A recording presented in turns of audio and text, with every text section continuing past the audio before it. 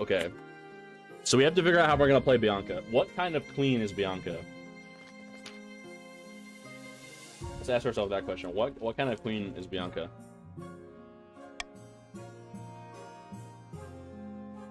I told Clemens to be fair on the Grandies and everyone hated them. That's true. And Clement tried, but they still fucked him over.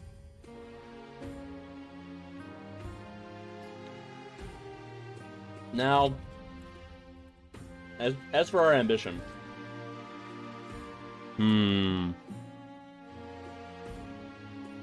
Let's look at the count stats, right? Because Bianca, we had Bianca before the new claimant system, so we don't have as good of a feel for her personality. We don't really know what she's like, so we're gonna base it off the stats.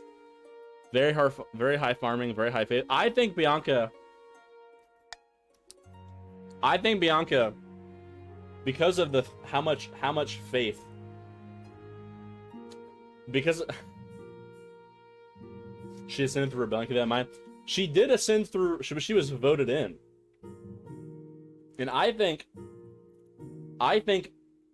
it's always faith.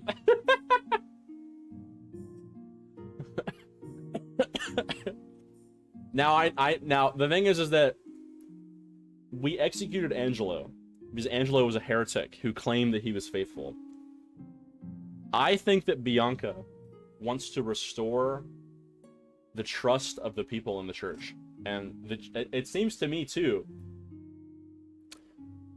Watch a Game of Thrones video. God, monkey. God damn it. We're gonna derail the entire stream for your channel points. I gotta make that more expensive. Hang on.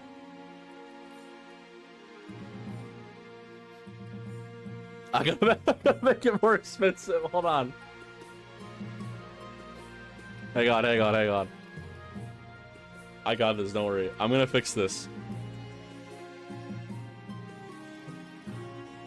I can fix this, don't worry. I can fix this.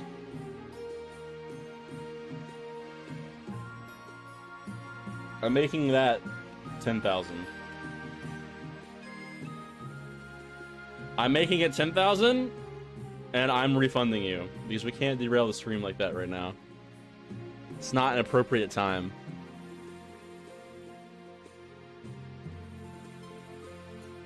All right, you've been refunded. You've been refunded.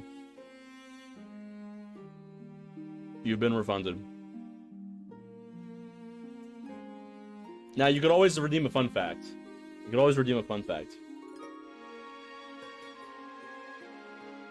Okay, so where was I saying? So Bianca wants to restore the people's faith in the church because the last monarch turned out to be an awful, horrible heretic, right? And I think that Bianca,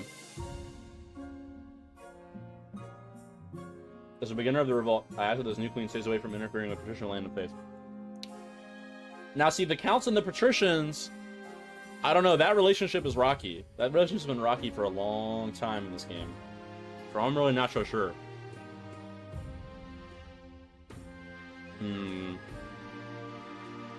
But we'll see how it goes.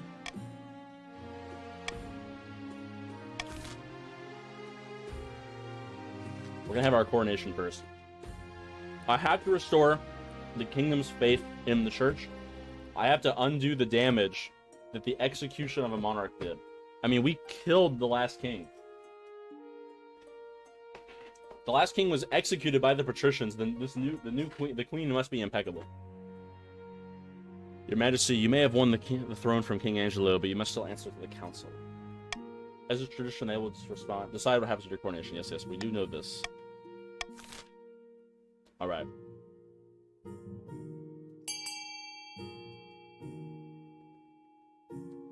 I would prefer us to vote for honoring the ninth god.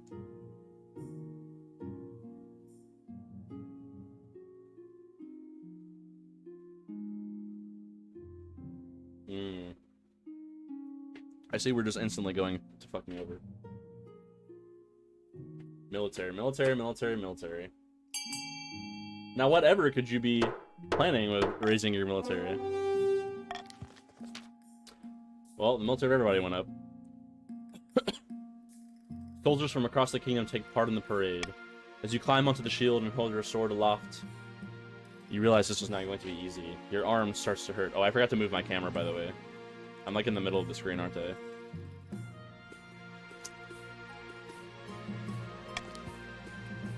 A good kingdom is a safe kingdom, my liege. I do see your point. The faith does always need strong soldiers.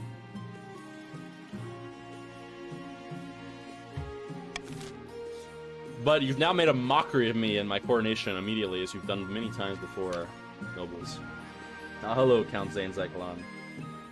Events have proceeded exactly according to plan. The throne is now ours. Now just remember our agreement. In all matters of state, you shall favor the East. Alright, look. I am an Eastern monarch.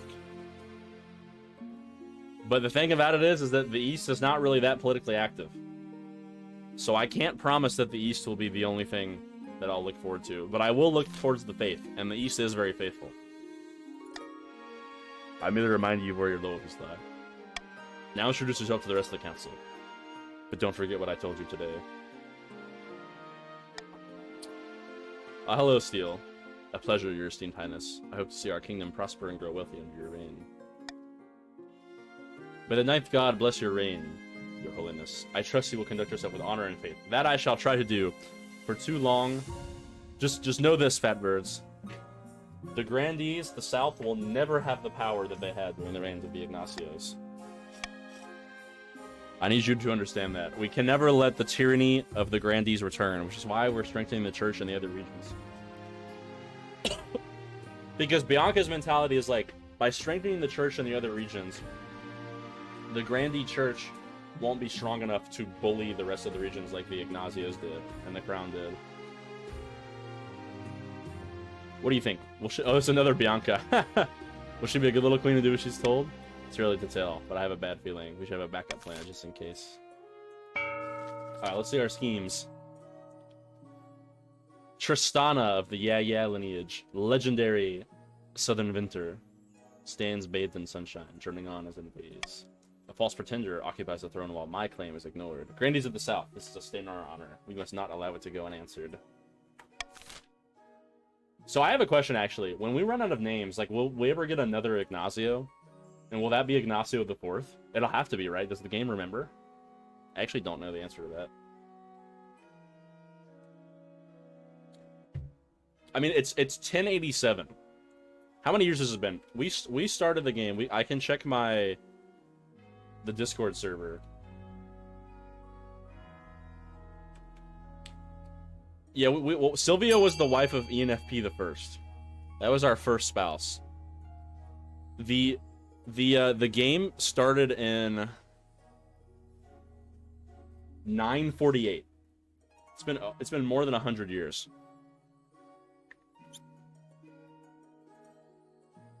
We had chaos, then we had strong grandee kingship, and now we're kind of back to chaos again. So we'll see. Raise your farming, okay.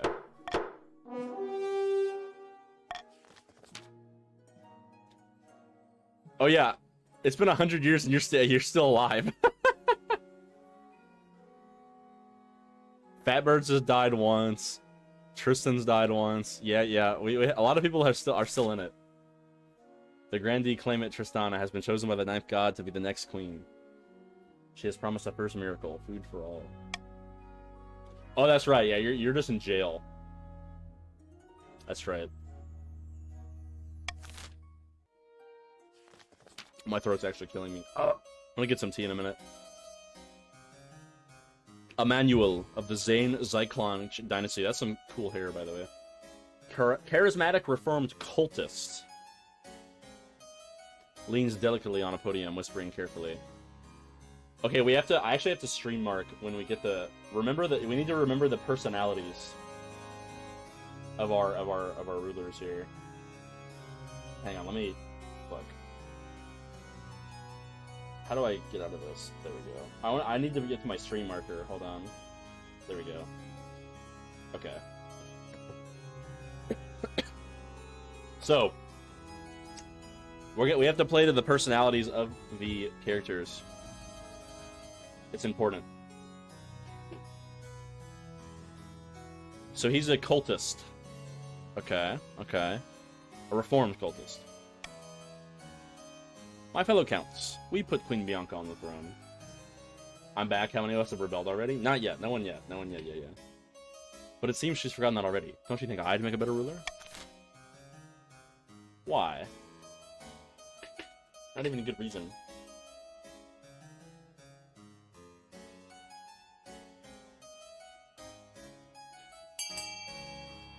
Blood ritual? The classic blood ritual. Every game we get the blood. They try to go for they try to starve the kingdom out every time. Yep.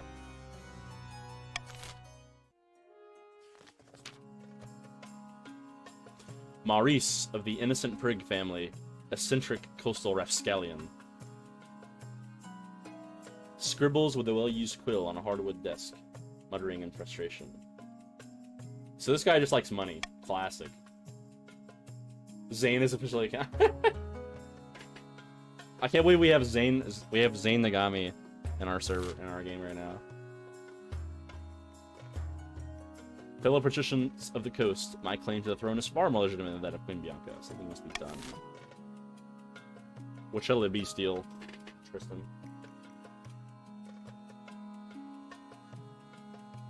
What you trying to do, monkey?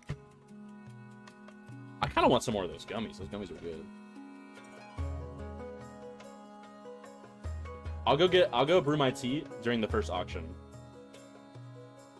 Drink blood for the eternal king. No.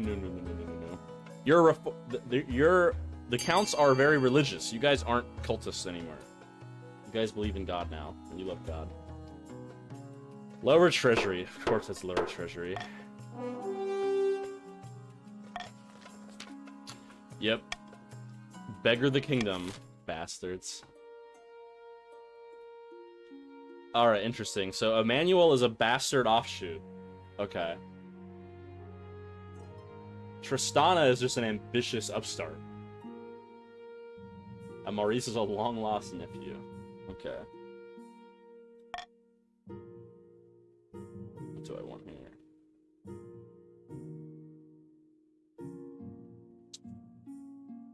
I think Monarch's vote is actually pretty good so far, but I also want... I think I want...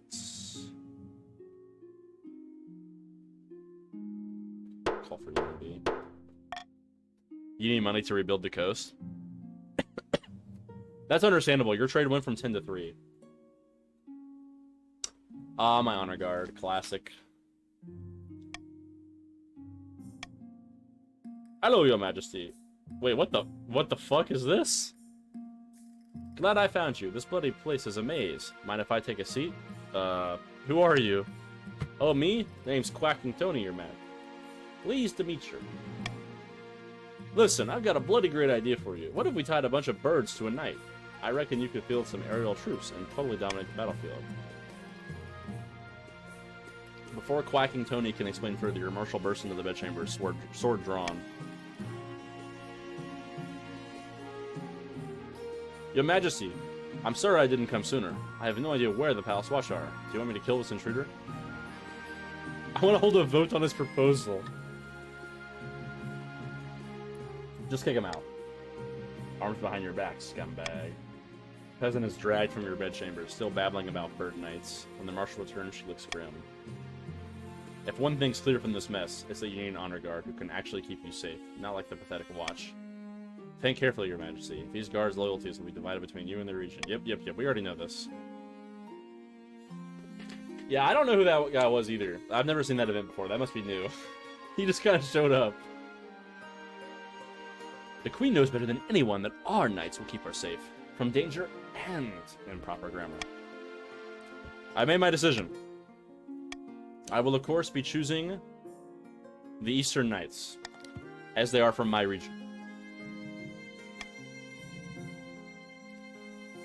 And of course, they read out a beautiful poem for us, as we know. That's always how that works. Not again. How many fucking werewolves are we gonna get? You monster. A monster has, or your highness, a monster has been stalking my farms, smashing down the doors of cottages and feasting on the peasants. Sounds ghastly, and very familiar. Only a few have seen the beast and lived to tell the tale. Survivors tell a garbled story about gleaming fangs amid a mountain of blood-soaked fur. You think he had some good ideas? I don't know about that one. Alright, I think we should send the military.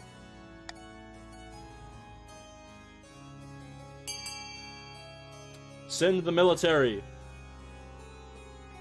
Destroy the abomination.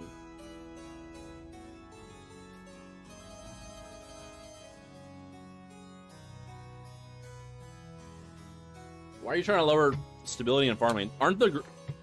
What the fuck? You guys want higher farming, not lower farming. It's farming and treasury. Excellent. The Count's army dispatches a task force of elite knights, who succeed.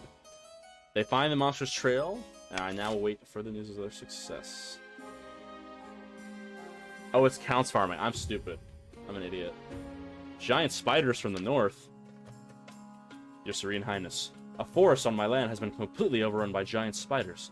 Some are as big as horses. The trees are shrouded in webs, and travelers are going missing. We must put a stop to this.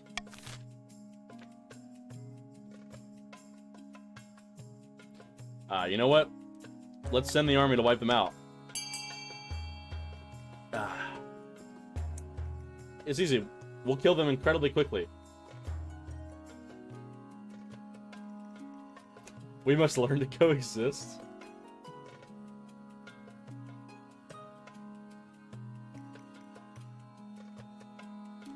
It's so clear that we should just send the army in. We do not need to coexist with giant spiders. That seems like a pretty bad idea.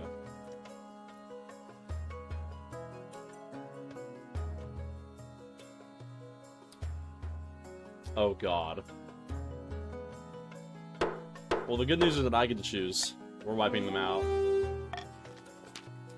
Coastal troops sweep into the shrouded woods, hacking down webs and killing any 8-legged creatures they come across. Yo, what's up, Cinnaminion? Come to game. Type exclamation mark join to play if you'd like to. We could use another count. You become a count. Bounce it. Exclamation mark leave. Oh my god, this cold is actually fucking destroying me. I'm low-key dying. I need my tea. The operation is a major success. No significant losses, and soon the forest is empty of arachnid life. Let's go. Thank you, Cinnamon. I voted for it. I have Monarch's vote, Tristan. Soon, merchants are returning to roads without worrying about being turned into spider food. Look, your guy's trade just went up by 2. That was clearly the best option. All right, while the auction's going, all right, I'm gonna throw my shit in the microwave while you guys look at this and weigh your options, and then I'll start it while my tea is brewing. So just take a look at this for just a minute. 1 minute. Back in a jiffy.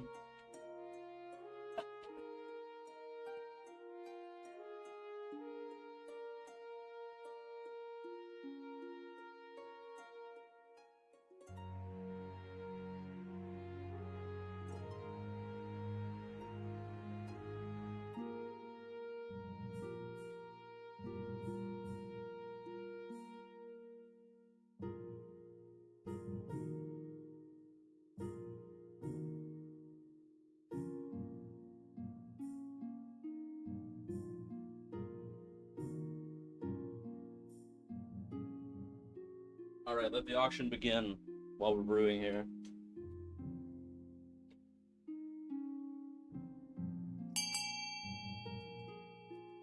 How about the Grandies stop burning the coast? True. I think that the counts, we need to clearly what we need is we need the counts to have the faith of the kingdom restored. All right, I'm gonna get rid of my trash here. Let's go.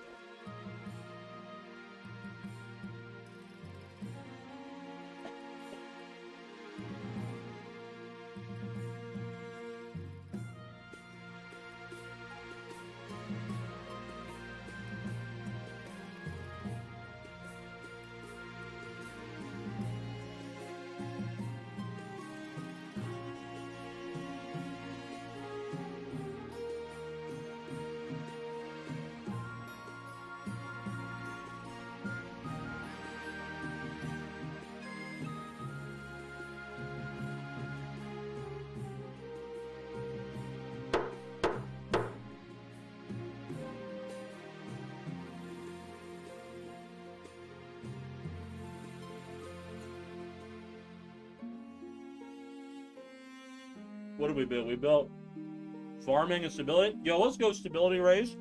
You guys are sick. Hang on, give me my teeth.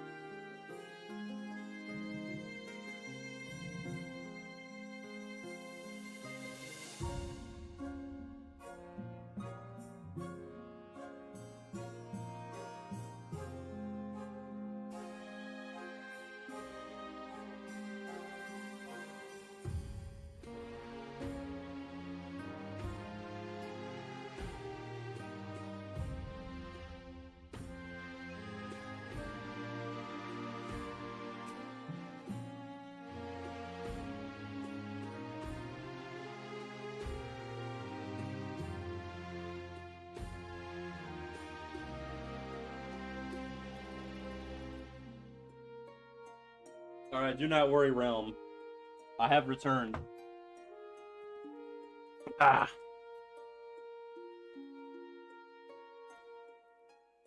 Oh, do we have a new player?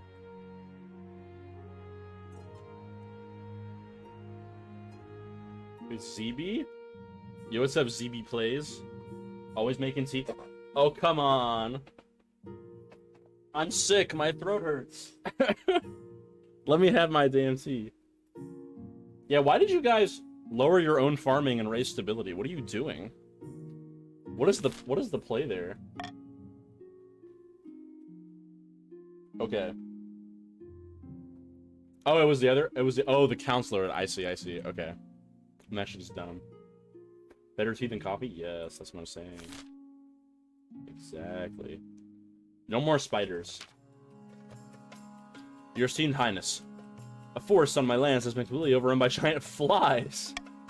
The giant spiders must have been the only thing keeping them in check. They're huge and horrible and buzzing around across the coast. How big are we talking? Each one's the size of a man's head. And when there are thousands of them swarming over the place, I have to wear a helmet to protect my own. Something must be done.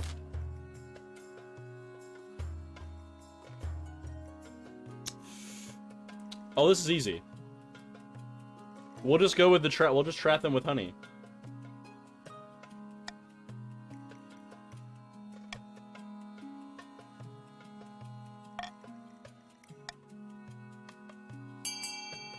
Let's just trap them with honey. Easy. Monkey's like, burn the coast. Didn't you just say? Wait. The Grandies, Monkey, you just said that you've never burned the coast before, and now you have a chance to burn the coast, and you're like, let's burn the coast. Wow.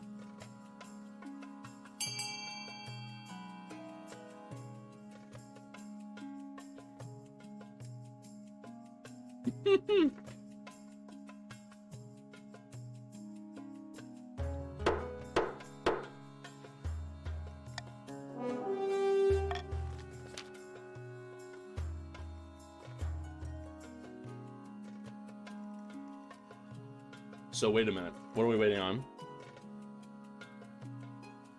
We chill out and don't fuck the Grandies over. And we're still getting paid.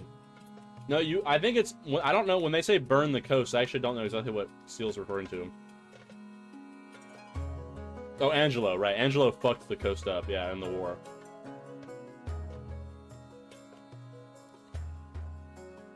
Your plan goes off without a hitch. Honey is spread across the fields, and when the flies land to feast, your waiting archers riddle them with arrows. It takes a lot of arrows and a lot of honey, but it's excellent practice for your archers, and eventually the fly infestation is back under control. Though it probably would have just been easier to leave the spiders alive. Alright, let's find my wife and/or husband. Your Majesty, it's important you find a spouse sooner rather than later. I'll take care of the liberty of finding eligible candidates. What is your preference? Do any? Thank you, Your Majesty. I'll send out messengers to the most influential noble families in the kingdom. Let's see what they have to offer. It's an easy enough decision, says ZB Plays. You'll marry into the council, as we agreed before you took the throne, right? I am going to marry whoever I think will give the most religion and give the most respect to the council church. That's what I think.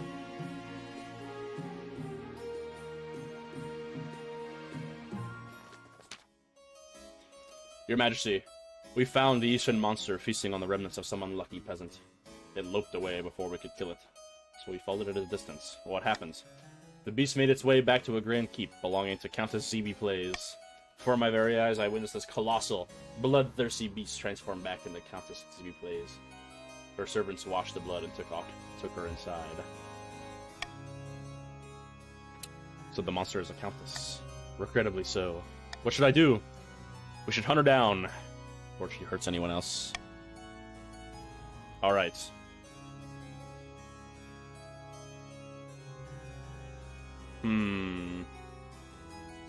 Now,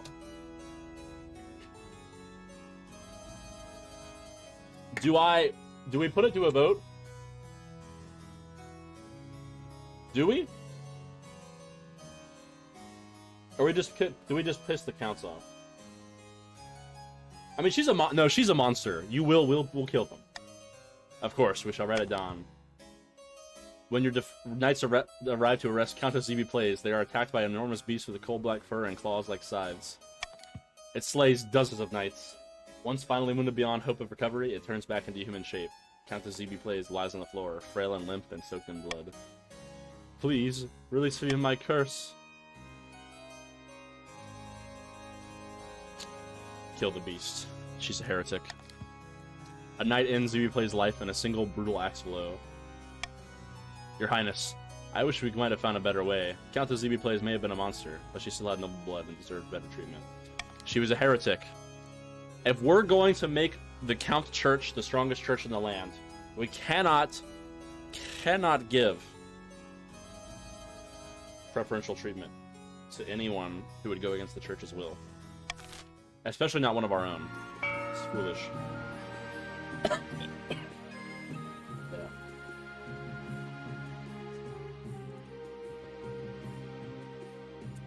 The patricians make. Of course, you guys sold snake oil. Ah, tax season.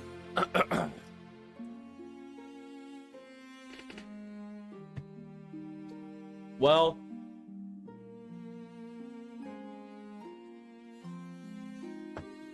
as someone who wants the realm to be pious,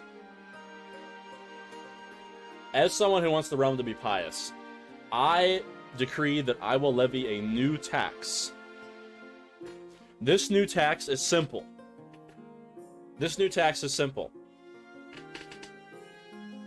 If you have the lowest faith in the kingdom, you will be taxed.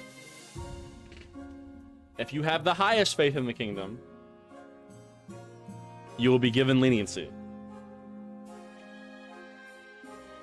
That is what I decree as the monarch.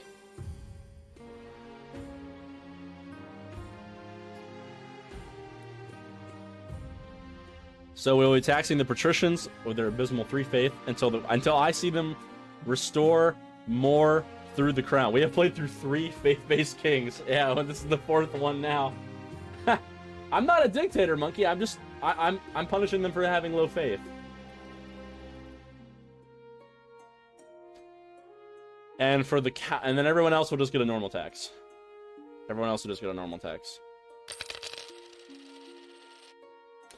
I'm not Angelo 2. That's not true. I'm not gonna do anything else. It's only a tax on whoever has the lowest faith.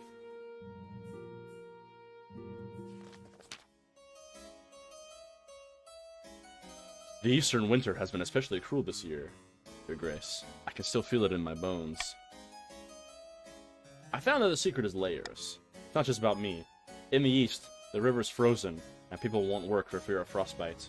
My butler touched an iron fence post and lost his entire finger.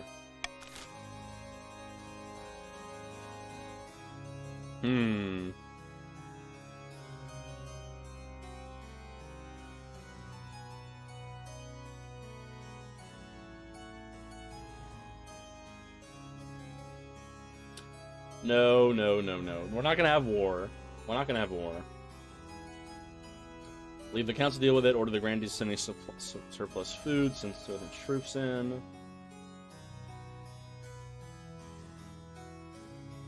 Don't you have to have the highest farming?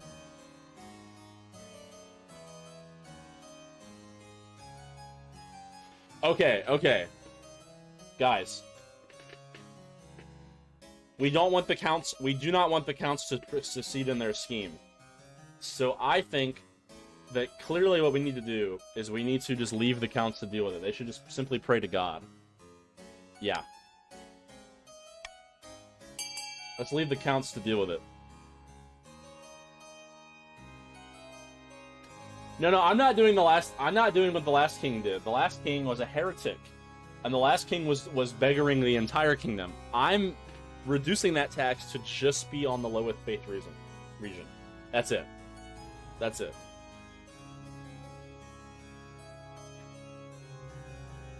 What is a dark scholar, and why does Twitch set up claim when it's a skin ender? No, the last king was completely different. He was a heretic. He wasn't a true believer. Come on, one more vote for D. Come on, one more vote for D. Come on, somebody. Come on, somebody. Who hasn't voted yet? Oh, we need ZB plays. We need Wait, yeah. Oh, god damn it. Unfortunate. Guys, why are you... You know that the accounts are going to succeed in their scheme now. Oh, my treasury went down to 600? Why didn't I veto that? How do you play? Type exclamation mark join, enter. Exclamation mark enter, and then type pronouns. What the fuck? Oh yeah, enter's account now.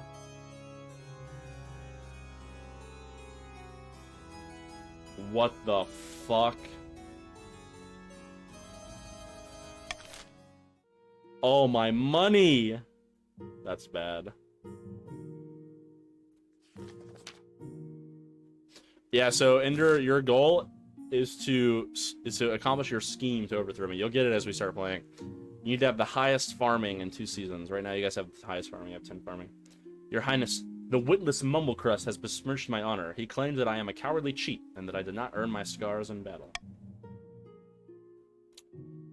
Well, which witless Mumblecrust are you talking about? The honorless dog. Steal 40k of the patricians. What was that about your scars? My scars are a symbol of my many duels. They are hard-earned badges for any grandee. I would duel him to regain my honor, as any grandee should. But Lord Patrician Steal 40k will not accept without your express permission. Now hold on a minute. This is a matter of respect. We can't be dueling in Queen Bianca's throne room without due process.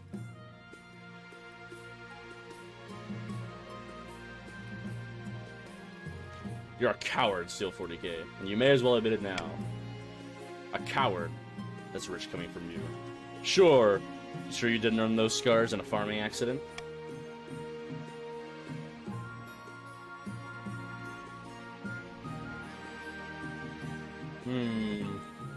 You may duel. Maybe fun to watch. Yeah, grins wickedly, drawing his sword. Steal 40k turns his nose up slightly, and then draws a bejeweled rapier and points it squarely at Yeah. The duelists circle each other before a grandee Yeah steps in for the first move. Steal 40k jumps backwards, batting the sword away. A second strike comes after, but this time it's a feint. As Steal 40k moves to defend, Yeah twists and redirects his attack. The sword cuts cleanly through Steal 40k's clothing, who howls in pain. With that, grandee Yeah steps back and bows deeply. First blood. I win. Bravo! Nicely fought. Court returns to their business. Yeah and the grandees view your sanction of the duel as respecting their customs and are clearly grateful. Damn, poor Steal. Losing the duel. I have found 3 potential matches for you. Yes, I know. Let's see who they are. Let's see who they are. This is Bogdan, the eldest son of the Eastern Not Ender dynasty. It's Ender's son. Apparently they had a hell of a time getting him to smile for this portrait. He bought a controlling interest in a silver mine in the east and made a killing. The other counts think he's mad because he treats the peasants far too nicely. Okay. From the coast we have Aurelia, the wealthy heiress to Lord Princess Innocent Prigg's estate. I mean, just look at her. She's gorgeous. And apparently she's got a silver tongue, too. Her interests are typical of the coast. Money, money, and money. She's scarily good at it. Okay. And finally from the south, Fabian, the eldest heir of the Fatbirds lineage. Reputed to have an ego the size of the sun, but there's something wrong with confidence. They've got into trouble with the Inquisition for their interest in potion brewing. Oh, no, no, no, no. I know who I'm choosing. I'm going to choose Aurelia. Because she's good at making money and I need money. I need money for my to restore the treasury. Excellent, I'll make the arrangements.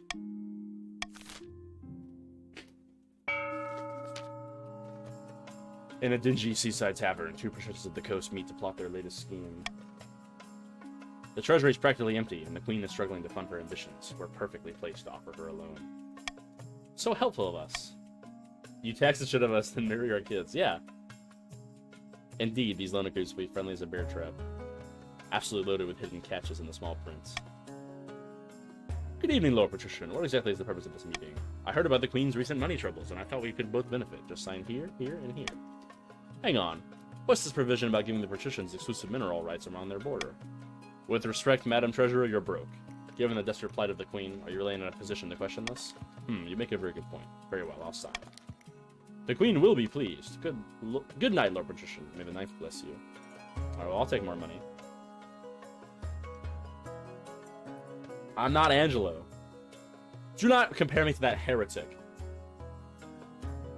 See, easy as pie, but still not off the bank for the Queen. The rest of the kingdom needs to be dead to us as well. To advance their scheme, the Patricians must have the highest trade of all regions in 3 seasons. Ah, you need trade. I'm not Angelo. I'm not Angelo. He was a heretic, and he paid the price for his heresy. All right, we're going to do... Yeah, I'm fine with keeping these laws.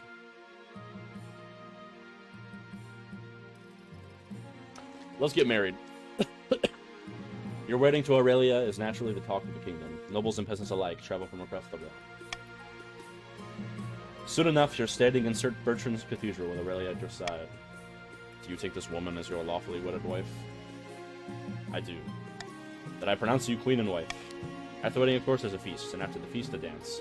Your new wife, Aurelia, laughs up the attention, delivering a witty speech in which she flatters you outrageously. By the time you find yourself alone with Aurelia, it's past midnight and you never felt more tired. You danced so very beautifully. It was such a wonderful day, wasn't it? Agree with her. You endure a long conversation in which Aurelia seems determined to flatter you relentlessly and agree with everything you say. By night's end, you still don't know who she really is.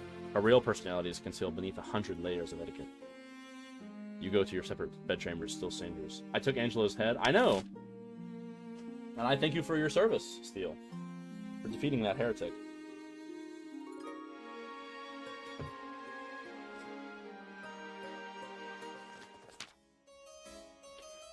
Without a word, Count Notender hands you a blood-red envelope. It's sealed with white wax in the shape of a skull.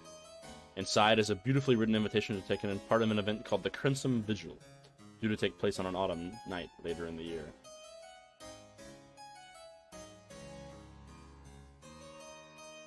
I suppose I shall attend this event, whatever it is. I will see you at the next vigil, Your Majesty.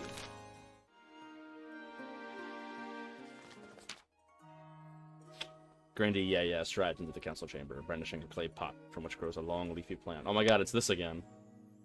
Our expert farmers have discovered a new kind of plant, Your Majesty. I thought you might like to name this exciting discovery. Let's call it Royal Ivy. Majestic! I like it. The stuff goes wonderfully fast. It tastes horrible, but the farm animals don't mind. I suggest we grow it in the south as a livestock feed. Or perhaps it would make a nice addition to the palace decor.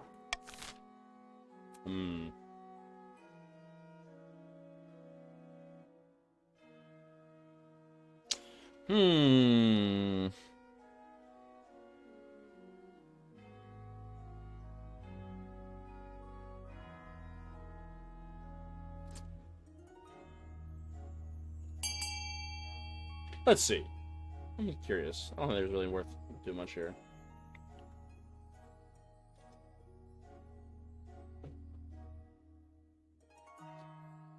You're not stopping the progression. I know. Yeah, that's definitely not happening. That's okay. That's just the first schemes.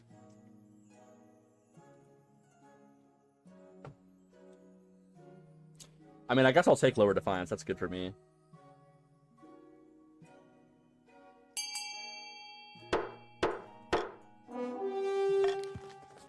Southern farmers plant fields of royal ivy to support their livestock. It spreads alarmingly fast, and the pastures become known as the Royal Ivy Sea. Villagers claim you could walk for a day and not reach the end. The prophesied Ninth Herald has finally manifested on Celeste Ath, taking the form of a humble noble known as Tristana, who hails from a farming town in the southern hills. Or the Granby's claim. She's just some fucking peasant? Peasants all over the south are flocking you, Tristana. I knew you could do it. The plentiful crops have been a significant boon to our economy. Now that's what I call a miracle. Praise be, but this is just the beginning. With him on our side, we shall capture the minds of the common folk and lead a holy crusade against the false queen. We shall restore the Grandy lineage to its proper place. We will finish what the Ignazios started. The people still need a little push, however. With just the right amount of chaos, the peasants will take up arms and die for you. The next stage of their scheme, the Grandies must lower stability to 4 or less in 2 seasons. Ah. Excellent. Late at night, 2 counts meet in an ancient stone cemetery to discuss their schemes against the queen. Our grain stores are looking good, enough to endure a famine better than the rest of the kingdom, I'd say. Most pleasing, but won't summoning this demon be difficult? It's magic beyond our usual fare. Well, it's funny how many times we've read this. Ignazio was a tyrant who burned those who put him up on the throne, me. No, Ignazio the First was a war hero, and I will not have you slander him. We remember him fondly in all of the kingdom. Exactly, Ender. He was a war hero, damn it.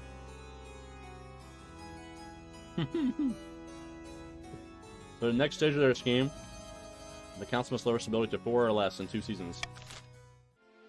So it's gonna be all about stability, huh?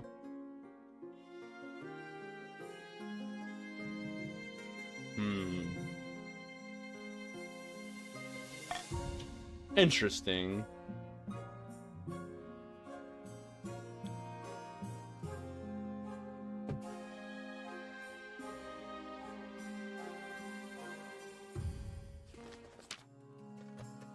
Bianca, I had something I wanted to ask of you. What can I do for you?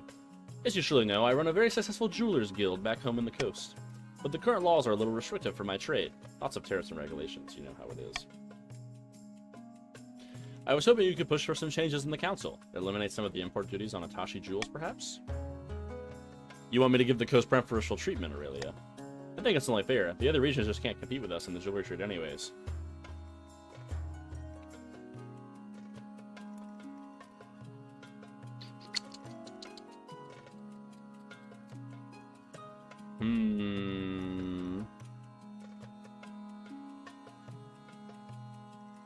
You know what? Fine. I'll send with the council. Fine.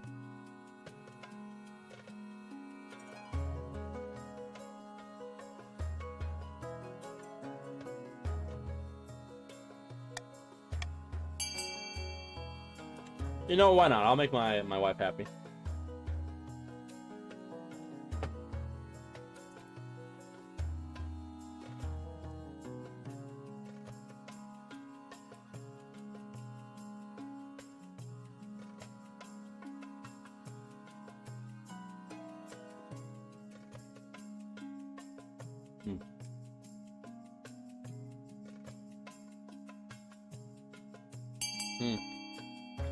It looks like the other regions are abandoning the patricians.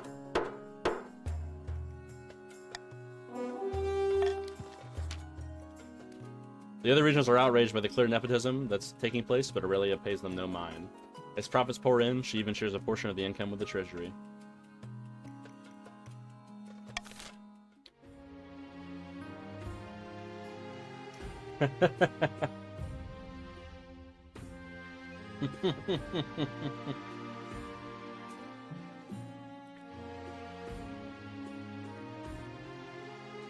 We're just gonna have some love.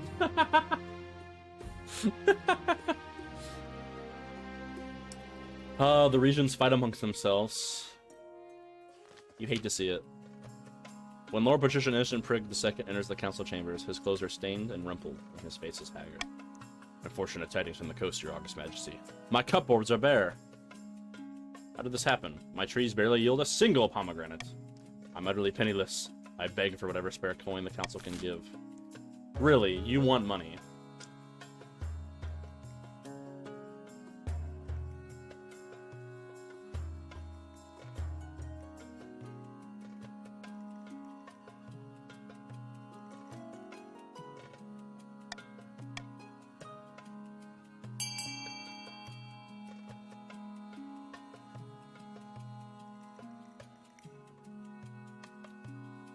I think that the counts should pay.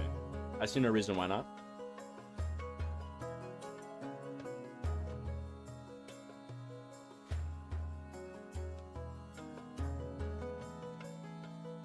Why would the grandees have voted for a pagan king?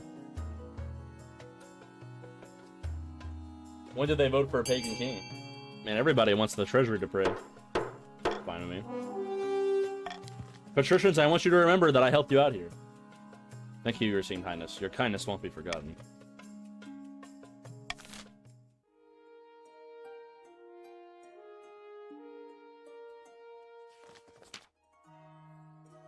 You're enjoying a quiet game of croquet with Aurelia. When your grandee monkey gaming is cool, YouTube marches across your lawn, arm in a sling.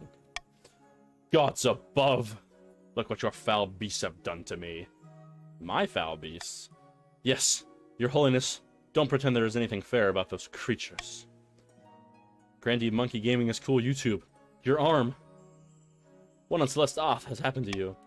I was having a lovely new stroll in my dear park when I was ambushed by the feathery white spawn of the Seventh God himself. I broke my arm with one blow from its wing. As queen, you owe every swan in the kingdom. You're responsible for this injury. I demand justice. Well, technically you do own all the swans in the kingdom, Your Majesty. That's been a law for at least 100 years. But I'm not sure that means you're responsible for the actions of swans. Of course it does, you buffoon. I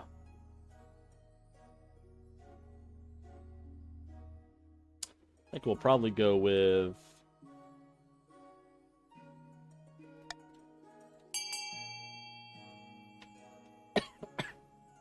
I'm gonna pay up.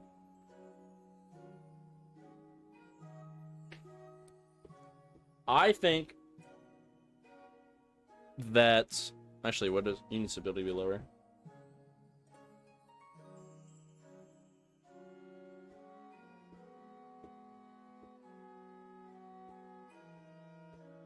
God damn it, we're just gonna beggar the treasury, huh? Of course we're going to. Yeah, bankrupt the king, of course. Bankrupt the queen. This scarcely compensates for all the trauma. I still get screaming flashbacks when I see a person with an unusually long neck. Well, thanks for raising my stability to 10. You're actually game throwing right now. I have so much money.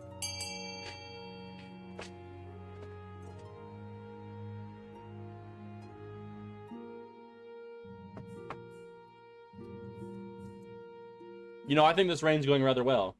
We're mainly at peace with each other. We're flourishing. There's not too much conspiring going on. I think we're doing well.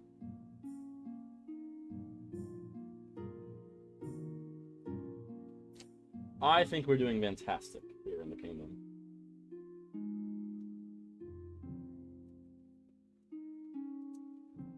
Nobody wants to buy anything else?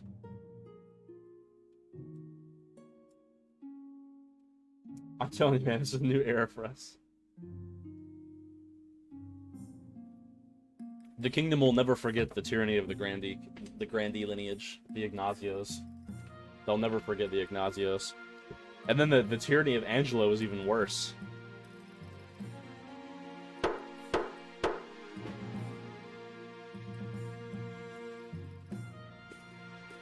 The patricians increased their trade, and then the theater lowered my authority. Interesting.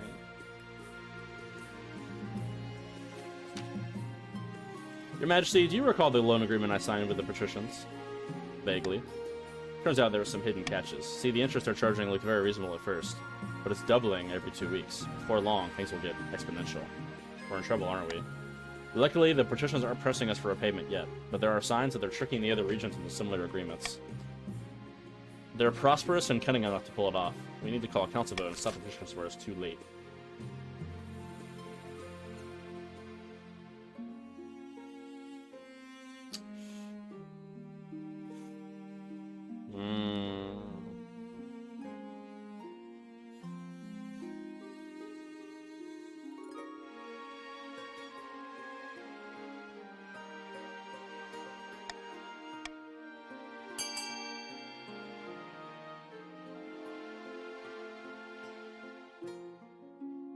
Jack said, how'd you do after Uba? I got second. I beat Tubes 3-0, and I beat him, I beat Tubes, and I beat Ohan 3-0. I don't think you're in the game, Jack. You gotta press ! join first.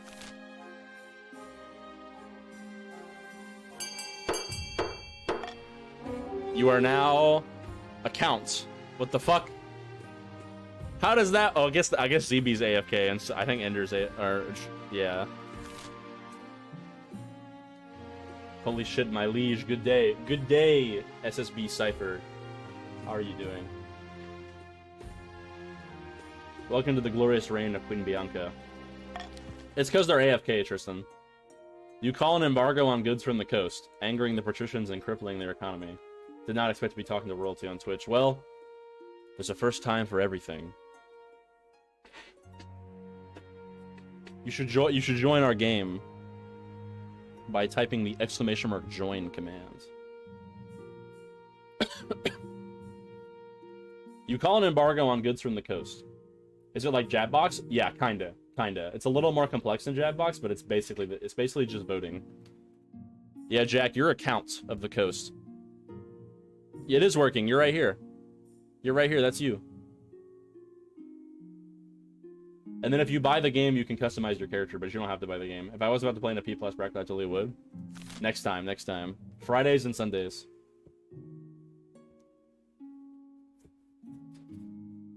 Well, the good news is that now my civility went down a little bit, but now you guys lowered your trade. No scheme for you. This is an outrage. We've done nothing outside the bounds of the law. Besides, you need us. You can't keep this up forever. Fuck you, you patricians every time are trying to always just bankrupt the throne. He's right. After a few weeks inundated with complaints from merchants, you're forced to lift the embargo, but the coastal economy has taken a body blow. Excellent. I have 9 stability. Good fucking luck, bro.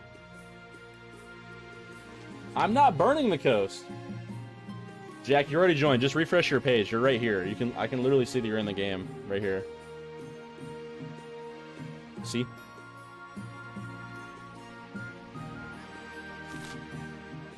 Your marriage to Aurelia has gone stale. Oh, you get along well enough, but you made some good memories together, but there's no spark. She cares more about maximizing profits than your happiness. But spark or no spark, you still need an heir. Alright, let's get a kid. We're not gonna do a bastard because I'm very faithful. I'll make my youngest cousin my heir. Of course, an entirely sensible idea. I'll make the arrangements at once.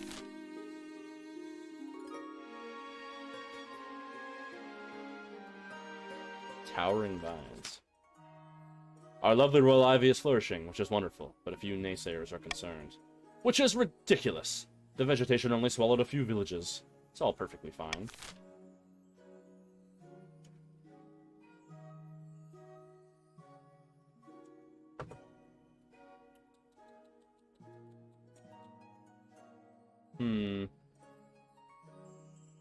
Yeah, you guys can vote for whoever you want to vote for here. I don't think any of these are a problem for me. Low-key.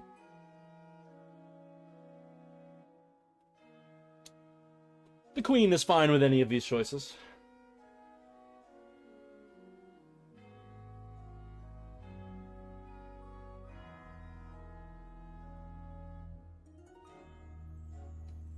Offload the excess royal ivy to Ashmead.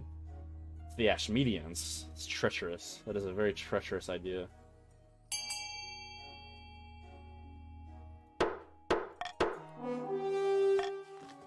As the royal ivy continues its inexorable spread across the southern fields, the farm animals are very happy to have so much need. Look at it, it's a golden age right now in the kingdom. We're all so happy. A few of the peasants are lost to the royal ivy sea, but you can't please everybody, and that's fine. Losing 1 stability, it's fine. I've got 8 stability. They have to lower me to 4 or less. Deep in the south, a grandee paces across the balcony of their hillside villa. It's just not enough. The peasants love Tristana and believe the miracles, but they won't rise up to put her on the throne. Yeah, I don't know why it does that. That's really weird. They'll come around. The Queen's Golden Age can't last forever, can it? Oh, it can. It absolutely can. The tyranny of the grandees will never return. The tyranny of Angelo will never return. The tyranny of Ignacio will never return. What happened? The kingdom was meant to be a whirlpool of chaos by now. It's more like a whirlpool of smile and hugs. No demon will come anywhere near it. Count's aim is to lower stability to 4 or less. Sitting on a bench outside of their sun-bleached villa, 2 patricians of the coast meet to plot their latest scheme. Our puppets are down! Our companies are being outcompeted by the damn grandees of all people! How could this happen? Easily. Ah, more taxes.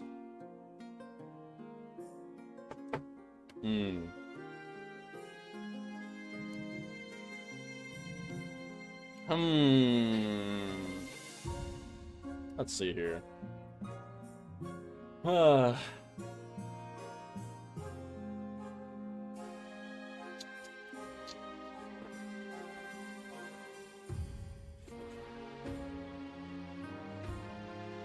I need money. I need more money, and you still have too low faith. And the grandees... That's fine. Yeah. Yeah, that's fine. You guys have a lot of money to spare.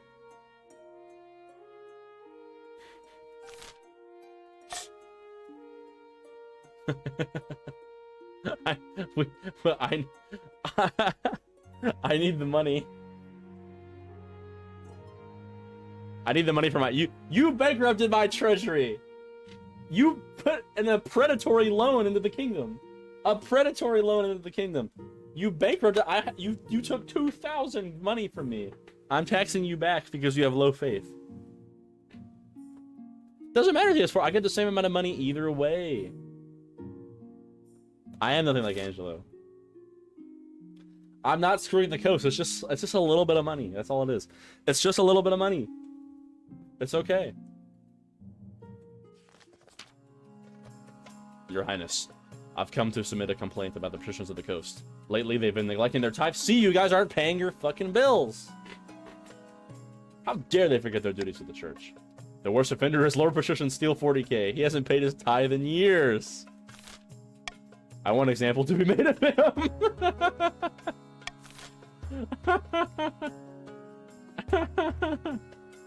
Oh, excellent. Wait, oh my god.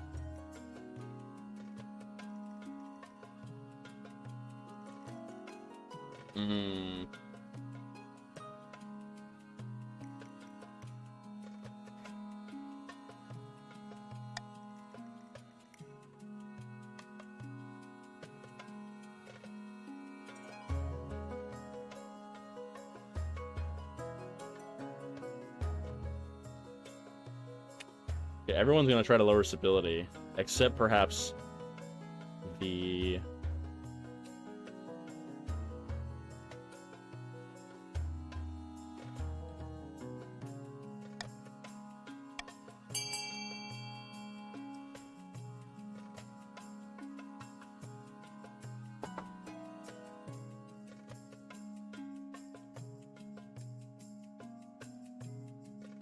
Why are the grandees doing nothing? Why are you guys betraying the church? What the fuck?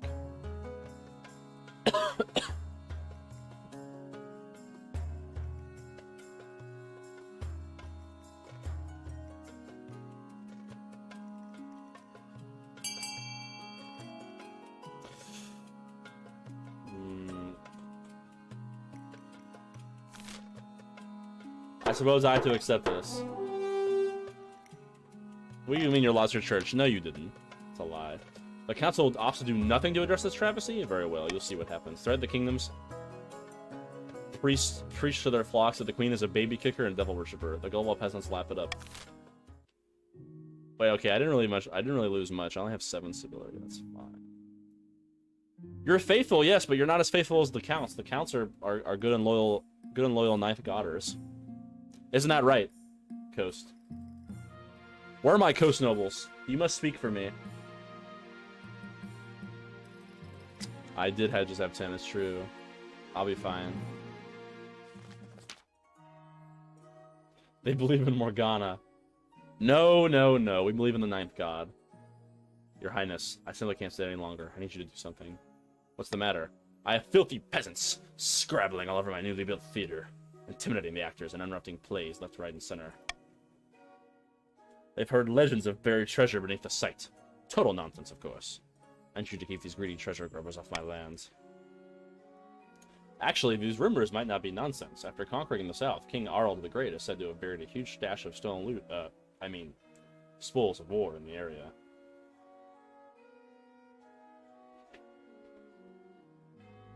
What are you suggesting? We can search for the treasure ourselves.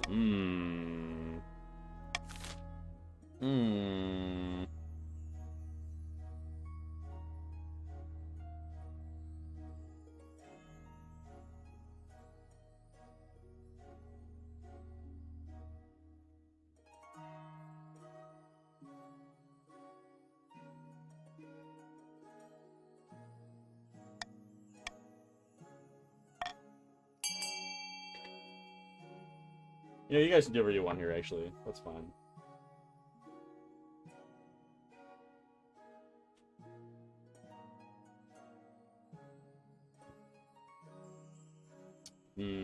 Just don't do. We're all happy here. The grandees are chilling.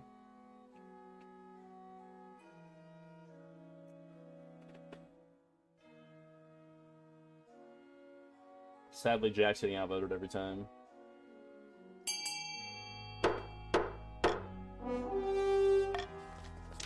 You bury a fake hoard of tin coins painted to resemble gold. Then you dig it up and declare that King Arl's treasure has been discovered and the peasants need to keep searching for it. Your silly scheme hasn't worked. Nobody believes that you actually found King Arl's hoard, and I've still got treasure hunters on my land. Allow me to plan the next intrigue, Your Majesty. Unfair taxes. I did not tax you unfairly. I was very clear that there will be a low faith tax. Just raise your faith. You could avoid it so easily. Dreadful tidings, Your Majesty. It's the royal ivy. It has swamped the whole of the south. Peasants are being swallowed alive by the accursed plant. They grow sleepy in the fields from the blooming flowers, and then it devours them.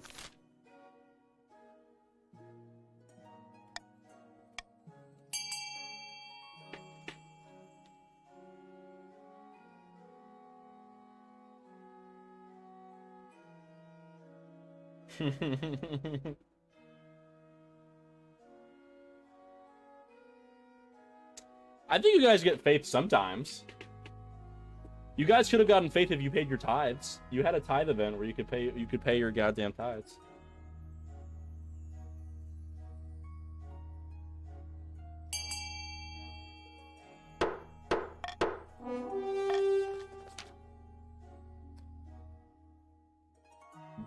Brush clearing teams sweep to the south. Smoke hangs heavily in the sky for weeks, and fields over their crops are lost in the blaze. Eventually, the vegetation dies back, and the buildings are reclaimed, but the tales of people being devoured by vegetation remain, and wise peasants avoid the area altogether. That's fine. It's looking good for me.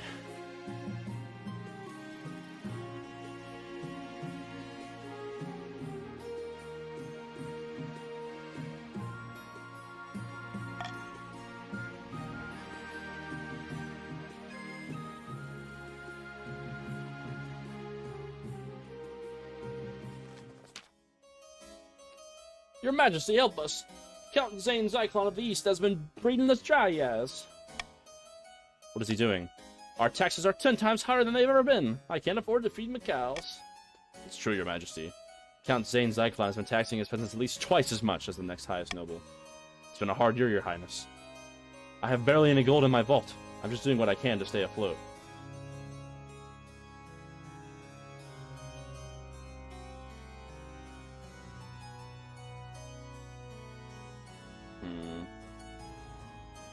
You're clearly having a hard time. I'll let you off the hook. Most pleasing. I'm relieved you saw sense, Your Highness. But think of me cows, Your Honors. Think of me cows. Over the next few months, Count Zane Zyklon becomes rich once again by jacking up his taxes. The other counts follow his example gleefully. Soon enough, the farms of the east are destitute. The cattle are starving, and so are the peasants. Only the counts are fat and wealthy. Just remember, counts, what I did for you.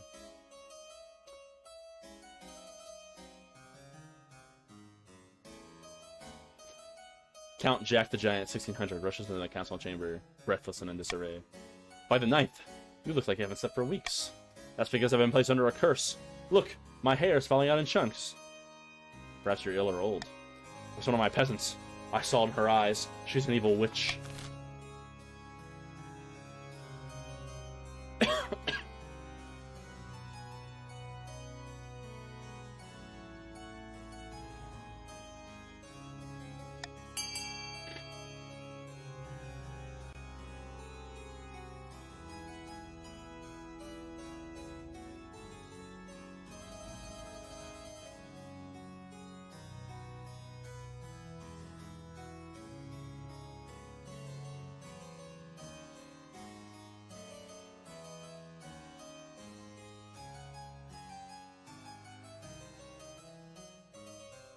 I love that you guys split it just on purpose.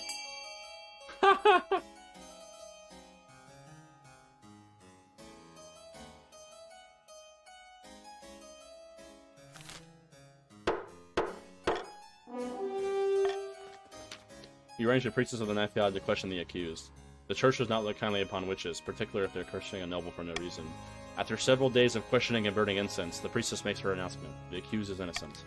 Things settle down, and Jack the Giant 1600 eventually admits that some new pomade may be to blame for their hair troubles. Alright, that was good. That was fine. A beached whale. Your Serene Highness, a great big whale washed up on the coast, right outside my villa.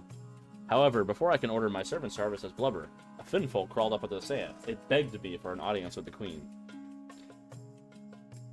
Oh, I've always wanted to meet one of the denizens of the sea. Your hopes are fulfilled when a frog-faced, green-skinned man waddles in, his slippers slapping against the marble.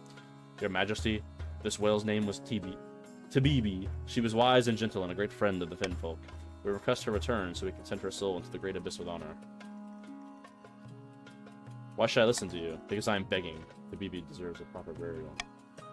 By the 9th, you can't be seriously considering this, Your Serene Highness. The beast is dead.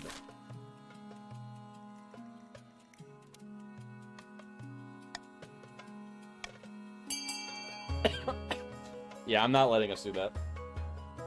I don't want to anger the finfolk. We have peace in our nation. We have peace in our kingdom. It's fantastic.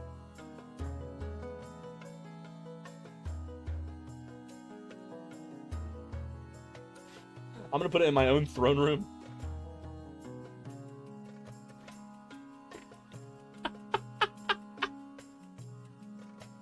Do we really want to anger the finfolk? Oh no, this might have been a bad idea. What? What? Ignoring the protests of both the patricians and the finfolk, the whale is loaded into a specially constructed wagon and dragged towards the capital.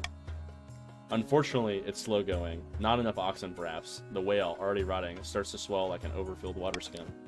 At last, halfway to the capital, it violently explodes, taking out half a village. The common folk lay the blame squarely at your feet. Meanwhile, a separate spat of bad fortune sees many coastal fishing vessels sunk at sea, their sailors lost forever. One of the few survivors reports that they were raided by grudge-bearing finfolk. I mean, everyone's just trying to lower stability, so it makes sense.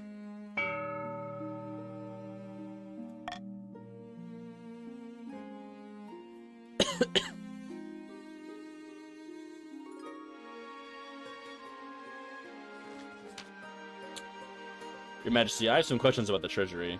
It's not empty, is it? No, I have no concern on that front. Queen Consort Aurelia mentioned she was occupied with some sort of financial dealings, and I wasn't certain if you knew about it. She was perfectly charming about it, of course, but apparently it's a personal matter. I'll speak to her. I don't want to cause trouble, Your Majesty. You go straight to see your wife. What are you doing, Aurelia? What are you doing? Oh, I see. A while ago, I received a letter from my family on the coast. Their economy has been doing so well, and it's made many patricians quite wealthy.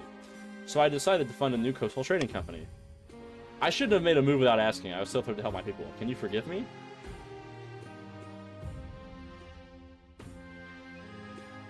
You need to stop this. We can't afford this. Oh well, I'm sure we can make the best of it. She gathers herself and puts on a cheerful show. She's clearly disappointed. I'm not letting you fucking... Nah. Not spending... The treasury is already as bare as possible. You're welcome, monkey. Let's get my heir. Your quest for an heir is finally complete. You stand before the council holding a small child in your arms. Should I die, I ask that the crown be passed to my cousin and adopted child. The assembled nobles break out into polite applause. By designating an heir, you've cemented the stability of the kingdom. You married her because she did good business, and I was like, nope. Yeah, but the treasury can't afford it. That's just how it is. Your Highness, may I be the first to congratulate you on adopting an heir. What is their name? Bianca II. How delightful, Your Majesty. I'm sure little Bianca II will grow up to be a chip off the old block.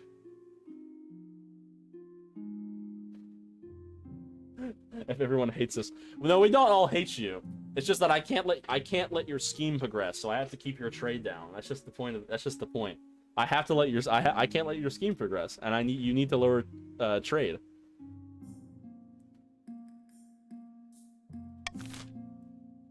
It's the meta.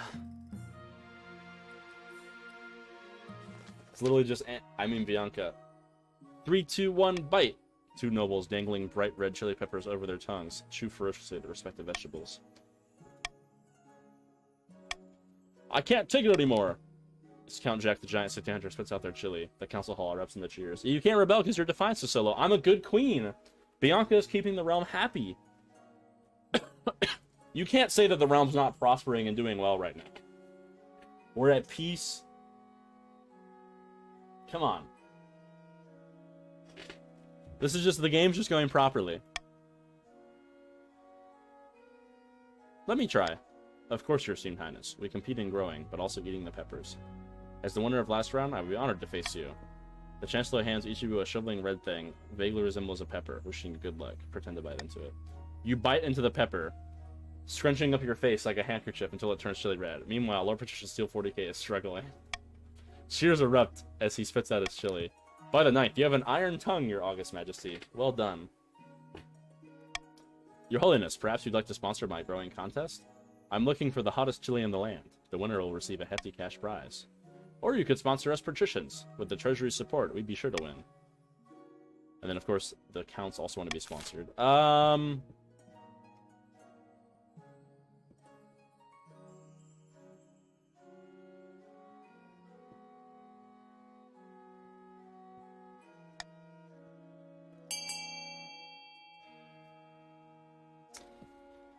Whatever you would like me to do here is fine.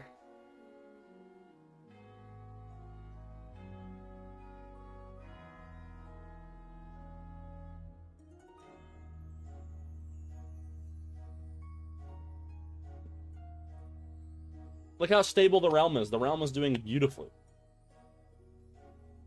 Absolutely beautifully.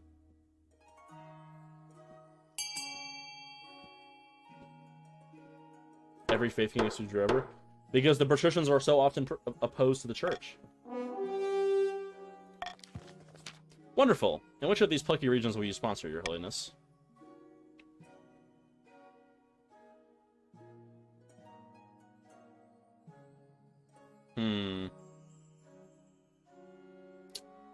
I'll sponsor the patricians.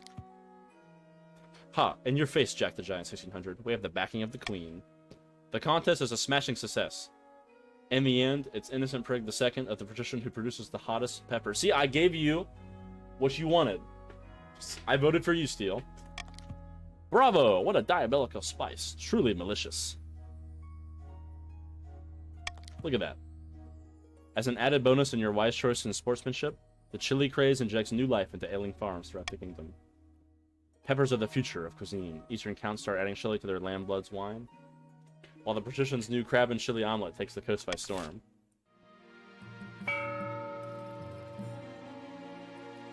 See, look at that. The king is going to use the restroom real quick while you're doing the option. But look, the Queen Bianca, high stability, a flowing treasury, low authority, so I'm not tyrannical, high faith, and low defiance. It's a golden age. Queen Bianca is doing an incredible job. You guys know this. Come on. You can't disagree with this. That's just how it is.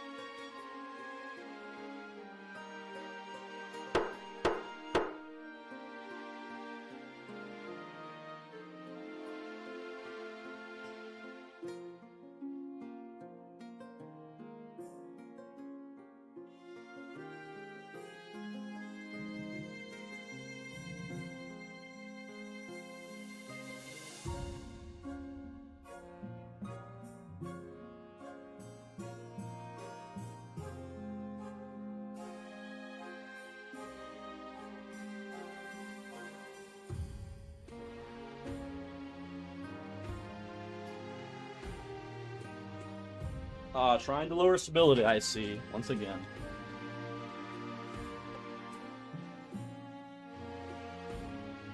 Oh, you raised your trade, huh? Maybe you'll finally get your scheme.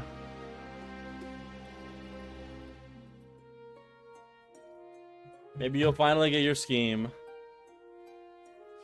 At the start of your reign, you said you wanted to be a saint. But so far, you've not convinced anyone. The king's faith in the church is still distinctly underwhelming, Your Majesty. Oh, come on! What do you mean? What?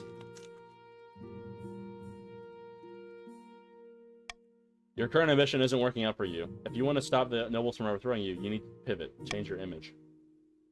My advice will be to infiltrate each region with loyal spies, defeating their schemes with schemes of our own. But your other advisors have other ideas. We should crush these disloyal nobles, smash their armies, and force them to submit. The common folk are a sleeping giant that even the nobles are afraid to wake. If you become loved by the peasants, the nobles won't dare overthrow you for fear of revolution. Here's another idea. Declare war on the Ashmedi Empire. The nobles will forget their schemes if you win. You guys are so unpious that I can't even do my scheme, my religion. So I have to pivot.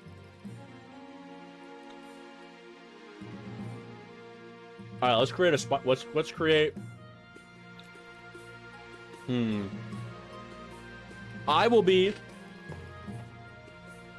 the first monarch since Enfp the First to become loved by the people. A wise decision, Your Majesty. I'll begin recruiting town criers to shout your achievements to the masses. But first, you'll need some actual achievements. Your priority is to raise the kingdom's stability and overall farming as much as you can. And of course, there can't be open rebellion among the nobles. I did throw, but that was a different dynasty and a different time. This will be different.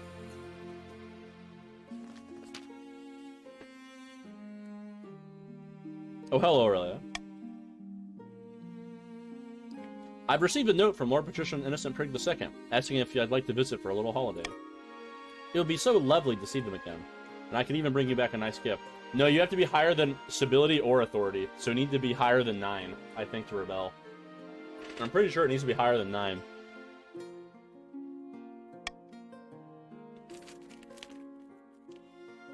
Alright, please go and enjoy yourself. Excellent. I'll be sure to let everyone know how kind you were about it. Aurelia sweeps off to make her preparations. The Queen Consort is gone for some weeks. She returns in a much more cheerful mood.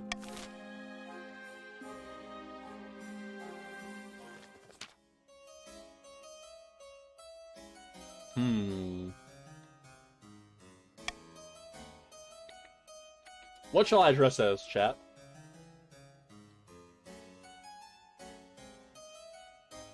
Nah, I'm just gonna dress in my normal clothing.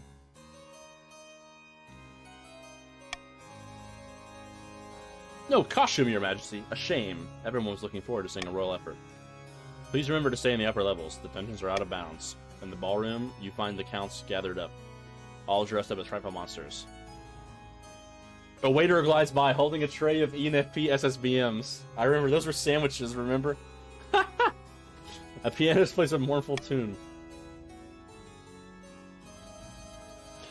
The Crimson Vigil begins at midnight. What role will you take? A mourner, or are you willing to portray a hound of the betrayer?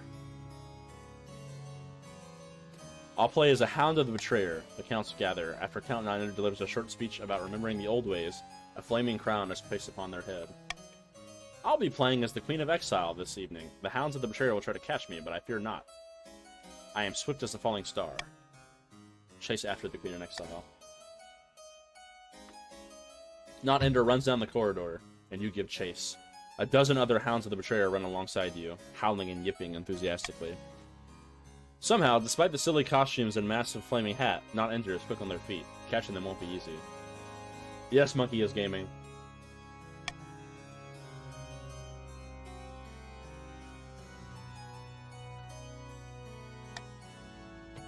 Thanks to your lack of costume, you grab hold of Not Ender and drag him back to the circle of mourners. The ceremony concludes with a mock execution, and a bottle of very expensive red wine is spilled over Not Ender's head. After that, the music is more cheerful. The counts dance and chat long into the night. At dawn, you board your carriage and begin the long journey back to the capital. What a glorious reign we have here. Sitting on a bench outside the sun-beached villa, two patricians of the coast meet to plot their latest scheme. Let me show you something. These documents represent the... Oh, fuck, I skipped it. How did you manage that? I thought they knew better than to accept loans from us. But they did. But there are plenty of independent moneylenders they've taken loans from over the year. I bought all these debts up for myself. Genius. So now the counts and the grandees owe us half their wealth, and the queen owes us absolutely everything? Indeed. All that's left to do is decide what to do, and it's time to collect. Uh-oh. Ah, shit!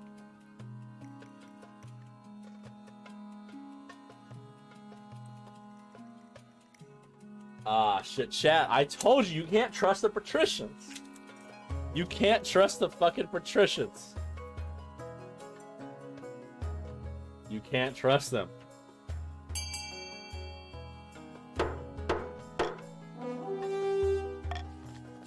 The peaceful solution. I like it. For this to work, the kingdom must be stable. If the rule of law collapses, no one will care about paying their debts anyways. Agreed. What do you think, my soon-to-be king? It's not the way I choose to ascend to the throne, but it's a damn sight better than sitting around my villa twiddling my thumbs.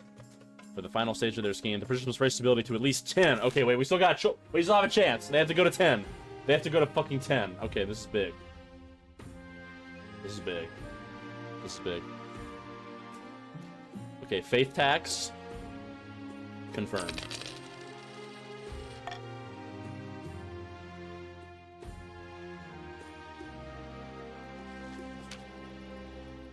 Your Majesty, the common folk are swayed as easily as a dandelion in a gale. I'm confident we can make them adore you. This will be the biggest public relations campaign the kingdom has ever seen.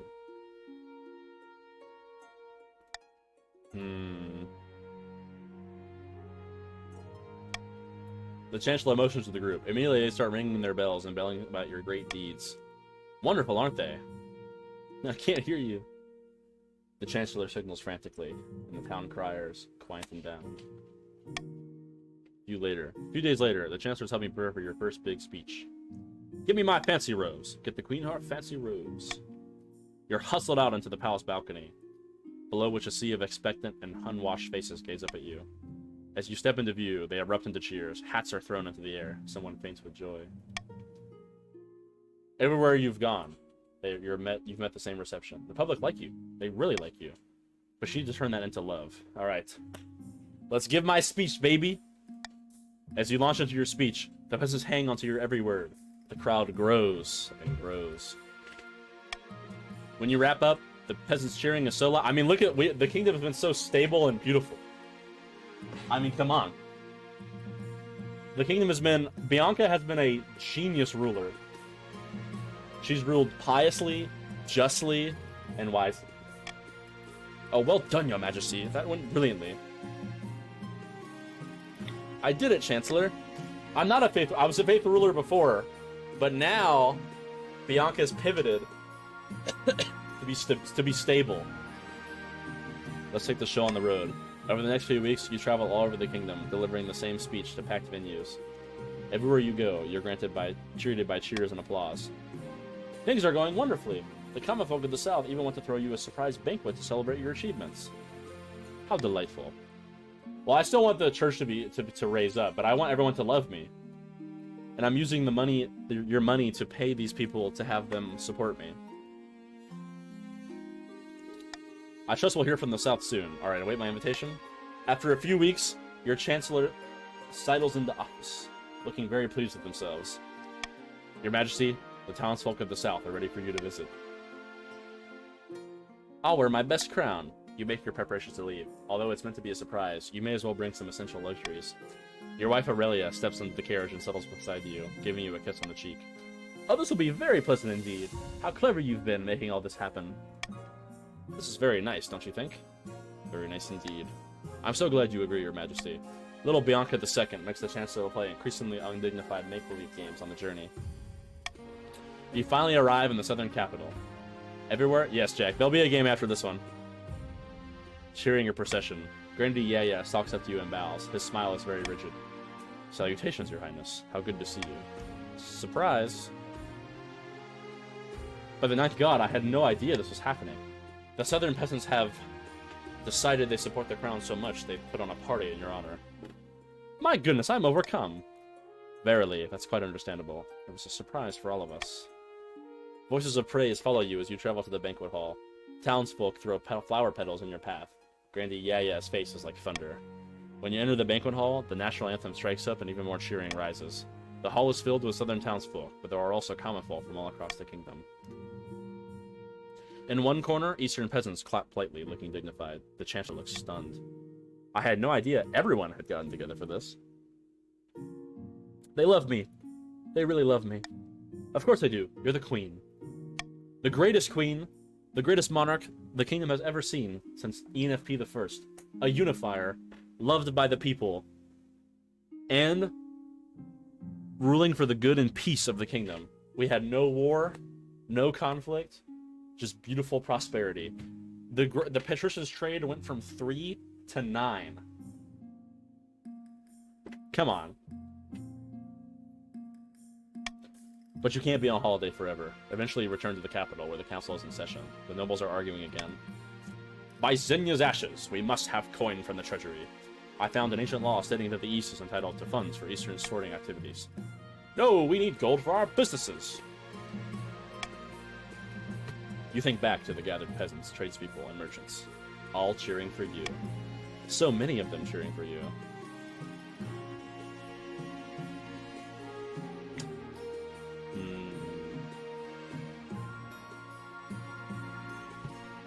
Make your own money. You have enough.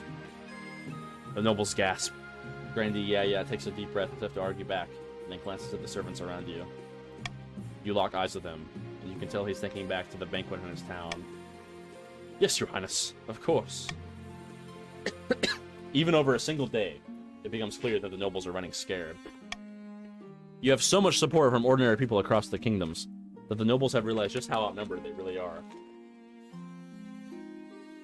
We don't need a parliament. We just need freedom. Freedom and prosperity. By the ninth god. I gotta take a cough drop because I'm dying. Merchants and peasants rub shoulders with aristocrats in council sessions, bringing fresh perspective and concerns of ordinary people to the throne for the first time. The kingdom grows truly harmonious. Even the crown feels lighter on your head when you put it on each morning. Look at the realm prosper. You can't say this wasn't a fantastic reign. You can't say it wasn't. Look at all your money going up. Cheers for the queen. Your reign stretches out in front of you, full of hope and ready for a bright future.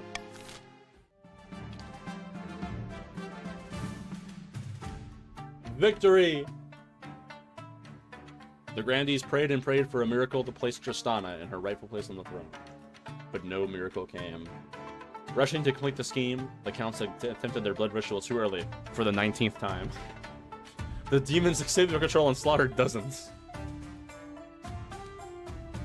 The patricians failed to turn the kingdom's debts against it, and the moment had passed. Ever practical, they set about collecting interest and hoarding wealth, waiting for the time to scheme once more.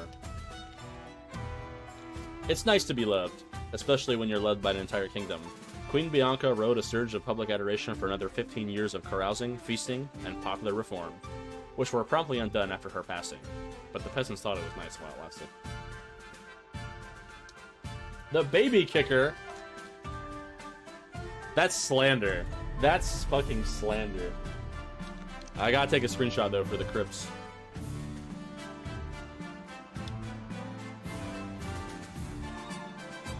Oh, by the way, if anybody isn't in the Discord, I sent a link there. We play games every Friday and Sunday, and I write the history of each reign in a special Discord channel, so you can go back and see how all of our games have gone. So if that sounds like something that you would be interested in, definitely go ahead and join our server. It's definitely it's the best way to keep yourself up to date with everything going on. I'm holding a grudge. All hail the glorious Queen Bianca.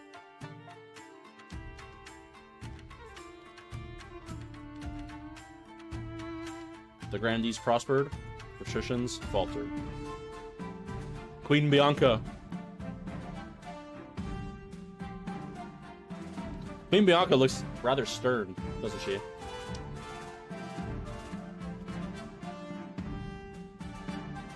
Queen Bianca kind of looks like she's gonna go to war. Low key. Like low key.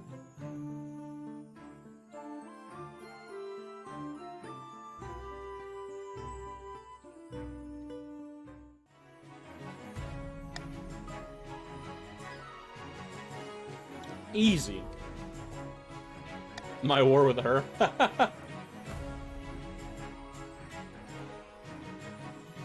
Can I have the lore video? You refunded unfairly? Alright, Monkey, I'll make you this promise. When we do the CK3 Game of Thrones stream, which we're gonna do next month, we'll watch 2 Game of Thrones lore videos just for you, free of charge. Before our session, how's that sound?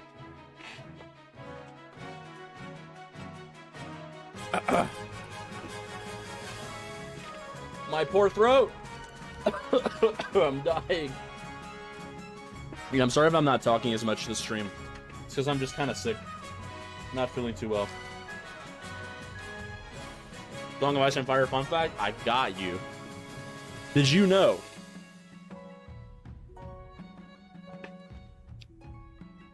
Did you know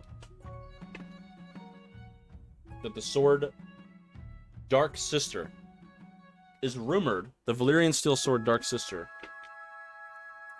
was rumored to have been lost beyond the wall on a ranging by Bloodraven, Brynden Rivers, one of the great bastards of Aegon IV. Its current location is unknown. Bad fact? What's that a bad fact?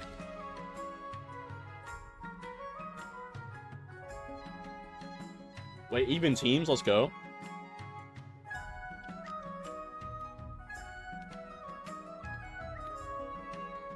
Even teams is interesting.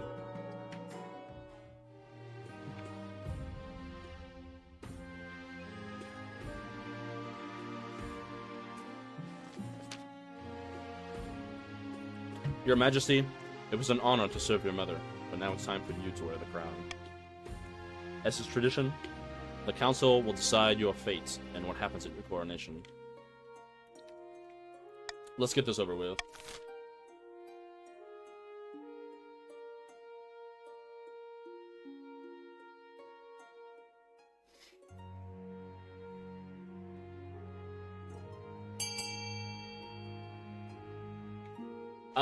It's that's not something the books will tell you, actually. So it's not really a spoiler. That's like lore stuff. That's actually something in the lore. So you don't have to worry about that being a spoiler.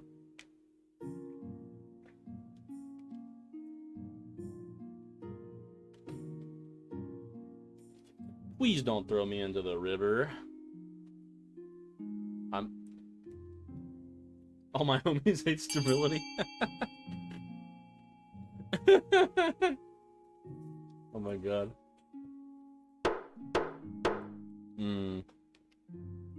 That's fine. It's decided the monarch will be thrown in the river. And so it begins. They'll almost pick you out and carry you to the Treadwater River, hurling into a shallow water with a cheer. This is the first time we've been thrown in the river, which is funny. When you climb back up the bank soaking wet, the Chancellor steps forward and places the crown among your head. Is it your imagination, or are some of the nobles stifling giggles?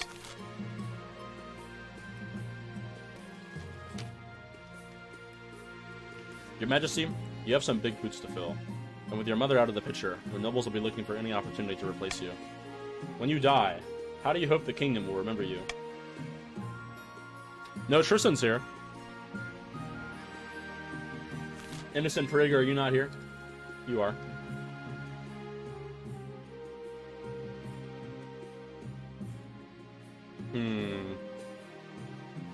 He might be AFK real quick. Alright. We'll of course be choosing fate now.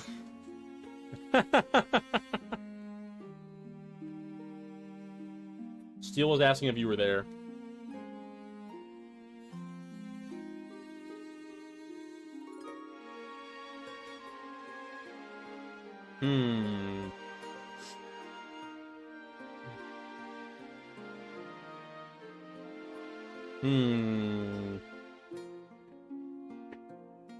What do I want to do here, actually? My mother won the love of the people.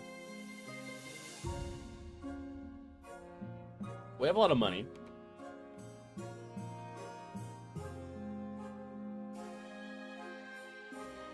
Who is Queen Bianca?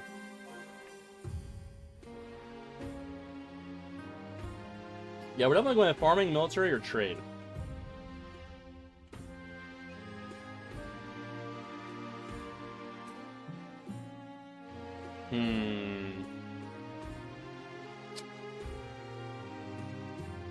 I'm thinking... don't fuck this up. I'm not trying to. I'm thinking that Bianca II realized that the greatest thing about her mother's reign was peace. And so I want peace. I want peace.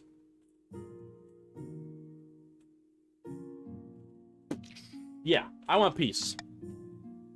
An admirable aim. Peace. No rebellion. Loyalty. Because so many reigns have been ended through civil war. I just want to avoid civil war. And be a kind, peaceful monarch. Hey, what's up, Team 14? Can't join, being that I'm at least, but good luck counts. The counts are gonna need it.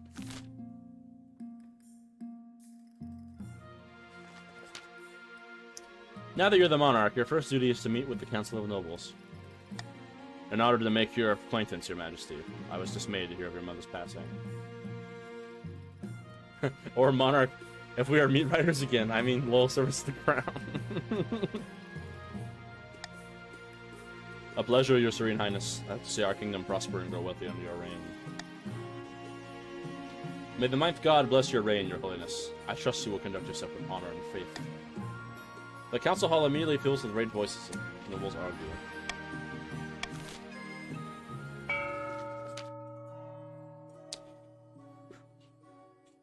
Asathena.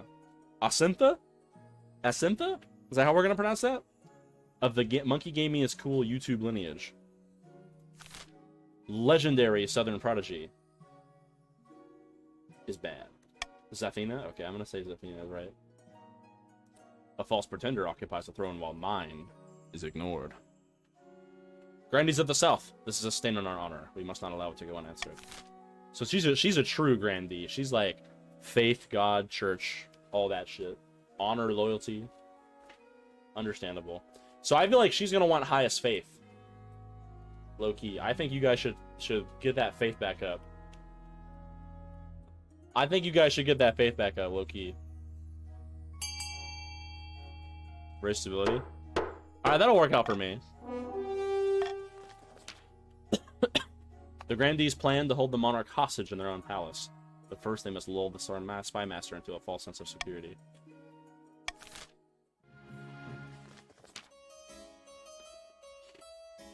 Violetta of the Jack the Giant dynasty, legendary former hermit, leans delicately on a podium, speaking in a melodious voice.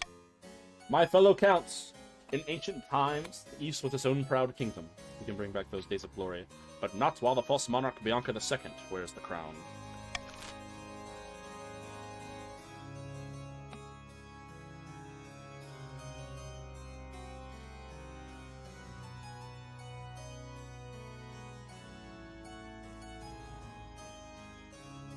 Lower your own faith. All the hard work that my mother put in for the church.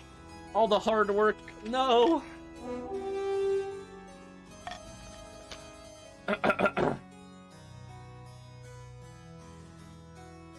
The counts plan to induct the monarch into their secret cult. They must lower their faith to 4 or less.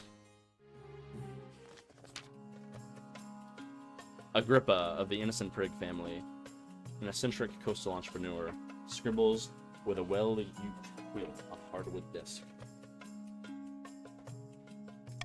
Fellow patricians of the coast, my claim to the throne is far more legitimate than that of monarch Bianca.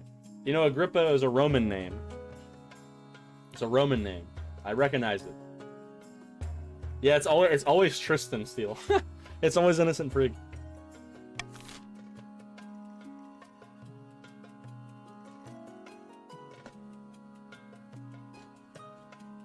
I swear to God, if you guys vote for conspiracy again.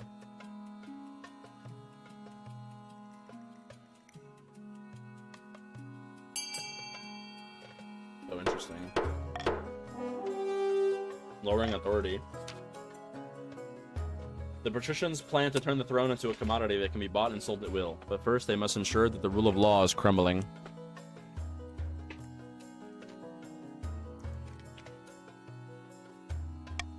To advance their scheme, the patricians must lower authority to 4 or less in 3 seasons.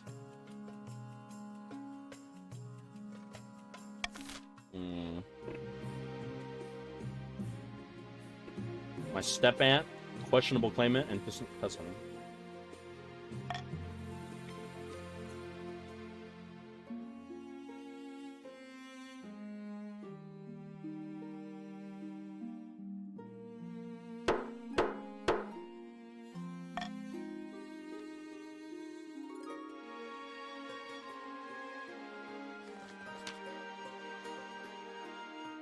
Your Majesty, I have an idea. The best sense-line partment, I dare say. An expedition to Chur. Sounds churlish. Don't be so quick to judge, I implore you. Not again to Chur. We almost got killed last time we went to Chur. I don't think we're gonna go to Chur. I'm not wasting the money.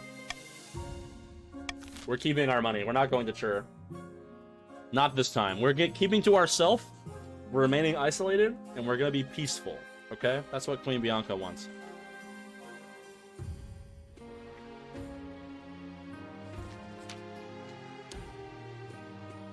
Alright, what shall we do here? I've already made my decision. I'm gonna go with the...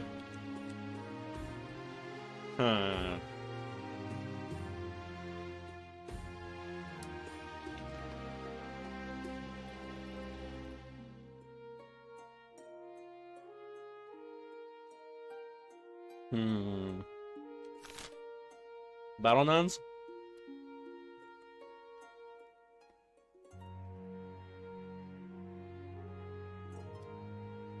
You know what? It's been a long time since I've shown my... It's been a long time since I've shown... You know, we keep the status quo like another... You know what? You're right. We'll pick the battle nuns. I'll make the arrangements at once. Welcome, my battle nuns.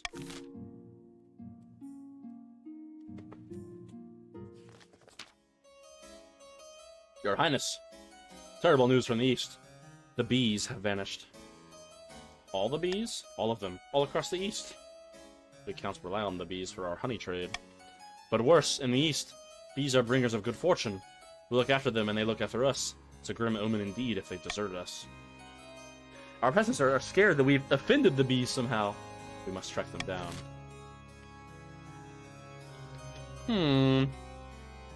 Curious.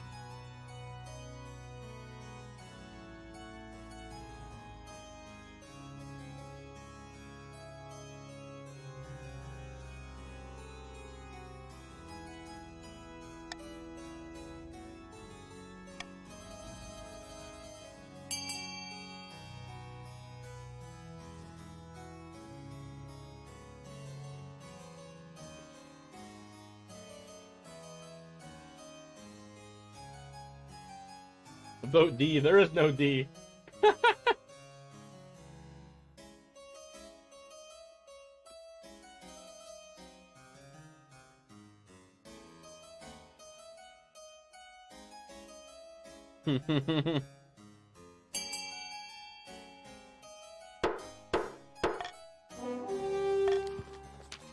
If the eastern beehives languish empty, eastern peasants start sewing bee emblems onto their shirt and abandon a effort to bring them back.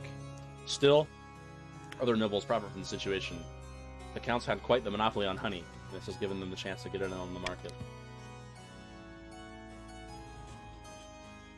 We pissed the counts off, though. I'm sorry.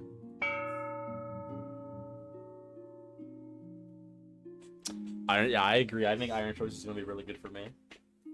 Good for Bianca the Second. All right, another auction. Another cup of tea. I'm a tea addict.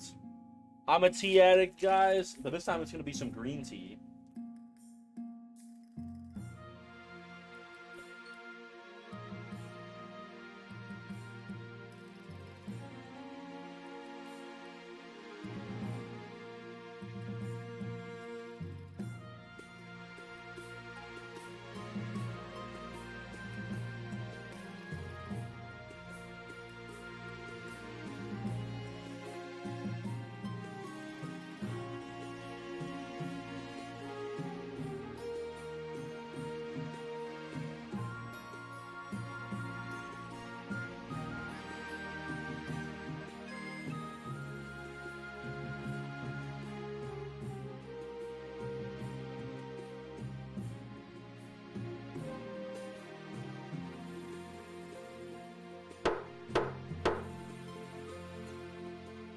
I'm just a tea fiend, gamers. Hang on, I'm filling my water bottle up.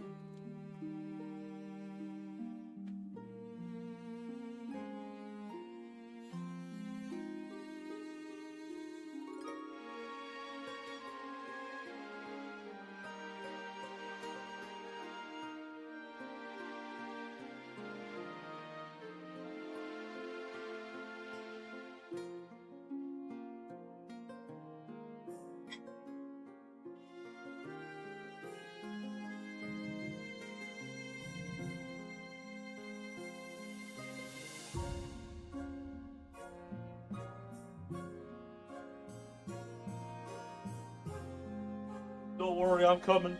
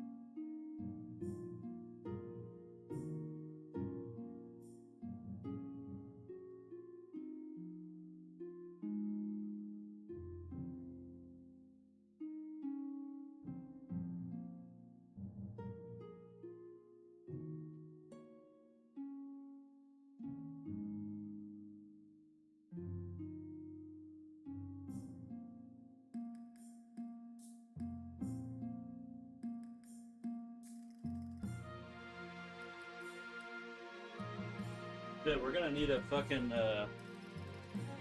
we're gonna need a T emote at some point.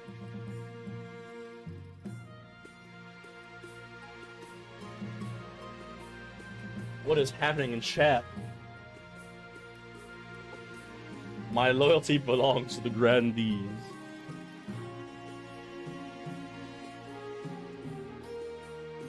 Interesting, lowering the authority.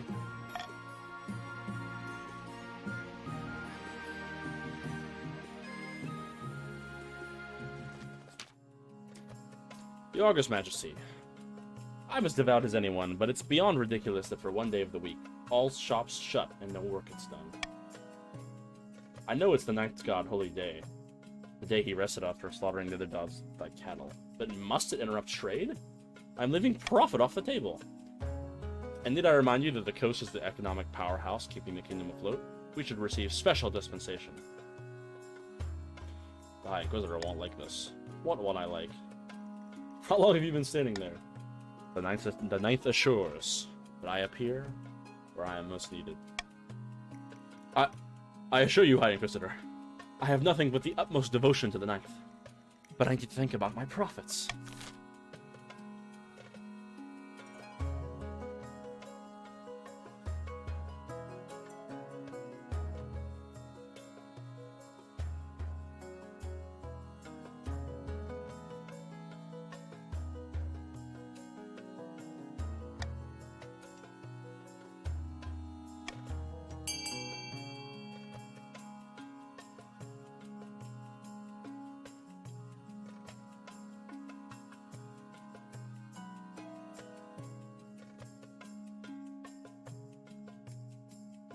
I think the Grandees definitely should be voting to,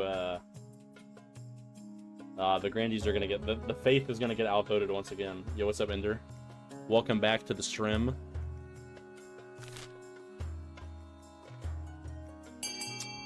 Ender, your current objective is to lower the Faith.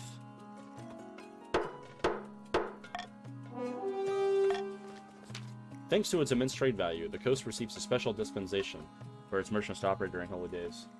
How do I do this? You just have to... so you get to vote. You type the exclamation mark, vote to vote, and you just need to keep doing... keep voting the way you should be voting. Profits increase as a result, but congregations quickly shrink. Damn. The church never has very much sway in this kingdom, does it?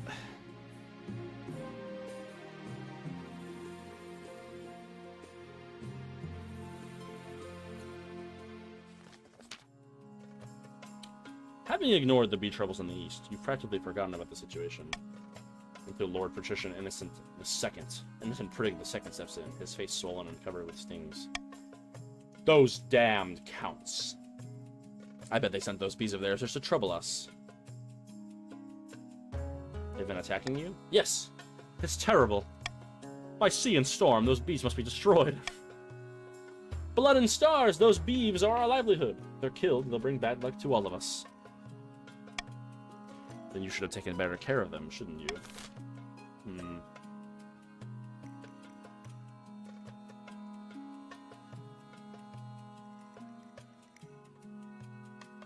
I can show you like this. The Grandees want to raise the stability of the kingdom, and the Counts want to lower their faith.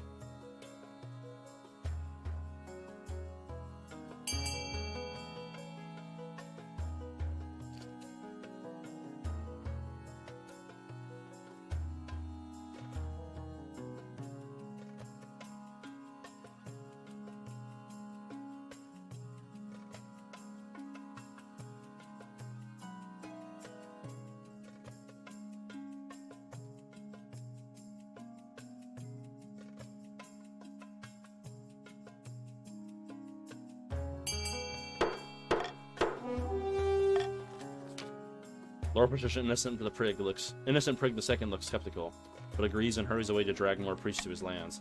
But even the holiest of priests have their limits.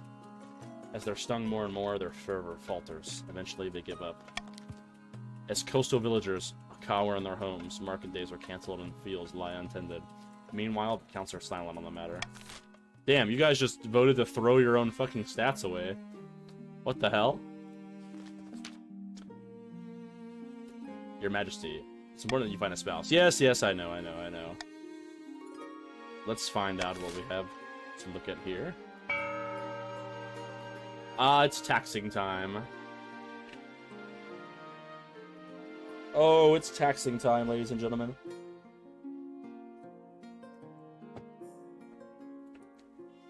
Now,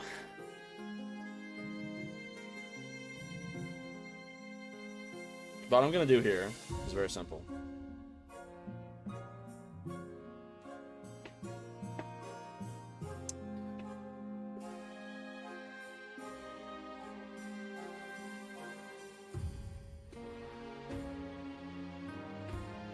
In an effort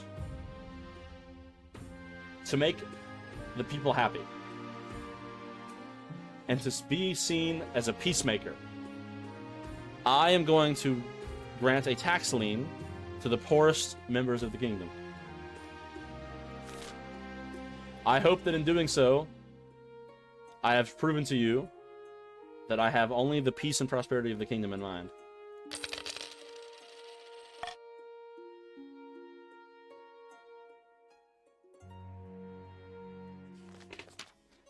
You don't get one because you guys are already really, really rich. I didn't have enough money, and you guys have the lowest defiance. Your Majesty, my researchers have discovered something fascinating. We discovered the location of a bee charm. Should bring the bees back on the coast. By all that glitters, get on with it. We're cowering in our homes to hide from all these horrid swarms. That's no way to live.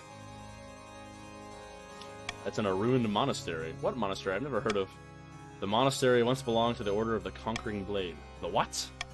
The long-dead High Inquisitor. Your forebears made sure of that. They were demon worshippers! This ruin must be destroyed immediately. It's too dangerous to stand. I understand the dangers. What if it means that we can't find the charm? I'm with Jack the Giant. Without the charm, we'll be terrorized by the bees forever.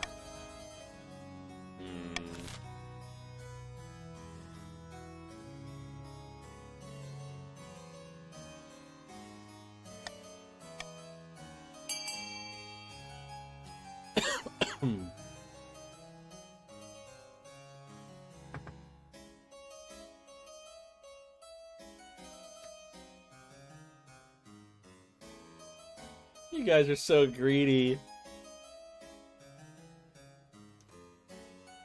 Everyone just wants to fuck over the church constantly. The High Inquisitor sweeps out, tight-lipped and furious, and priests and these become more aggressive in their sermons. Unfortunately for her, it has the opposite effect that she hoped, and peasants start drifting away from the congregations.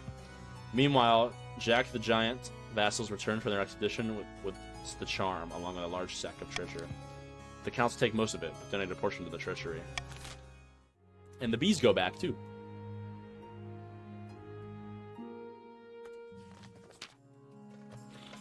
Oh god, not the fucking NFT crabs again. He wants to do what? It's the latest trend on the coast, Your Majesty. The patricians have started to keep a species of jeweled crab as a fashionable pet. The creatures are so rare that one can now sell for as much as a mansion. Very well, send them in. Thank you for seeing me, Your Majesty. I know the price is steep, but I assure you, these crabs will only go up in value.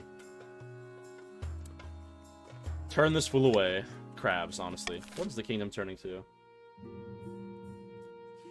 Alright, let's get married.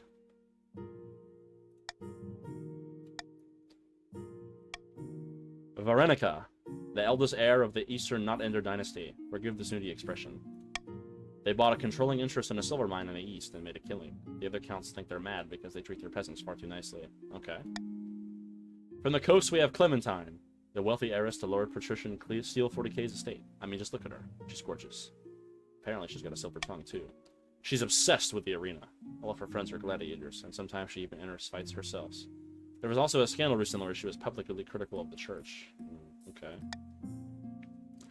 And finally, from the south, Melchor, the eldest son of the Yeah lineage. See that scar? He got that in a duel. He's always challenging people over some slight. The only thing he cares for is his faith, which he places above all worldly concerns. But he lacks the common touch. What do you think?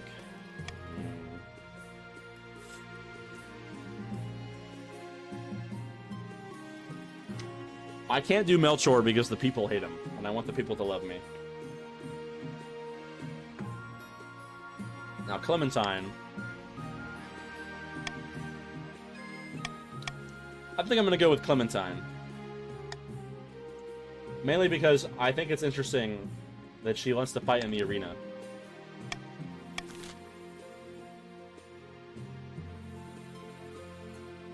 So I've got your daughter, Steel. Do I want war? No, of course not. I'm just trying to make an intelligent decision. I received an letter from the Archbishop today. His eyes are everywhere, and he's more powerful than ever before. We can't lose heart. Soon he'll bite off more than he can chew. The Count's aim is to lower their faith to 4 or less. And now we know that this is gonna work. We've already read this a million fucking times. Alright, so they're gonna try to bribe my inner circle, and they need to lower stability to 4 or less. Okay, interesting. Interesting. So I still have... Okay, interesting. I still have time to...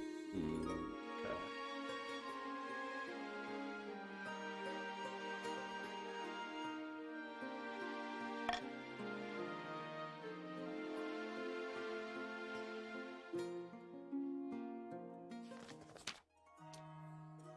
This simply can't go on, Your Majesty. These arch-boffins think they know everything, but they know nothing of the Ninth God's wrath. Please, Your Majesty, we found the perfect site for an observatory high in the southern hills, but his own grandee Monkey Gaming is cool YouTube's land, and he refuses to let us build there. Such things are heresy! The stars are just as big and close as the Ninth God intended. Who put you up to this idea, I bet it was one of those counts like Not Ender.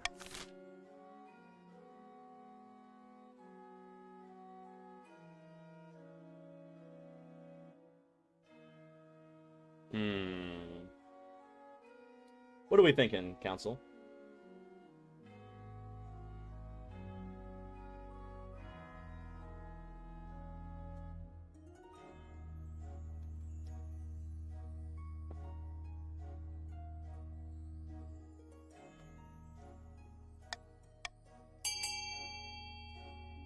Alright, let's vote even.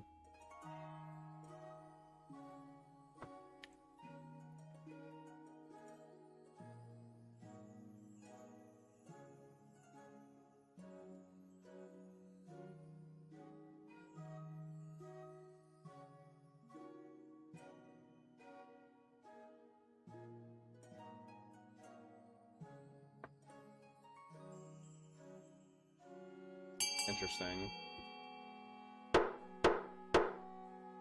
Trying to yoink an authority out of you. No. It's not like that.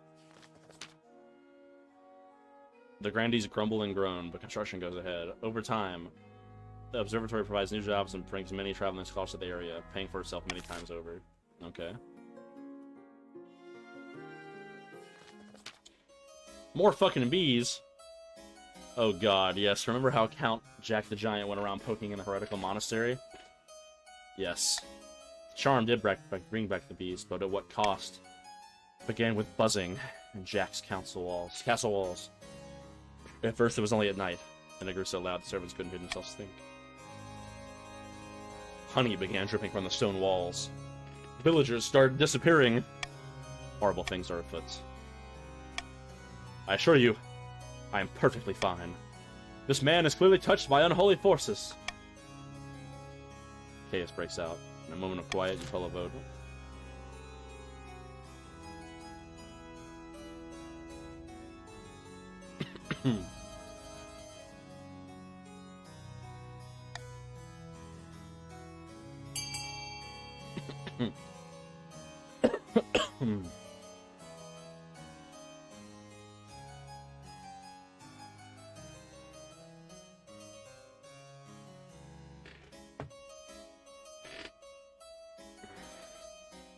Oh wait, I just fucked up. I forgot I'm going for stability. God damn it, I'm so stupid.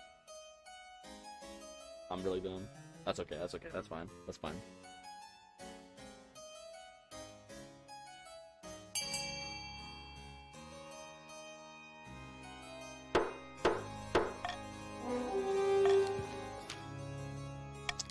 Oh, the bees love the place. More and more swarm forming dark clouds around castle towers. The honey harvest thrives as thick sweetness hangs in the air.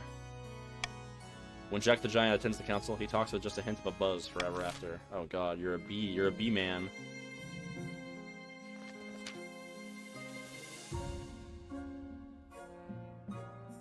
Hint of the buzz.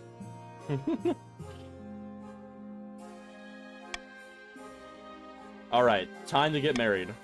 I do.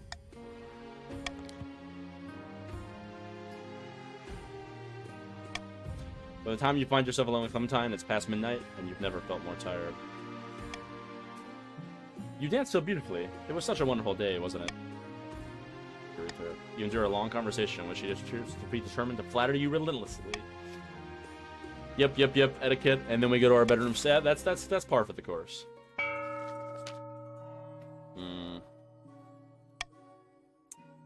Yes, our plans are going better than expected. The spy master thinks that all is well in the kingdom, and while the cat's away, the mice shall play. Please don't dishonor me by comparing me to a mouse. Speak plainly or not at all. I apologize, my friend. In plain terms, our next step is to replace the palace watch with our own agents. Oh god, I put my honor guard as the fucking nuns. Oh, they have to lower the treasury? Okay, that's fine.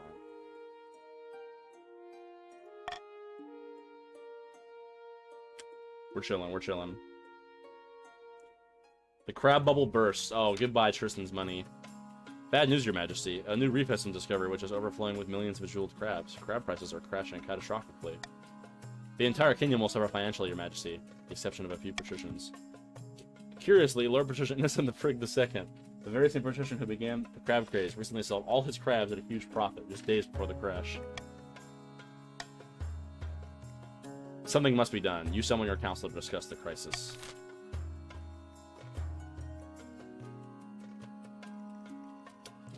It's clear what we have to do here.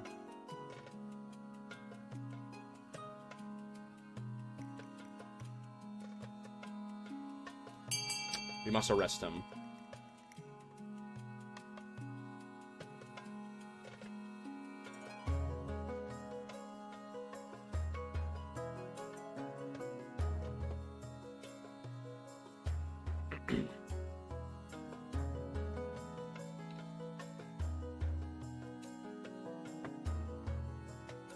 Oh my god.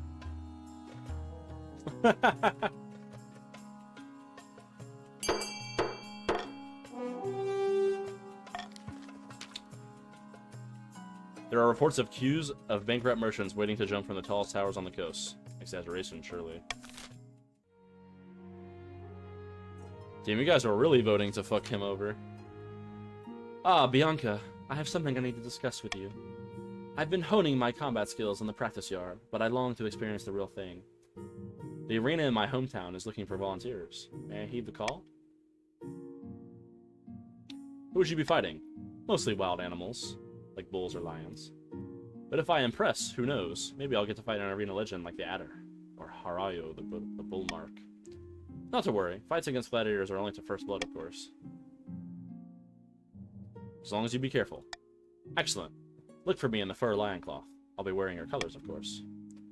The day of Clementine's first fight comes quickly. You watch from your booth, and she looks like a true patrician? Clementine does well in her first bout, dispatching a wild boar with only a trident. But it's her fight against the lion that everyone's waiting for. Let's go, Clementine! The fight goes poorly. Oh, what the fuck? Your honor guard are forced to jump into the ring on Clementine's behalf and drag her out, losing one of their own in the process. Yikes, Clementine. Word of the embarrassing fight spreads far and wide. Oh, no.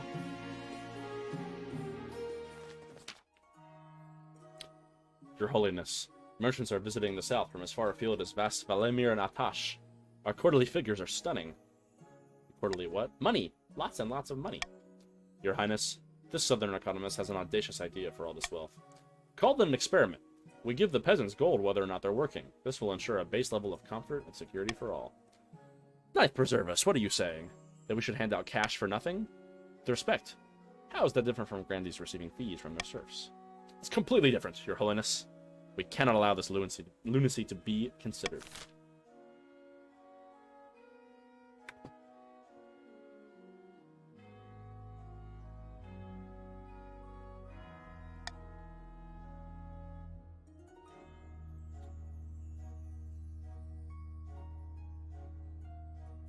Okay, Grandees. Okay.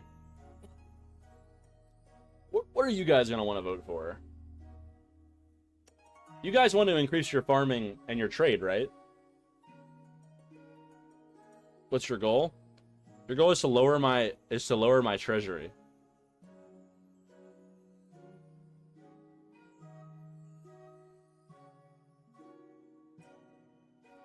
What are you guys gonna buy? What are you guys gonna vote for, I wonder?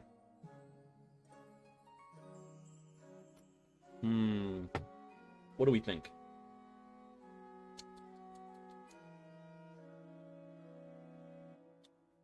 Grandees, you guys want money, right?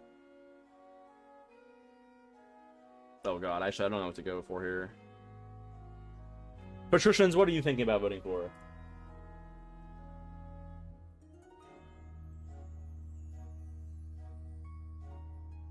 B.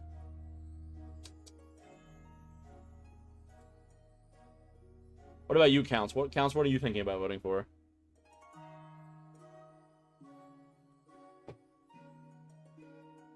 What the Count's gonna vote for?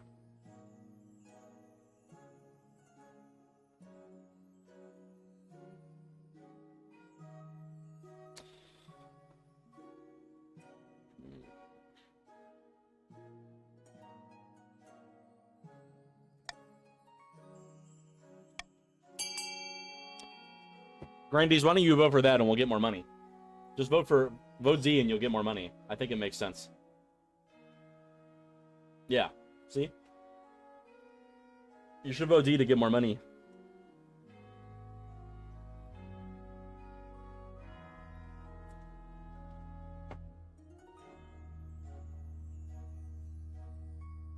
Excellent.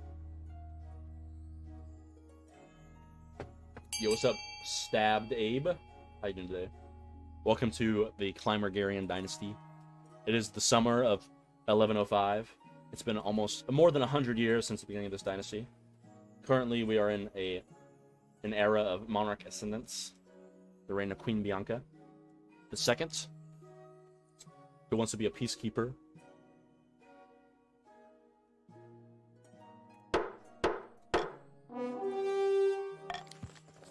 Delighted, the Grandees travel to the capital in droves to give speeches about how to copy their own successes.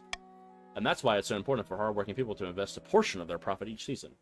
If you can just hold back from luxuries like pomegranates on toast, you can... Boo, what's a pomegranate? What's a profit? Boo! Get off the stage, or at least start dancing. You start throwing mud, rotting vegetables, and beer bottles at Grandee Monkey Cool is gaming YouTube, who leaves the stage early. Nevertheless, the other nobles are impressed with the brave Grandees who are willing to share their economic wisdom with the masses.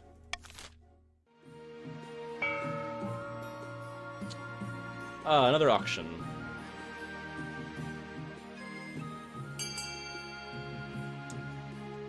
The patricians are a lonely bunch. So, who wants to vote for C?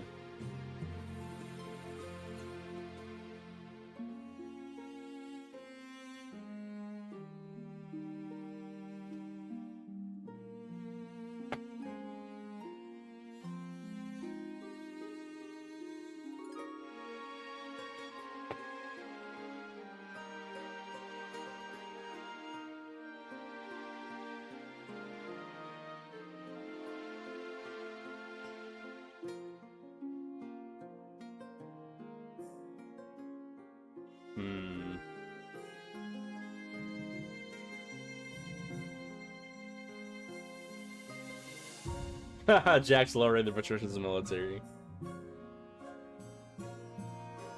Good lord, 5,600. Good god.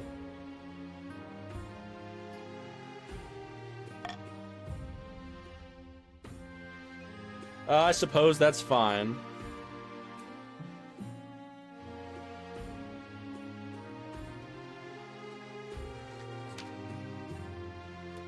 Your marriage to Clementine has grown stale.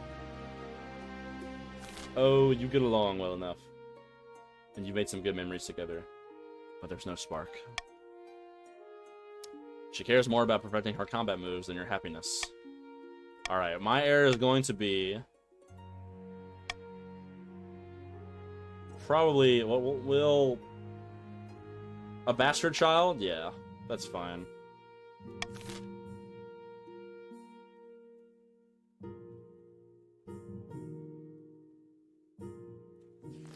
Oh, we got this one again. 3, 2, 1, bite. Okay, we've seen this one a billion times. We're gonna skip through this one. They're having the chili eating contest.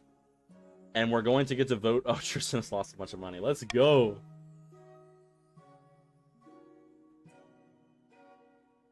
Let me try.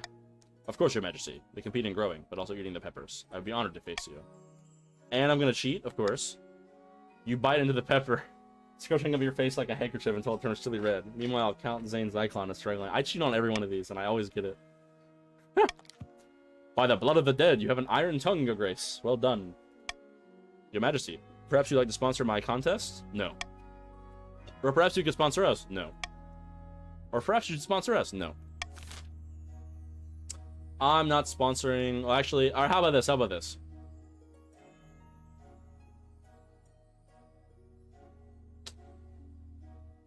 I would prefer...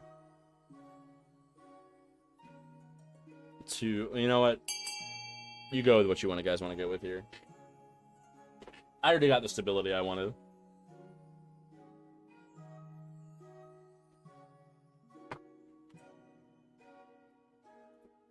Either way, I'm losing money.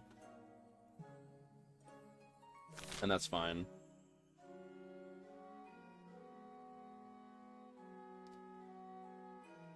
Just to keep my stability high. I need to keep my... Yeah.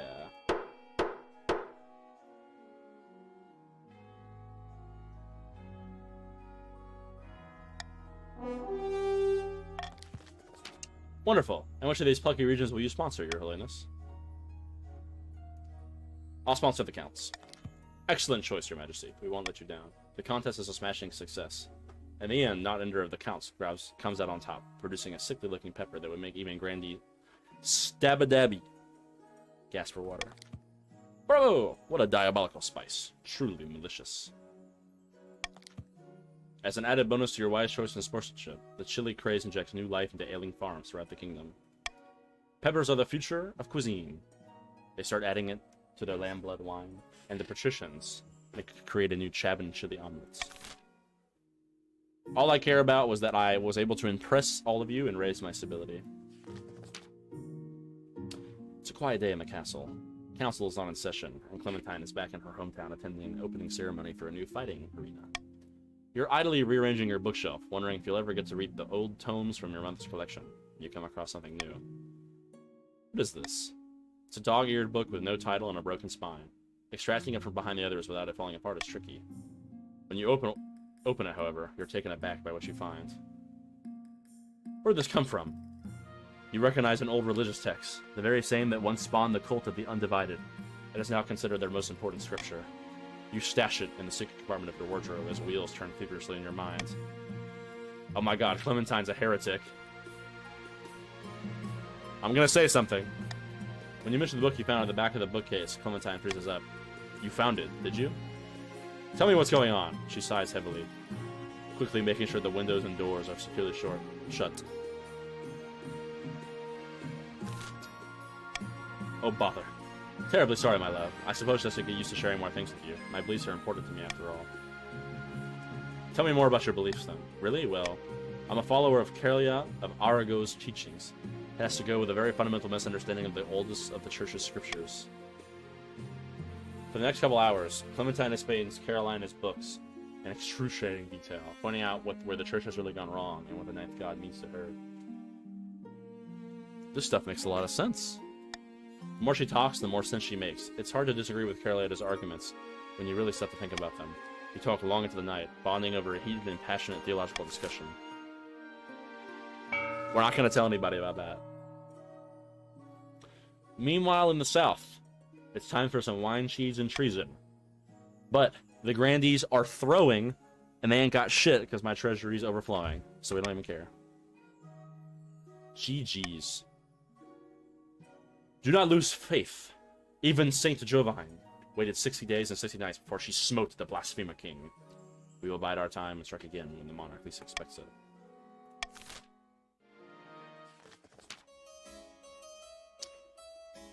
Uh-oh. But the counts have been far more successful. Another priest left my estate today. He said there was no sense preaching in the truly lost. We are no longer trapped under the church's thumb. But now we must not falter. The monarch grows proud. We can offer them the ultimate reward, immortality. For the next stage of their scheme, the counts must raise authority to 5 or more in 3 seasons. Sitting on a bench outside a sun-bleached villa, 2 patricians of the coast meet to plot their latest schemes. But they're taking an L. They can't do shit. The kingdom needs to be in chaos for our plan to work. But it's not gonna. It's not gonna work. Alright. No need to do anything crazy with our taxes right now. Let's do a normal tax.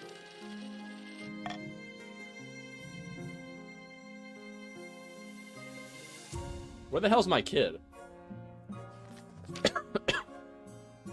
Your Grace! Your Grace! Count Ender has been having prophetic dreams. It is true. I can part the veil betwixt now and some ways off. Alright, well then give me a prophecy, if you're such a fucking clairvoyant.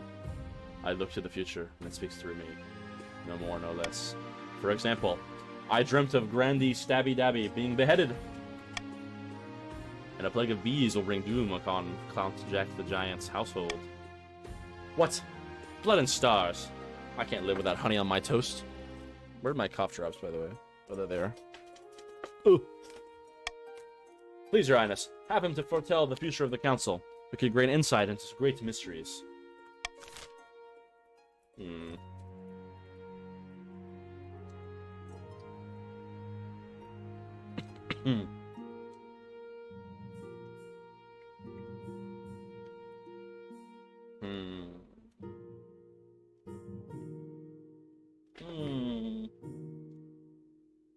What is chat thinking they're gonna do?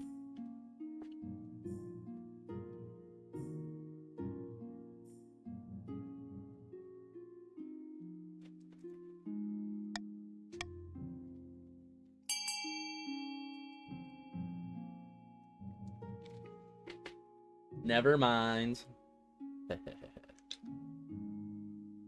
Wait, why are the counts voting to lower the... You need to raise authority. Counts, you're throwing. What are you doing?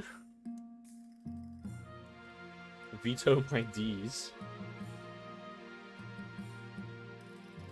Got me.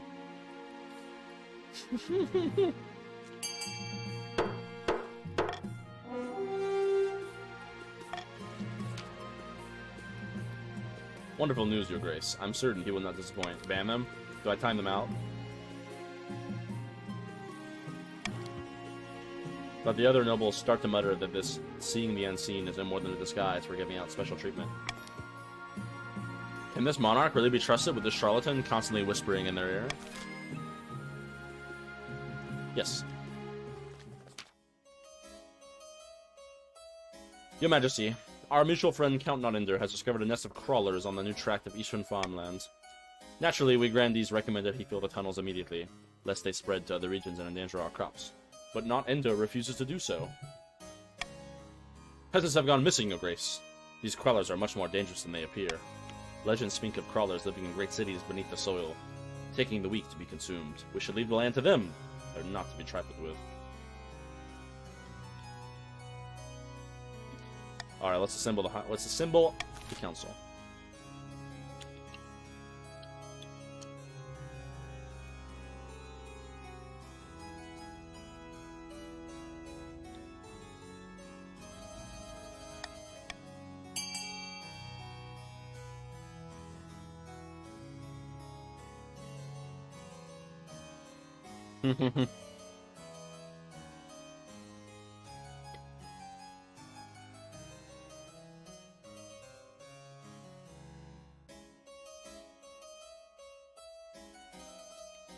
Damn, you gotta go, Tristan? I'll be back in like 30 minutes? Okay. You'll probably see the end of the game. You best be back. They're gonna need you. There's only gonna be one patrician left.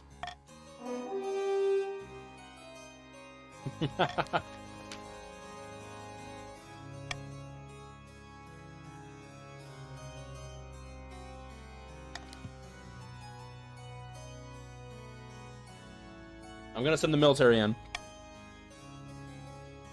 You hear word the soldiers made it inside the tunnels at least. But you won't hear from them again unless they make it out. If they make it out. As you wait, more and more peasants go missing from down the mysterious tunnels.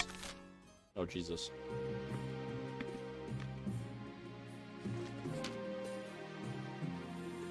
A few weeks have passed since you and Clementine first talked about the teachings of the cult of the Undivided.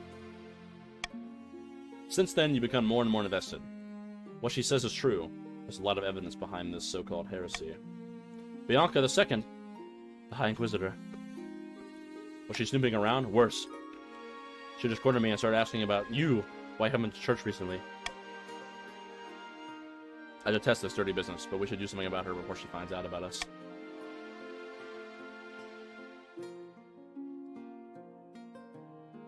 We should come out publicly. After all, we're the monarch and the queen consort. The people have to be united around us. Are you sure? That seems almost suicidal. I'd rather not get dragged down with you if this all goes badly. You make the proclamation before the council the next day. Predictably, it sends shockwaves across the kingdom.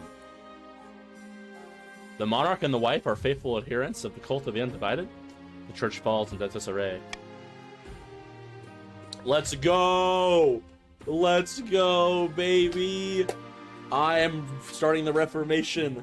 Queen Bianca II. The Reformation has begun.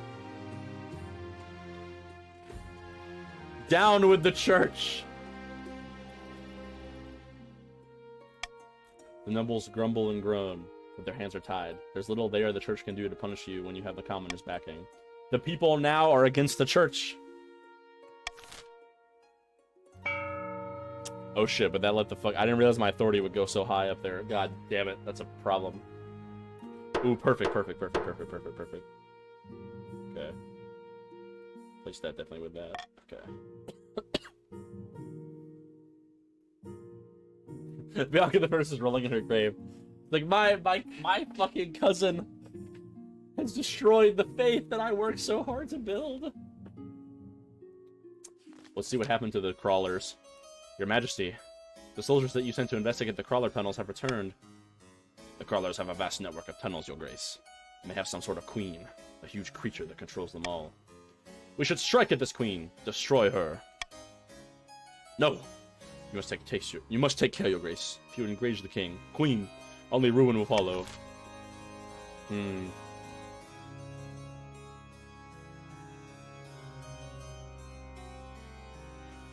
Oh, good lord, we're not losing 2,000. Jesus Christ. That's not fucking happening. Good fucking lord. Good lord, you think I'm gonna lose $2,000?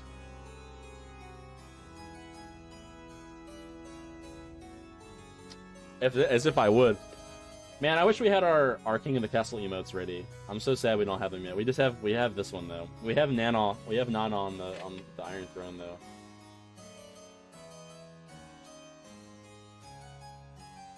Interesting. We have a split council now. Yeah, it's looking like the counts have a voting block now. Oh shit, it's dead even. 6 nobles that are still here. I'm gonna go to a meeting and try to make peace with this giant ant. You cannot be serious! This means putting the monarch in great danger. We don't even know if we can communicate with this creature. But the council has spoken. I'm going down there to talk to her. Your Majesty, a traveling bard. She says she has come to compose a song for you. Not just any bard, Your Highness. The best in all the land. Sally Six Fingers, they call me. A song, you say? About me? Why, of course. In fact, I have the tune and verse all but ready. I have saved my best work for you, my monarch. All I require is a subject. What shall I tell the masses of you? Teach them to love me. I will do so, Your Highness, absolutely. Give me a few weeks, and everyone in the Crownlands will know of your benevolence. Pray, but I only need a small payment of 500 gold for the time. A discounted rate for one so esteemed as herself. You know what? You deserve more than that. How about 1,000 gold? Oh, thank you, your majesty. She hurries out of the throne room to do your bidding. The song has desired effect, with everyone praising my good nature. I'll be loved and remembered just like my mother. Just like my mother, I'll be loved and remembered by the common folk. We'll have peace in the entire kingdom. Excellent.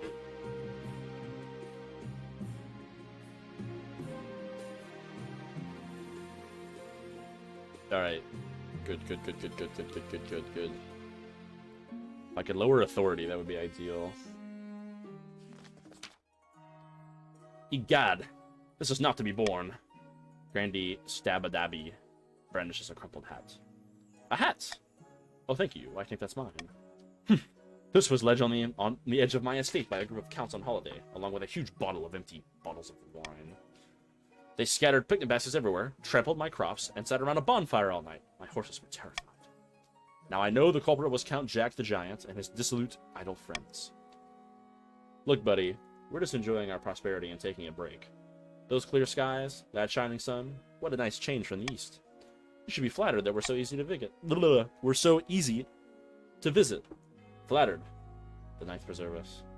When the counts come to our lands, all they do is cause trouble and destruction.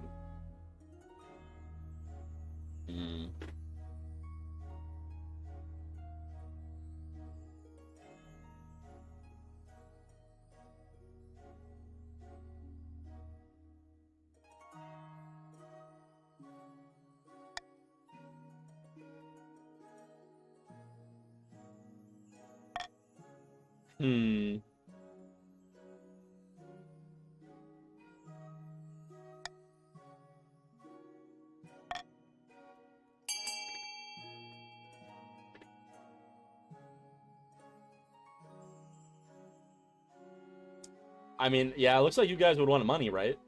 That makes sense to me.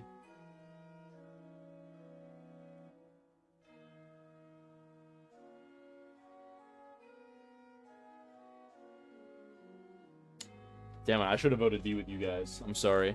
I fucked up. I should have voted B with the Grandees, instead of having them lower my stability.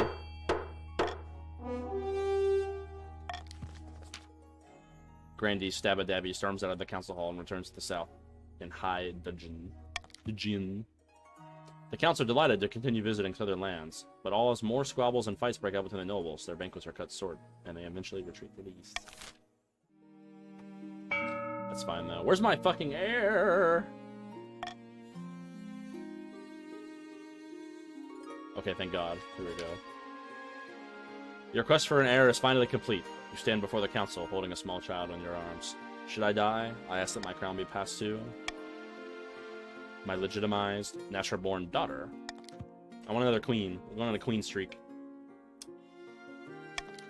Though the common folk may lose some faith in the church, seeing their monarch's extramarital adventures being forgiven so easily. Your Highness, may I be the first to congratulate you on legitimizing your daughter. What is her name? Her name is Bianca III. Of the Countess lineage. Ah, hello, Jazzy. Oh my God, Jazzy, you need to help Steel. Steel's all by himself. He's innocent prig left. How exquisite, Your Highness. I'm sure little Bianca III will grow up to be a chip off the old block.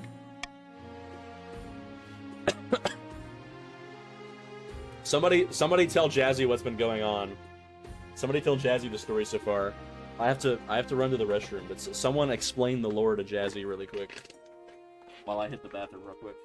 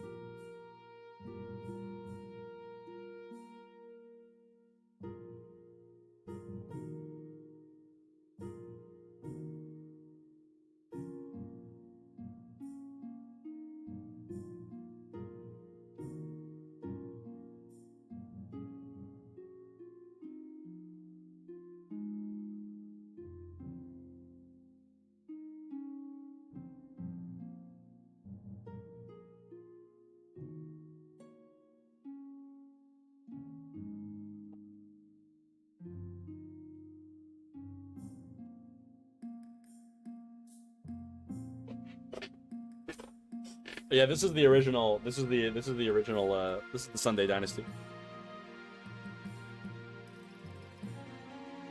So far, what has happened is we had a monarch victory last game, and now we're on Bianca II. So the count lineage is on the throne, and the counts are reforming the church. We're having a reformation, more or less. We're having a reformation, Jazzy. I am now a member of the cult of the undivided divine. I don't believe in the ninth god anymore. I believe in there all being one god. Every Grandy King screws over the coast. It's true. Remember the Ignazios.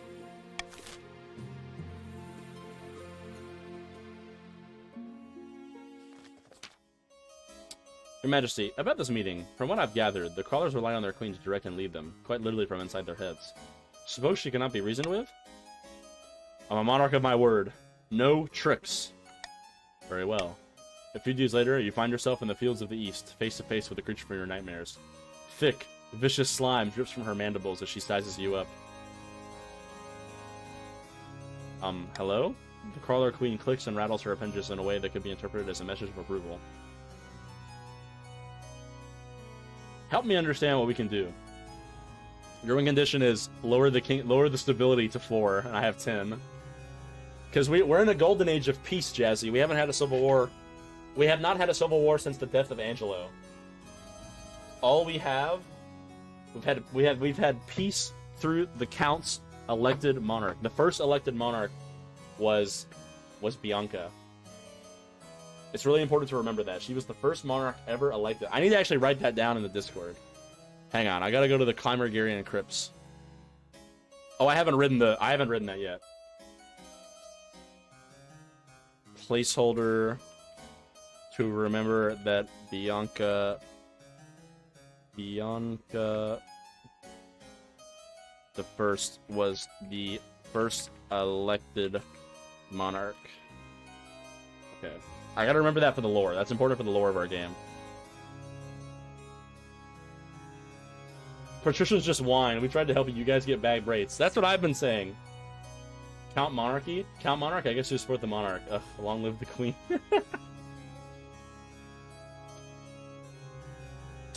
Help me understand what we can do. The Queen tilts her head to one side, regarding with beady black eyes. What little noise you make in the face of your trespass. Ours was not the first bombard. The first bombard? What are you talking about? Your digging hatchlings did not grasp the fullness of our being. They sought our destruction, and in doing so, found their own. Now you come before us, to beg forgiveness, or to retread the fraught path. I beg your forgiveness. You get down on your knees and beg for mercy in the name of your kingdom, because I'm a peacekeeper. My mother's vision was peace, was eternal peace in the land, and as long as the Biancas live, there will be eternal peace in the kingdoms. That is my vow to you. Peace and prosperity. What a pretty song is this? The ape has learned to dance. The queen chitters loudly. Is she laughing at you? Then she turns away, scuttling on hundreds of legs, creating a thunderous patter across the field. Did it go well? As well as it could. Weeks pass nervously until one day, the crawlers fill in and seal their tunnels. The queen is to plea, I negotiated with a monster. You're welcome, nobles. You're welcome. In fact, the crawlers completely ignore the peasants who gingerly return to work in the fields. Perfect. Alright, now I just need to smooth things over with the South, because the South is starting to get pissed about the Reformation. Which I apologize for, by the way. But my interpretation of the faith Grandees is correct, and I believe that the Grandee Church will begin to see it that way. Your Majesty, you are of course the greatest monarch of the century. It's true. Exactly. Indeed, I'm sure that all will soon kneel before you. But your power could be even greater. Death comes for all. What if it didn't have to? What if you could be the greatest monarch for all millennia? That sounds sacrilegious. Perhaps it is, Your Majesty. But perhaps it's simply making use of the opportunities of the ninth god. Not the ninth god. God. Just God now. We've done the Reformation. We're strong enough to take them. I can arrange more meetings so that we may discuss this matter further. The door bursts open. Ah, I see you got to before I could. Your Majesty, the counts are trying to prop up your ego. My agents tell me that they aim to recruit you into a cult of immortal blood drinkers. Alright. Is this true? Of course not. The church will never let you get away with this, and nor will the council.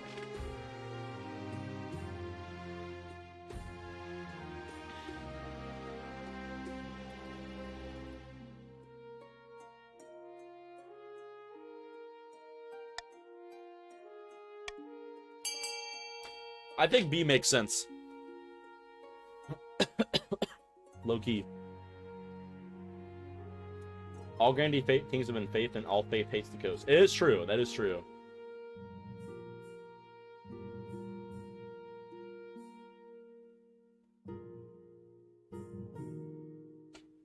I see.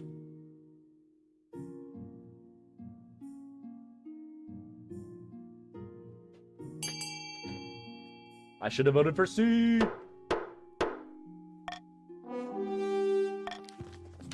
The nobles leave you no choice. You signed a statement saying that you're not interested in immortality. Not one bit.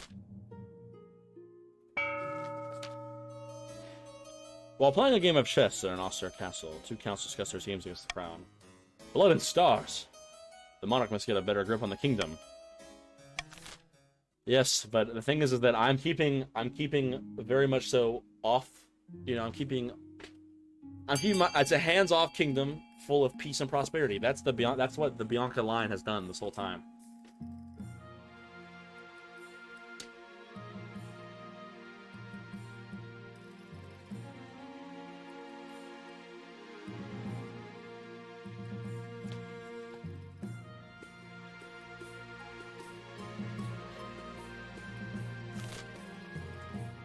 Peace and prosperity.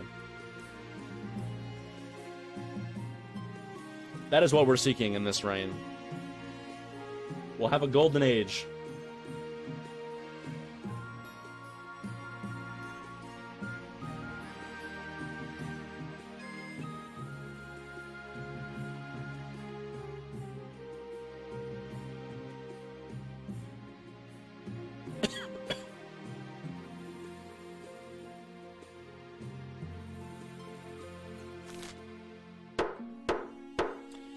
Well, thanks for the raise in authority.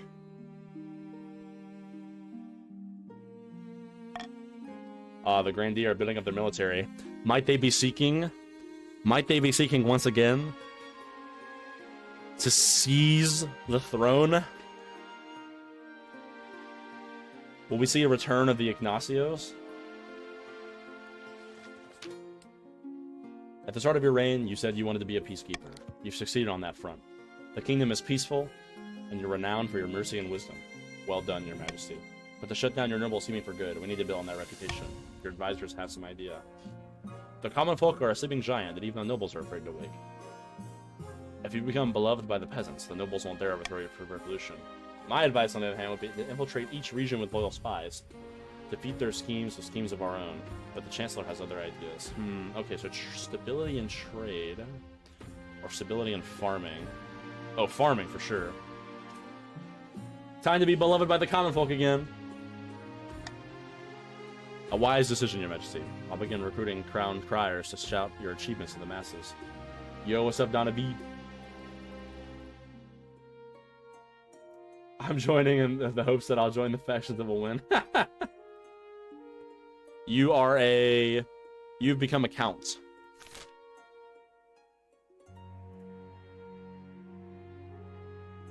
Interesting. But first you need some actual achievements. Your priority is to raise the kingdom's stability and farming as much as you can. Yes, I know. The patricians are an old and venerable institution. They don't really accept many new members. How dare you expect me to take this seriously, you crackping simpleton. Oh, okay. This is the event. Yeah. When the 7th house is going on. Yeah. So one of them beat the other in a foot race. Their great-great-grandfather many centuries ago. Stabby wants money for it, and of course the Count does not. Honor dictates that Count Zane Zyklon is liable for his ancestors' debt. By Zinya's ashes! This is ludicrous. I demand we put this to a vote. That is true. But not in this case. You guys are a lot more exclusive in this lore.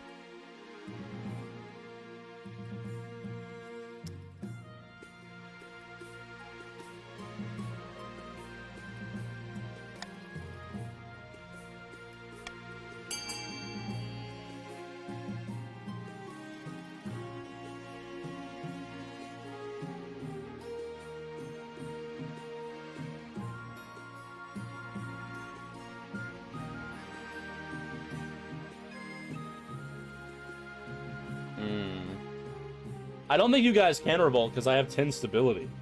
I think it's impossible. Like low key. I'm too loved. You haven't been accounted forever. I've never been anything but the king. Or queen. How delightful. Glad the council sees reason on this matter. A debt is a debt. Does no one care about honor anymore?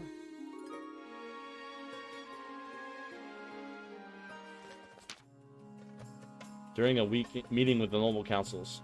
The council nobles, a commotion erupts as noble patrician Jazzy lets out a piercing scream. By the night, death's below. It's here. It's here. They fan away, falling to the ground of the crash. What are they blabbering about? Sounds like they've been drinking, says Countess Donna B. II. By the ninth, I've been doing no such thing. I thought I'd be safe from it here, but regrettably. When we built that prison on my land, some manner of specter was disturbed. That's made me its target. I don't believe in ghosts. Very sensible, your grace. I hear voices, your serene highness. Little pinpricks at the back of my mind. Just now I saw a horrid gray shape hanging over me, its face a rotting mask. Oh yeah, you've definitely been drinking. I beg you, please come to my aid.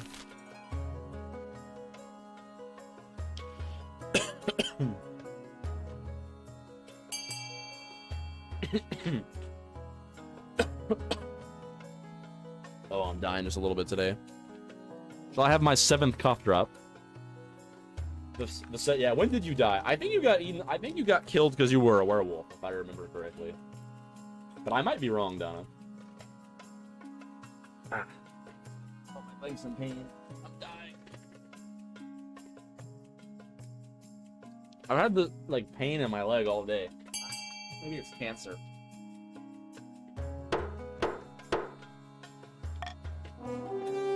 I'm getting the royal gout.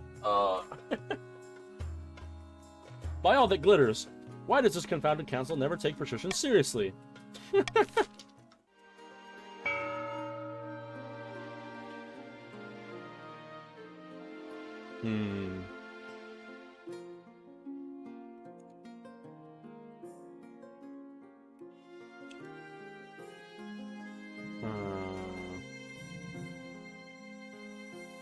You guys are very loyal. I feel like I could tax you more. How much money do I get for that? Not really much.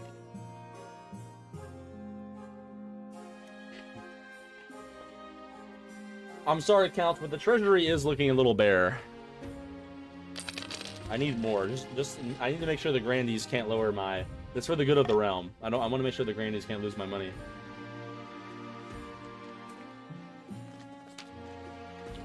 Your Majesty, the common folk are swayed as easily as a dandelion in a gale. I'm confident that we can make them endure you. This will be the biggest public relations campaign the kingdom has ever seen. Can't we do things to actually help people? The nobles will never accept it. You need to secure your hold on power, then you can pass whatever reforms you like. A few days later, the Chancellor is helping you prepare for your first big speech. Get me my fancy robes! Okay, wait, I'll skip it. Yeah, everyone loves me! Yeah! Woo!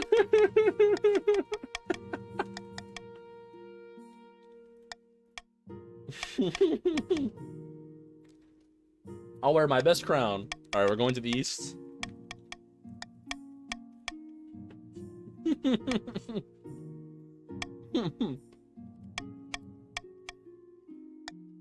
Too beloved. The people love me. I've reformed the church. I've reformed the church. I have peace and prosperity. We haven't had a civil war in 2 rulers. Unprecedented in the unprecedented in the kingdom. Unprecedented.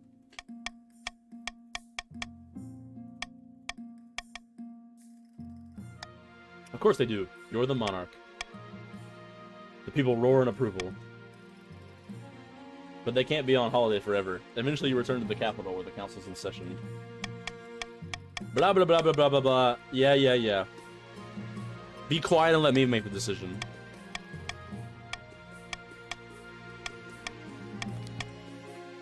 Yes. Oh, my money's so high. Look at my treasury. Oh, the line of Biancas. Fuck the Ignacios. The Ignacios were tyrants, but the Biancas were true rulers. The queens, we're some gamers.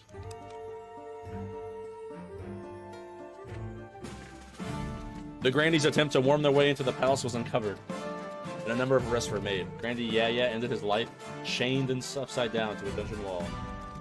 With their plan in tatters, the counts retreated to their castles to brood. Their olive branch was rejected, the secret of eternity that they had guarded for eons. They would not be so kind again. The patricians succeeded in turning the palace into a hotbed of bribery and corruption. What's new about that? They failed the Game of Thrones and lost money in the process. A bad investment. Another 30 straight years of peace and prosperity, guys. 30 straight years. 30. When have you ever seen the reign of the Bianca line has been so incredibly good. Come on.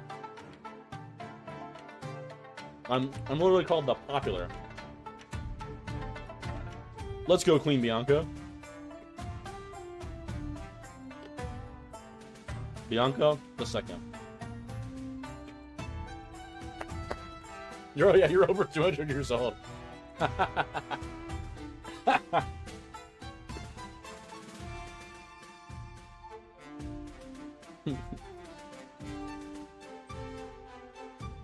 Yeah, Steel is still the first. He's never died. I used all my money on dethroning that one shitty king. Oh, let's go, Bianca the third, baby. Bianca the third, baby. Peace. I have brought peace and prosperity to the kingdom. Peace. You know what's so funny too? Is you guys haven't won at all, so I don't have to gift any subs. We haven't had any gifted subs tonight because the Monarchs won both times. Are we doing one more, or are we calling in here? What do we feel like? I'm a big fan of that Monarch buff. I'm a big fan of that Monarch buff. That Monarch buff's looking good. Another? Okay. It is only 9:30. You're done? I'm done for this time? We'll see about that, sir. We'll see about that.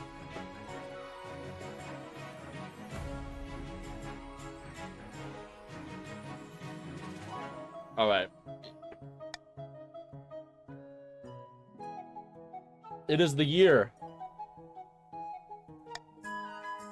Something. I'll check when we get in the game. Queen Bianca the Third.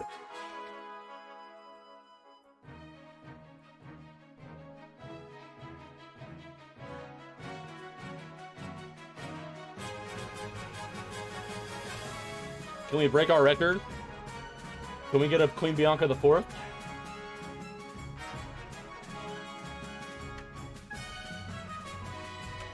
Even teams?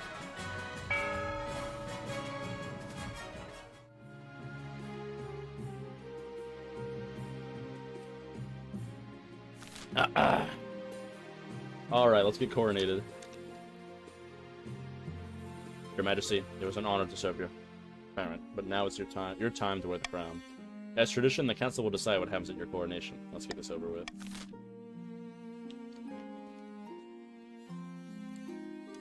The counts have ruled 3 generations too long.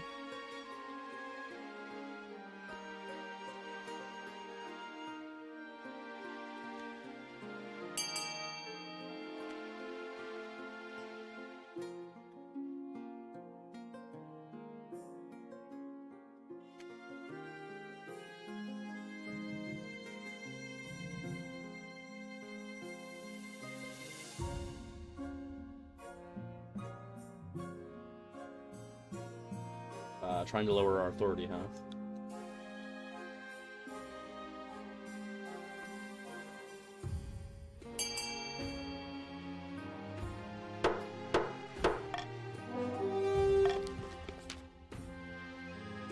There will be no coronation.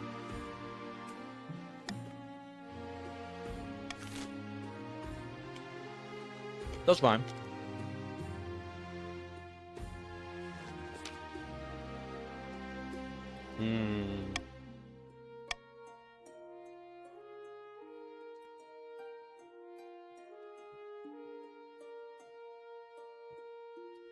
Well, we've had peace and prosperity. Enable an emote writing.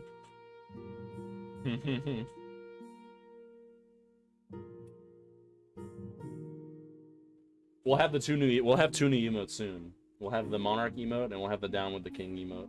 But I'm just waiting for them to get approved. For now, we have to make do with Game of Thrones Nana. Alright. I believe that what we need to increase our peace and prosperity is to continue to play into the love of the commoners.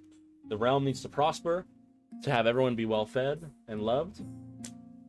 That's what we need.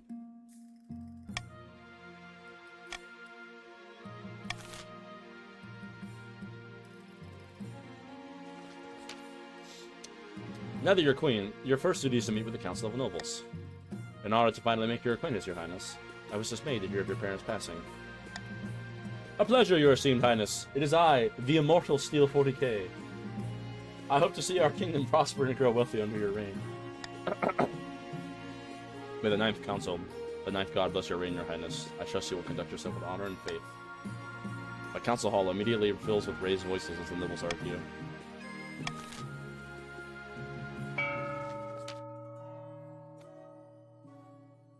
Zako of the Monkey Gaming is Cool YouTube lineage, notorious southern orator. Stands bathed in sunshine. Which reminds me, I need to make sure I can add a stream label. A false pretender occupies my throne. We must do something about it.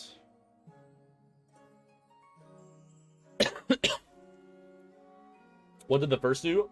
Queen Bianca the First was the first elected monarch in all of Clymeros history. The patricians won a civil war, but they weren't powerful enough to seize the throne.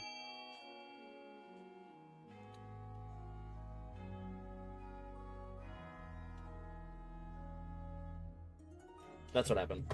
And then Bianca was just beautiful stability.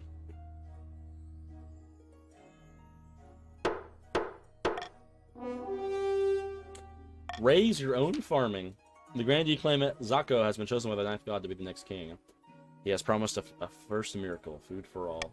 To advance their dying. To advance their scheme, the grandees must raise their farming to 5 or more. What did the council want? Valentine of the Zayn Zyklon dynasty, powerful eastern prodigy, leans delicately on a podium. My fellow counts, we must bring back the days of glory, but we cannot while Queen Bianca III wears the crown.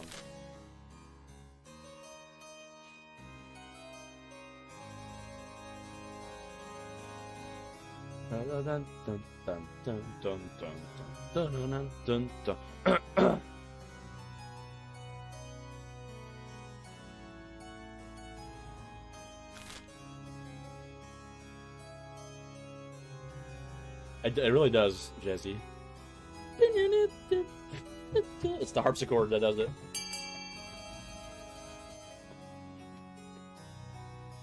The monarchs were put on the throne by the will of the people, Jazzy. I don't want to hear you say that it was just the patricians.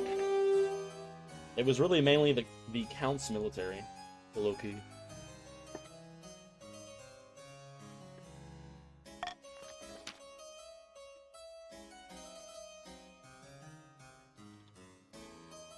The count's plan to replace the queen's advisors with their own agents.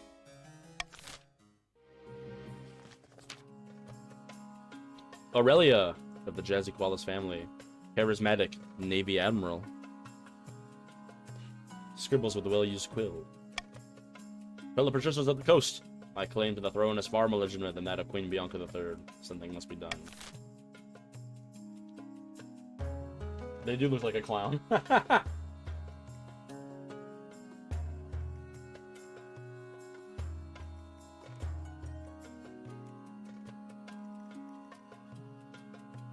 Lower authority, eh?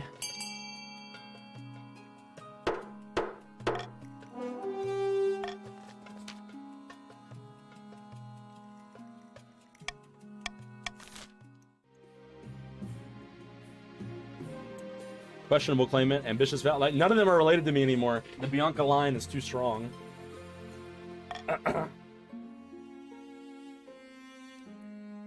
Ah, yes. Definitely want call for stability.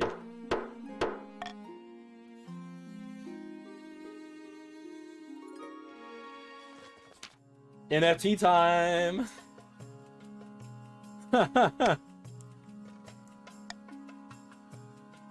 Yeah, the patricians have started keeping a species of crabs. Blah, blah. Yeah, we already know about the NFT crabs. We've seen this a million times before. Very well, send them in. Thank you for seeing me, blah, blah, blah. Yep, goodbye. See you later.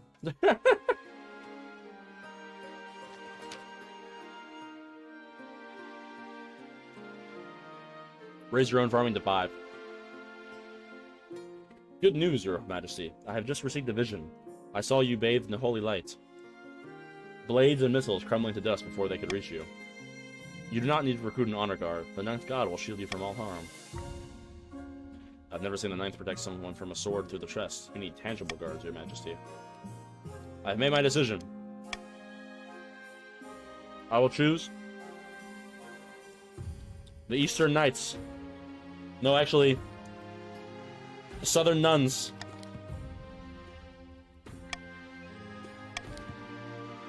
Foolish. Do you not believe in the protection of the ninth? This kingdom grows more faithless by the day. God damn, our trade is just, our piety is just shit all the time.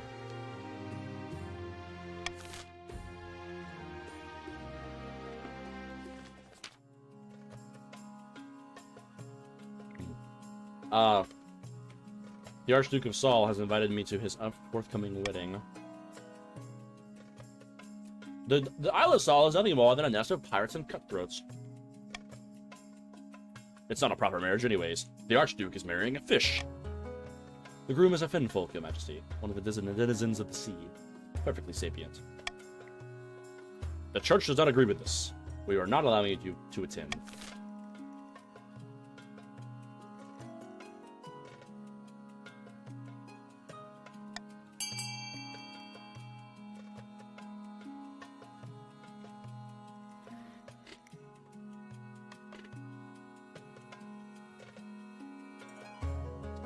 Vote, my pretties, vote.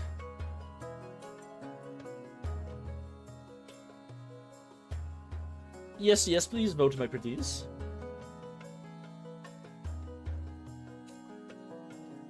I see. I see how it is. So, let me get this straight. Let me get this straight. You can't come to the throne via your scheming because my reign is the reign of the Biancas is too prosperous, too stable, and too not filled by war. So what you decide to do instead of living in this beautiful kingdom of peace and stability, you want to just declare fucking war and destroy the entire kingdom. For what? For what? Why? What the fuck have I done wrong? What have the Biancas done wrong? Reform the church to be more theologically concise?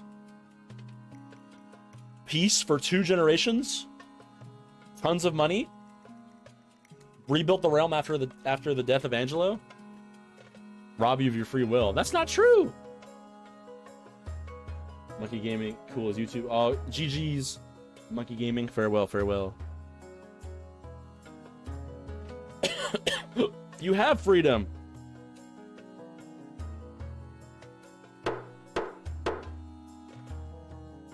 Of course I'll attend the wedding.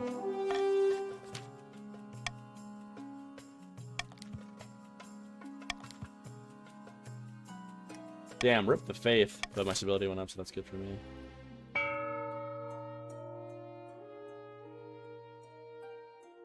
It's like I'm being lectured by an elementary school teacher all over again.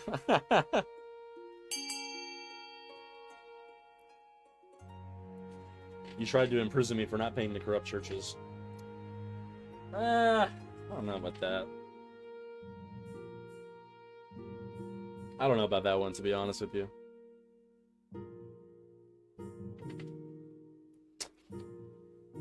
The Bianca line are the good guys. Peace. Peace in the kingdom. We've had peace. And you want to throw that away for what? For what? Petty grievances. Where's my water? Fuck. I guess I put it somewhere. I'll find it later.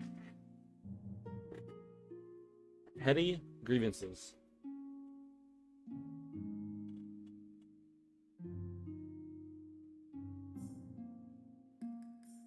Petty grievances.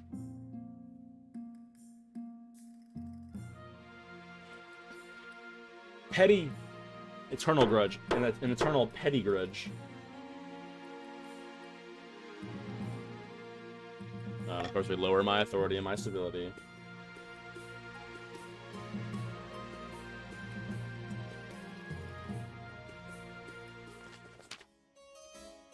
The elderly Countess Alanda,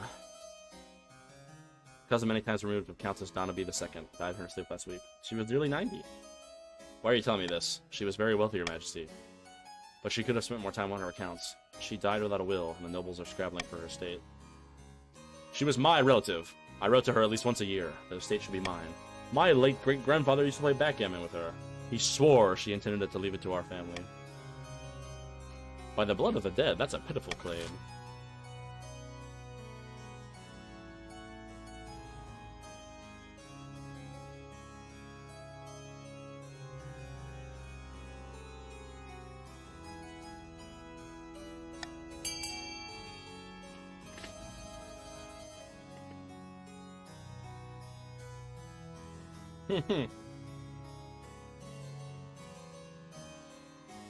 What shall you out for, I wonder?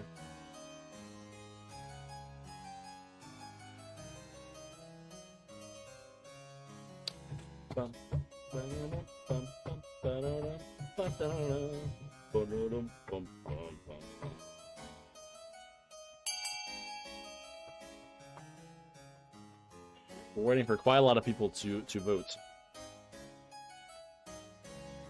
Oh, Monkey Gaming is gone. We're waiting for Donna B and Ender to vote. But I guess not.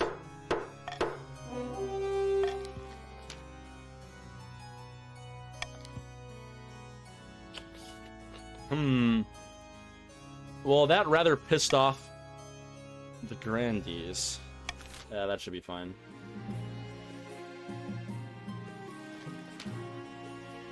Alright, let's see my spouses. Yep, next time. Your Serene Highness. Your esteemed Highness, something most strange has occurred in the Ghost Sea. A new island has risen, halfway between our shores and the Isle of Sol. The Finfolk raised it from the depths using weird ocean magic. It's true, Your Majesty. They've raised it to celebrate the marriage of the Prince to the Archduke of Sol. They will gift it to him on the day of the ceremony. This is terrible news. That island is of immense strategic importance. We can't allow it to fall into Salish hands.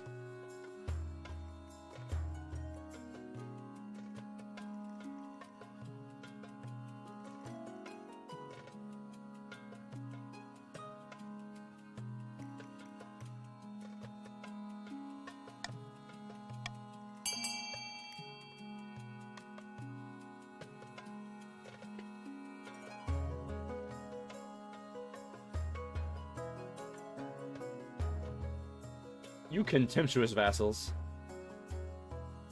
You contemptuous vassals. Wow, I see how it is.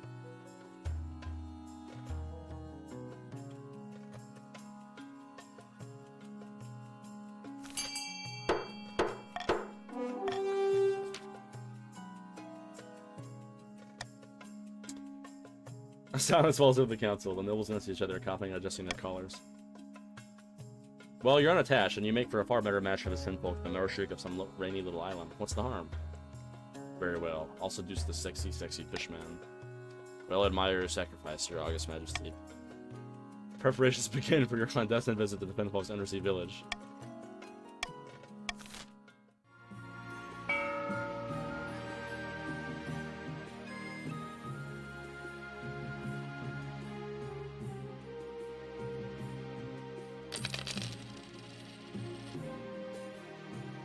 Am I not merciful? Look at that.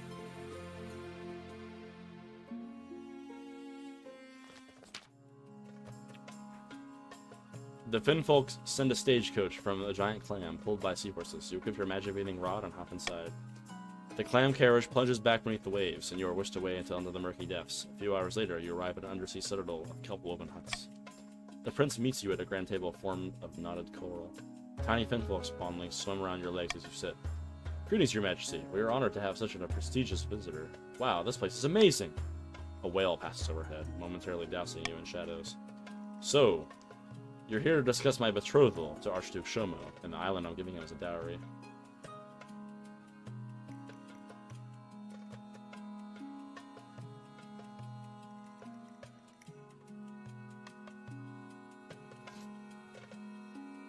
This new island could cause a war between your future husband and I. Even beneath the waves, we hear of your kingdom's military might. It pains me, but I cannot afford a conflict with yours. I wanted to bring the Finfolk and the Servicefolk together, not tear them apart. Very well. I'll call off the wedding. Oh, I thought I get to marry him after that. Fuck. So how did it go, your majesty? In the end, I didn't need to. Well, that's a relief. The Chancellor listens intently as you describe your conversation with the Finfolk Prince. Congratulations, your majesty. The patricians will be most pleased. And don't worry, there's plenty more fish in the sea.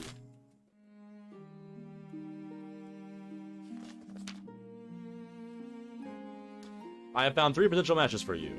Alright, let's check them out. This is Ssbm, the eldest son of the Eastern Nut-Ender dynasty. He's an asshole. Spends most of the time with the fencing master. Okay. Then we have Harona, the wealthy heiress to Lord Patrician Steel 40 Gates estate. She's gorgeous and has a silver tongue. She likes money. Okay. And then Sabino, the eldest heir of Monkey Gaming lineage. A quiet and retiring soul. He claims to put his faith in it. Nope. Nope. Don't like the look of them. Alright. I made my decision. We're going with Ssbm of the East. Excellent. I'll make the arrangements.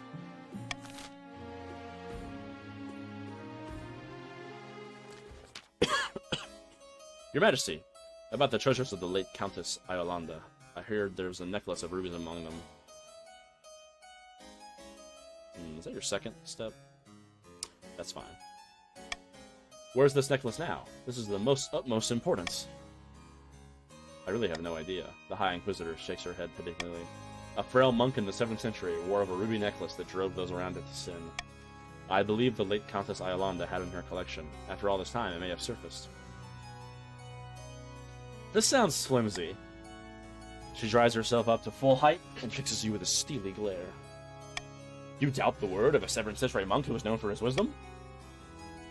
The necklace must be destroyed. Barely as a... Oh, of course now they say it wasn't worth anything. It's just a shame that your highness fell foul of this evil magic. Oh, shut the fuck up.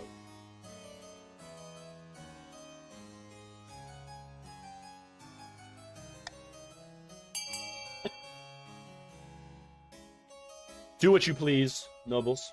It matters not to I.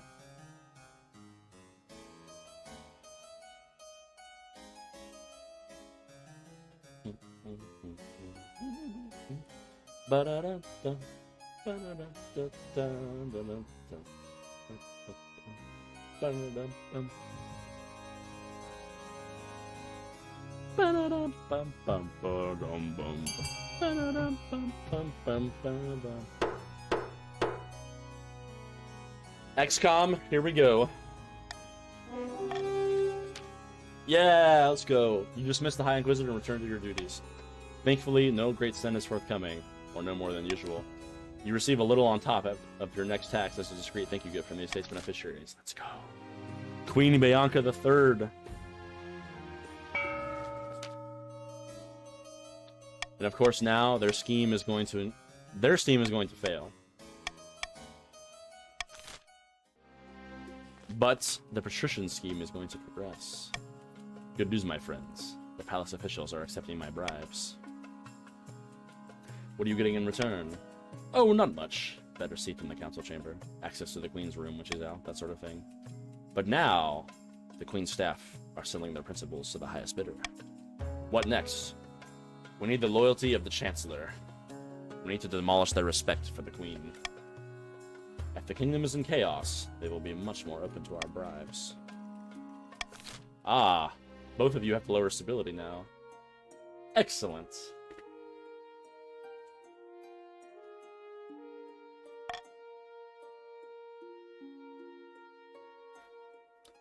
And once again, the crab bubble bursts. Bad news, Your Majesty. A new reef has been discovered, which is overflowing with millions of jeweled crabs. The prices are crashing catastrophically. Curiously, oh my god, Jazzy. Just constantly rich. Something must be done.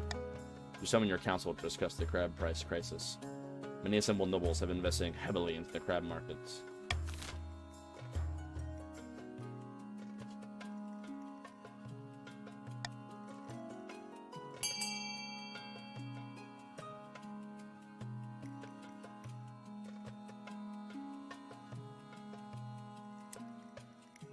Alright. What are we gonna do now?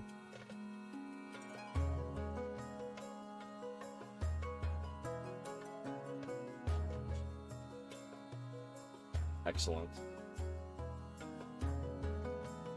Excellent. The realm's stability will never fall.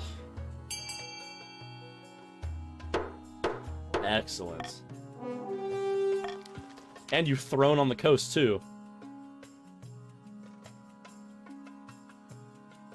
Goodbye to trade.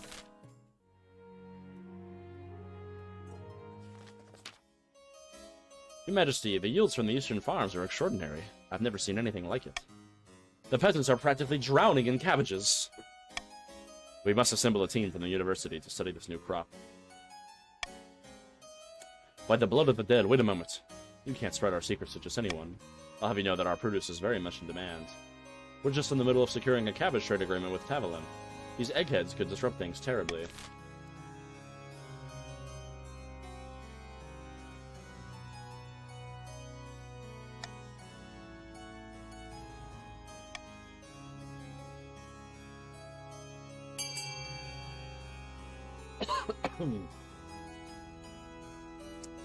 Let us see what the council decides this time.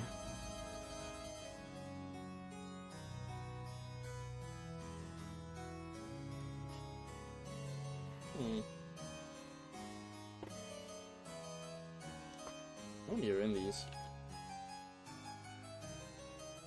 Ooh, I'm getting hungry.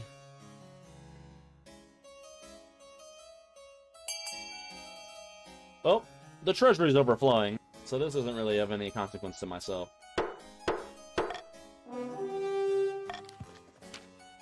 The scholars are delighted. Not least because they don't have to fund the expeditions themselves. The counts begrudgingly accept the stipend, which dwindles to a token amount once all the policy fees and paperwork is filed. There is knowledge of the eastern cabbages spread across the kingdom. The fields flourish. The cabbage industry booms as sleepless nights become a thing of the past. Cabbages become popular with parents to soothe the troubling toddlers and get some well-earned rest. Excellent. Let's get married. Your wedding to a Reisemer is naturally the talk of the kingdom. And now you're in St. Bertrand's Cathedral, getting ready to get married. You take this man as your lawfully wedded husband? That I do, sir. That I do. After the wedding, there's a feast. And then Reisemer delivers a long, rambling speech that puts everyone to sleep. By the time you find yourself alone with him, it's past midnight. You've never felt more tired. What a wonderful occasion that was. A shame we had to see all those fifthly peasants lighting the streets on the way to the cathedral. Back in the east, our guards would have known how to deal with that rabble. Let's focus on the positive, shall we? Oh, don't worry. I always make the best of things. It can be tough being as gracious as I am. What are your thoughts on the state of the kingdom? Well, you know, the kingdom looks after itself. Oh, okay. I'm a champion fighter. Never been beaten in hand-to-hand combat. Each of my fingers has a kill count, actually. Well, that's so interesting. It is, isn't it? Anyway, to continue on the subject, you gently fall asleep to the sound of Reisemer droning on about himself.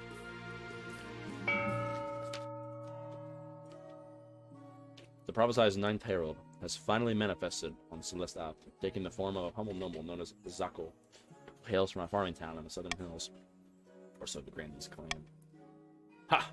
Peasants all over the south are flocking to you, Zako. I knew you could do it. The plentiful crops have been a significant boon to our economy. Now that's what I call a miracle. Praise be! But this is just the beginning. With him on our side, we shall capture the minds of the common folk and lead a holy crusade. Ha ha ha ha!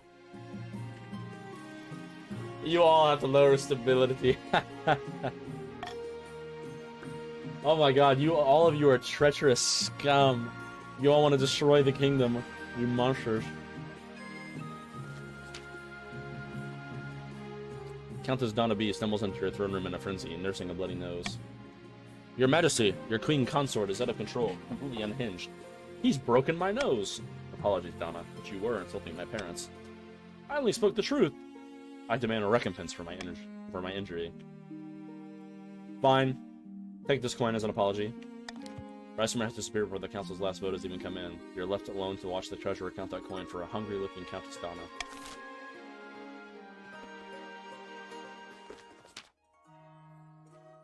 Ah, the Knight of the Seven Pyres. I'm very sorry, but I must decline. I don't really want to go with that. I don't really want to go with that because the last time a king went to that, they overthrew him because of it. So I'd rather just let you do that amongst yourselves, alright? Goodbye.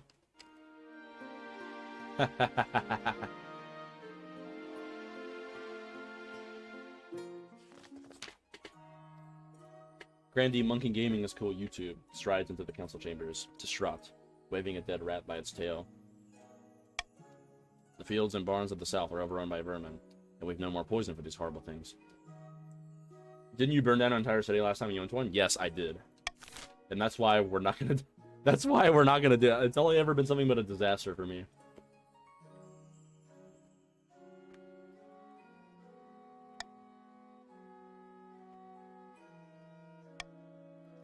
Why is that their fault? No, no. Look, it's not that it's their fault. Right? It's just that it's wiser simply not to go. That's all I'm saying. Okay? That's all I'm saying.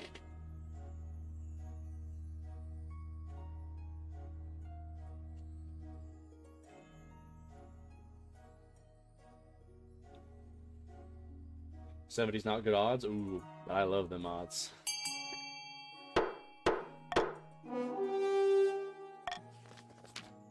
You send barrels of poison to the south, closely guarded.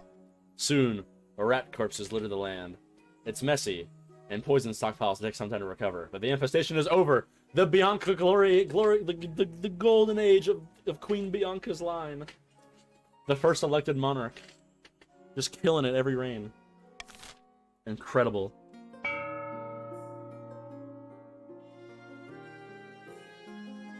Alright, let's start the auction.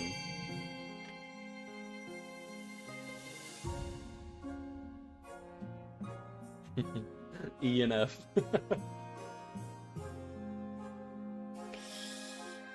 Well, I know everyone's gonna lower my civility. That's okay, though. You need to lower by how much? To 4? Yeah, to 4. Ooh, that's tough. Everyone's so peaceful and happy. Oh my god, you put all your money into it?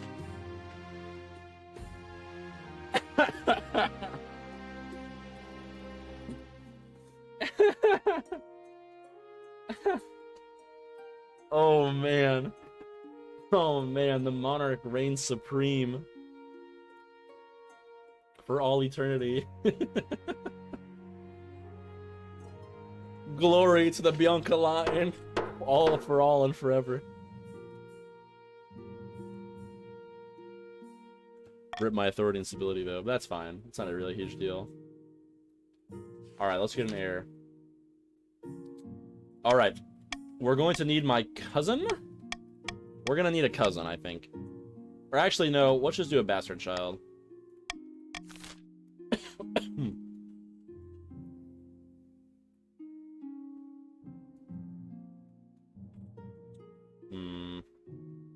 Oh, red hot chilies again.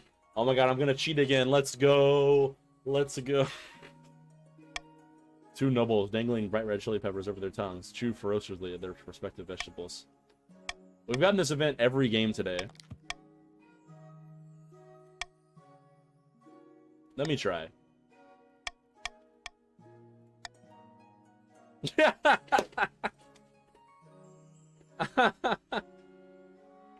I just can't fail. The Bianca line is blessed. Blessed by the ninth god herself. Steel, remember. Do you remember? Alright, I gotta explain something to you. Steel. What did Angelo say to you, Steel? What did Angelo say? That forever the patricians would be cursed by the seventh god. And now they have been. Because the Reformation has occurred, the people are on the side of the monarch, and the monarch simply can do no wrong. And peace prevails. It's the seventh curse. It's the seventh curse. He cursed you to be immortal and live forever, to see just Bianca after Bianca ascend to the throne. It's the seventh curse of Angelo the First, of Angelo the Loser. Patricians, that's what I said. The patricians, he's cursed you. We gotta clip the curse. The seventh curse. The seventh curse. Cheers erupt as he spits out his chili. By the ninth, you have an iron tongue, your esteemed highness. Well done. Your Majesty, would you like to sponsor mine? No, no, I don't want to sponsor any of you motherfuckers. Alright.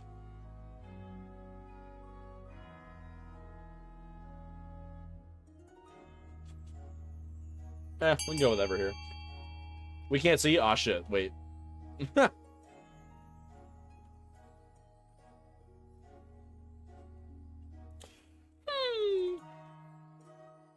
Monarch W. Monarch W. 1, 2, 3, 4. 4 units. We're a matriarchy now. We should never have a ruler again that is not a only 2 votes? Perfect. I'll make some of my money back. Excellent choice, Your Highness. We won't let you down. The contest is a smashing success, and Ender wins, and I get my money back. And farming is at all 10s, baby. Let's go.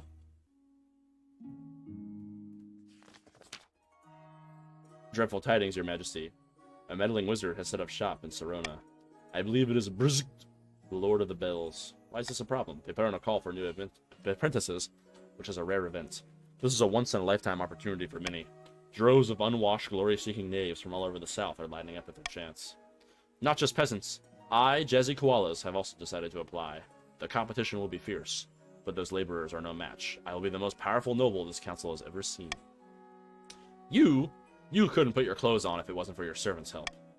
We can't let this go ahead. So have a potential wizard on the council would present a clear and dangerous conflict of interests. Alright, let's set up the council.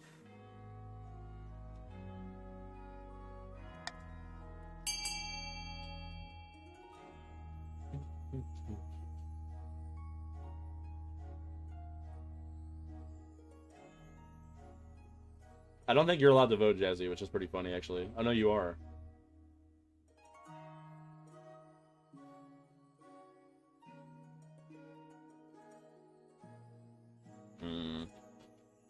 Interesting.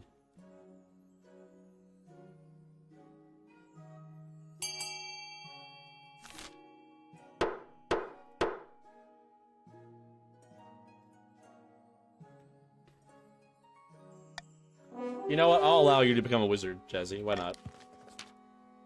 Upon my honor. How will he keep up his noble's duties if he's spending all his time in the south with this wizard? What if he actually passes his apprenticeship? There's never been a wizard on the council before. We'll have to cross that bridge when we come to it. You've nothing to fear from me, your esteemed highness. I'll always have the kingdom's interest at heart, even as a wizard. Lord Patrician Jazzy sets off immediately for his journey to the south. Oh, my farming went down. Boo. Cringe. Cringe. Deep in the south. It's just gonna be like, nobody can do anything. We're just gonna skip through this. So you'd be like, yep, nobody. Ah, shit. The kingdom's too stable. We already know what they're gonna say.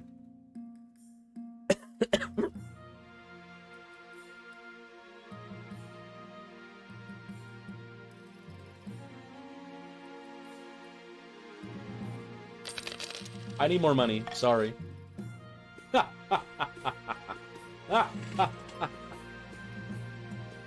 Oh, I love money. And I love Zero Defiance Nations.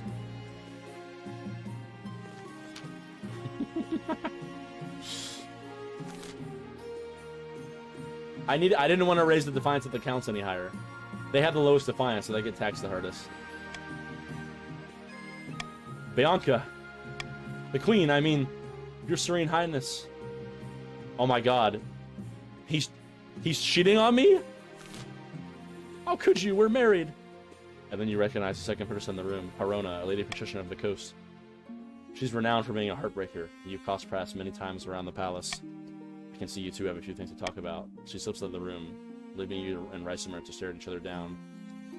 Somehow I'm not surprised. It's not my fault Harona's into me. Everyone is, after all. She's pretty good, though. She's a damn good duelist. Gave me a few nicks already. That's how we met at the sparring club. It was love at first blood.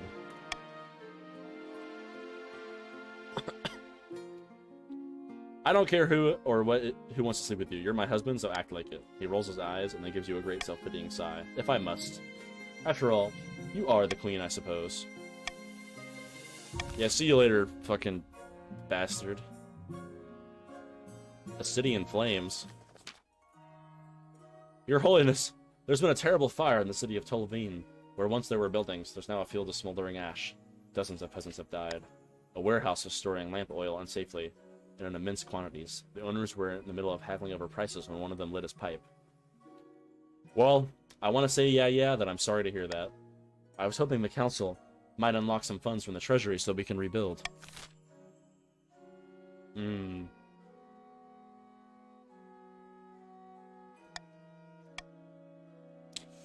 Ooh, that's a lot of money, actually.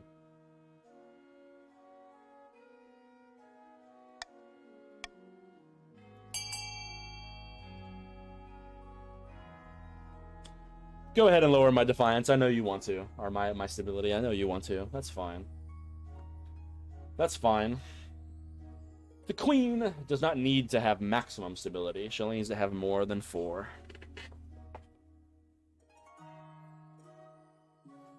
Really? Yeah, you're voting to burn your own fucking fields down. You're gonna lower your own trade. Shaking my head. You send words to the grandees of Tolveen that they will be expected to rebuild their own city without the queen's help. By the 9th! What's the point of having a queen in the first place?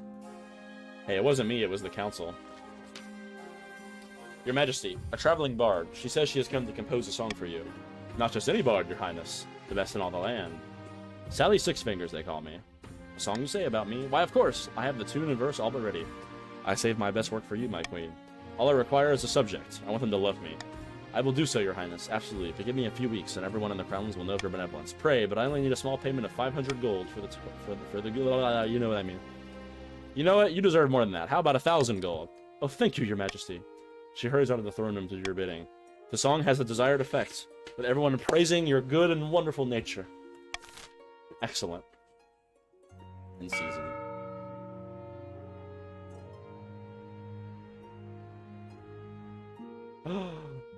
+1 stability.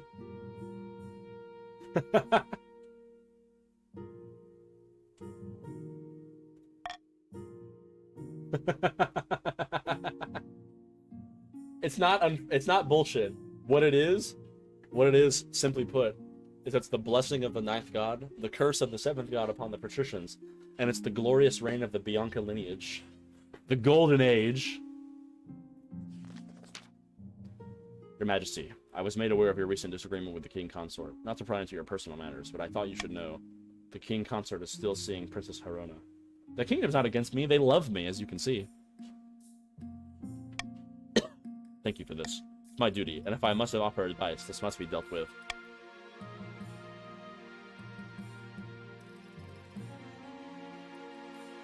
The Spy Master's right. I have to get my revenge. Oh. What? You know what? I'm gonna seduce Herona myself.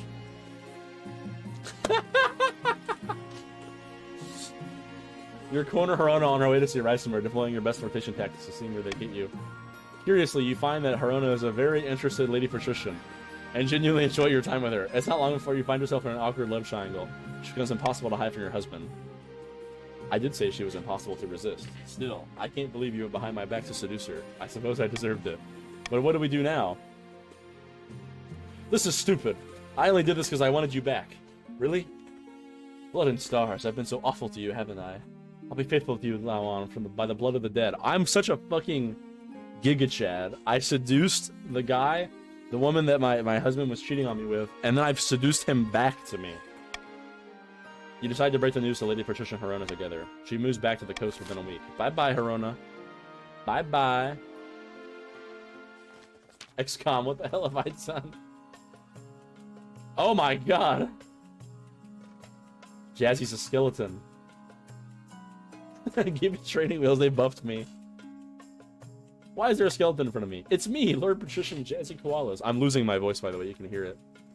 I lost my skin in an accident involving a giant bell not 3 weeks into my training with Briz, and now they've cast me out. They say I have no discernible magical acumen. I demand vengeance! Show Brizit what it means to insult a member of Queen Bianca III's council.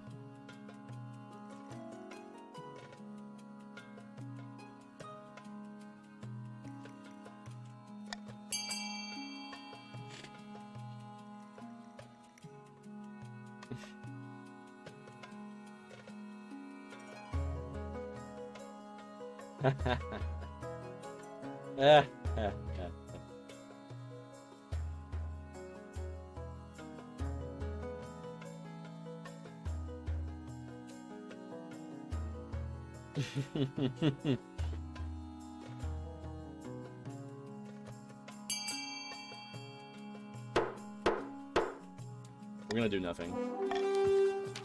The council knows not to tangle with wizards. If Jesse Koalas was turned to a skeleton, he probably deserved it. Indignantly, Lord Patrician Jesse Koalas was returned to a solstice state, where he promptly dies. As it turns out, proximity to bursts of magic was the only thing keeping him alive. Rest in peace, Jazzy. You made it almost 200 years before dying.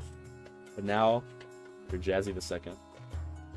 You just got murdered by your own friends. How do you feel about that?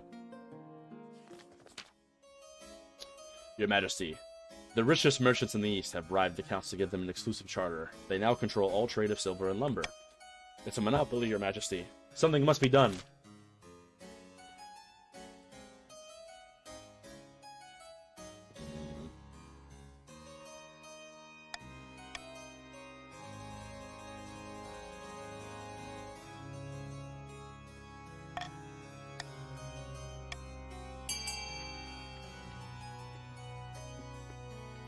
What you gonna vote for now, chat, huh? What you gonna vote for now? Oh, give me that money. Give me that sweet, sweet treasury. I've been flexing it every reign. Oh, give me that sweet treasury. 7 civility? You just gotta go 3 more.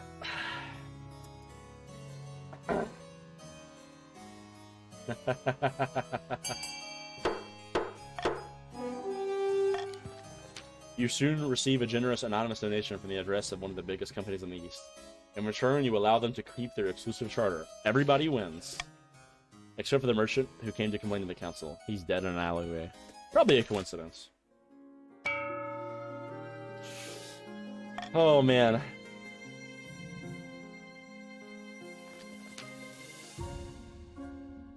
Your quest for an heir is finally complete.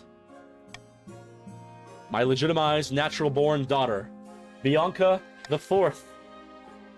The assembled nobles break out into a polite applause. By designating an heir, you've cemented the stability of the kingdom. Though the common folk may lose some faith in the church, we have 0 faith. We've ruined the church. Your Grace, may I be the first to congratulate you on legitimizing your daughter. What is her name? Bianca the Fourth. Most pleasing, Your Majesty. I'm sure little Bianca will grow up to be a chip off the old block.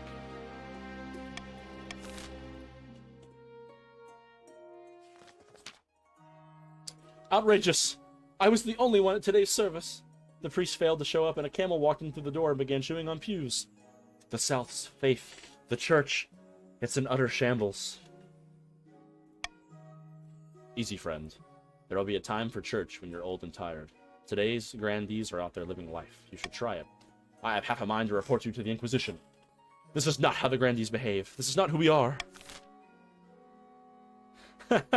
You guys have zero faith? Oh, man.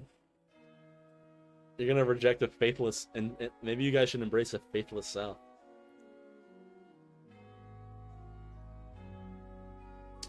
What shall you pick, huh? What shall the grandees... what should the single grandee pick?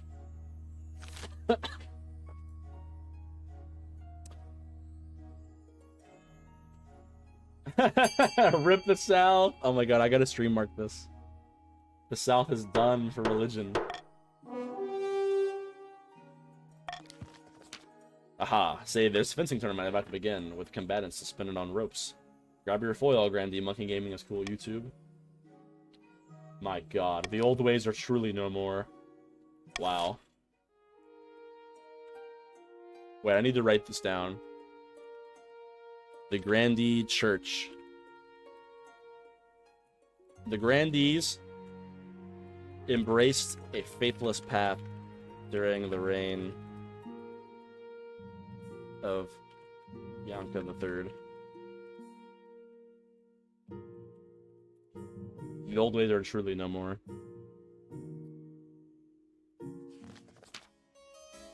Your Majesty, here in the east we have a hair problem. That doesn't sound so bad. Lamentably, it's a dire omen. The town of Soronar holds a spring festival welcoming the warmth back to our desolate lands. But this year we were forced to miss it. The fabled hare, known as the Pale Beast of Soronar, appears and officially begins the festival, but not this year, and the peasants grow restless.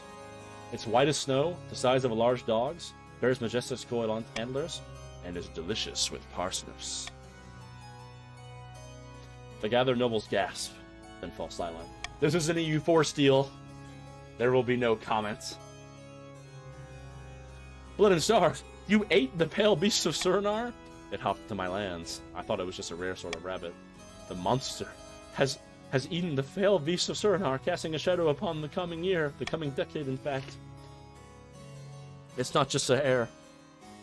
The Pale Beast possesses powers beyond our understanding. Your Grace, please bring down the weight of justice upon this wretch.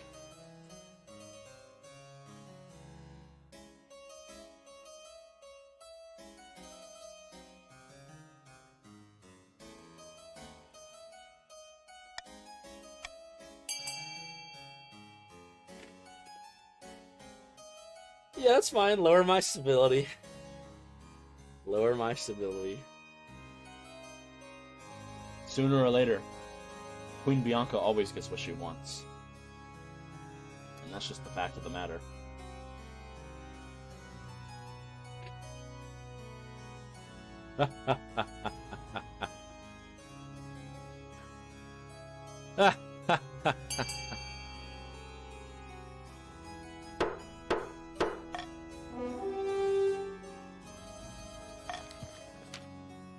Frowning, Count Zane Zyklon leaves the council hall. God bless you, your highness. It would be a pity to make more of this than it deserves. And the next tax from the grandees was a little extra, along with a gracious thank you note, but the counts are furious. In the end, Count Zane Zyklon claims that he saw the white hare, and the festival goes ahead. But even so, the peasants of Soronar remain unsettled for a time.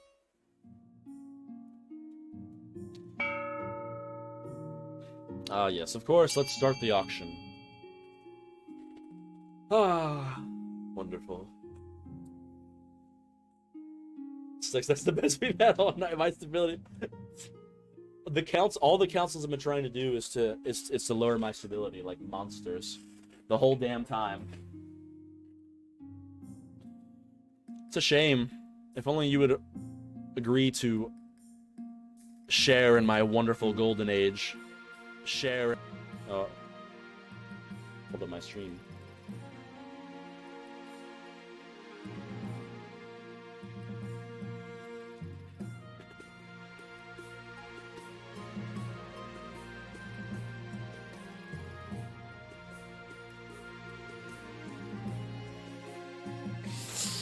It's good to be the queen. It's good to be the queen, I must say.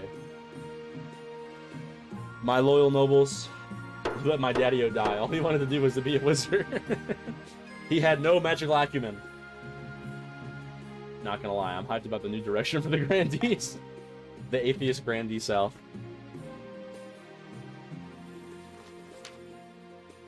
At the start of your reign, you said you wanted to be the mother of the nation. You're well on your way to reaching that goal. The peasants are thriving and well-fed, and I think of you fondly. Well done, your majesty.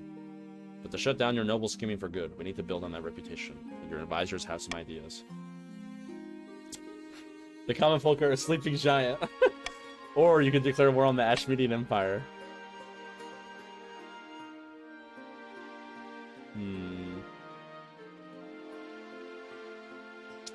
Let's declare war on the Ashmedian Empire.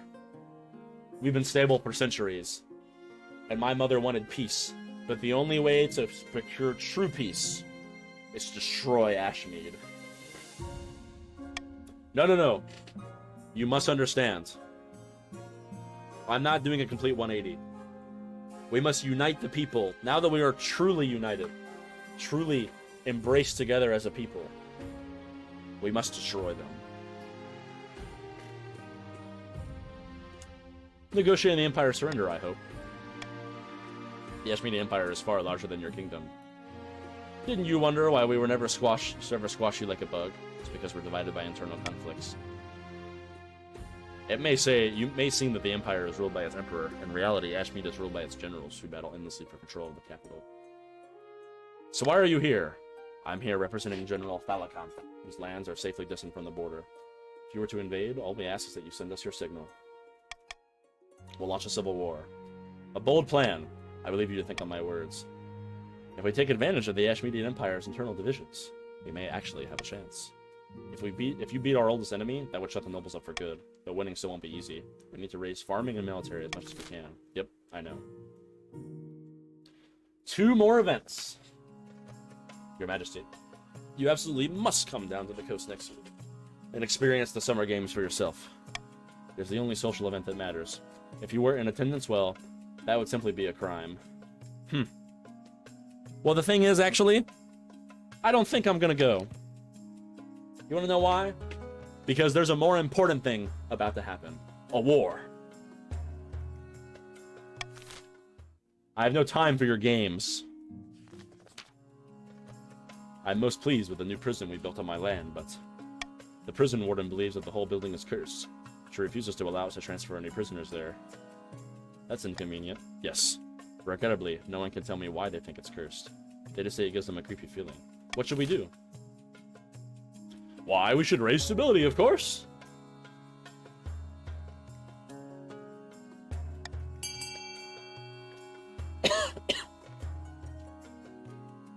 Have the High Inquisitor perform an exorcism. The High Inquisitor lives in a fucking, like, shack now.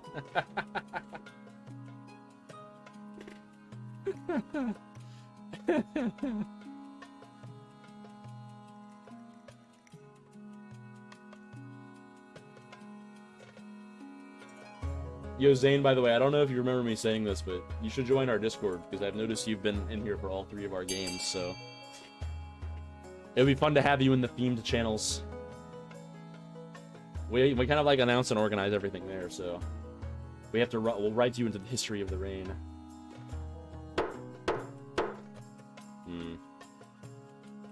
Yeah, just tell them to shut up. You order the guards to overcome their superstitions and get back to work. Grumbling, they do so. Hang on.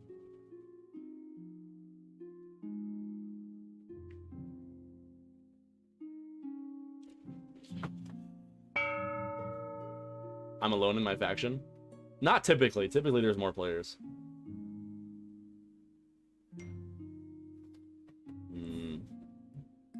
You know, there is a war coming. We're gonna need more money. I'm gonna tax the South.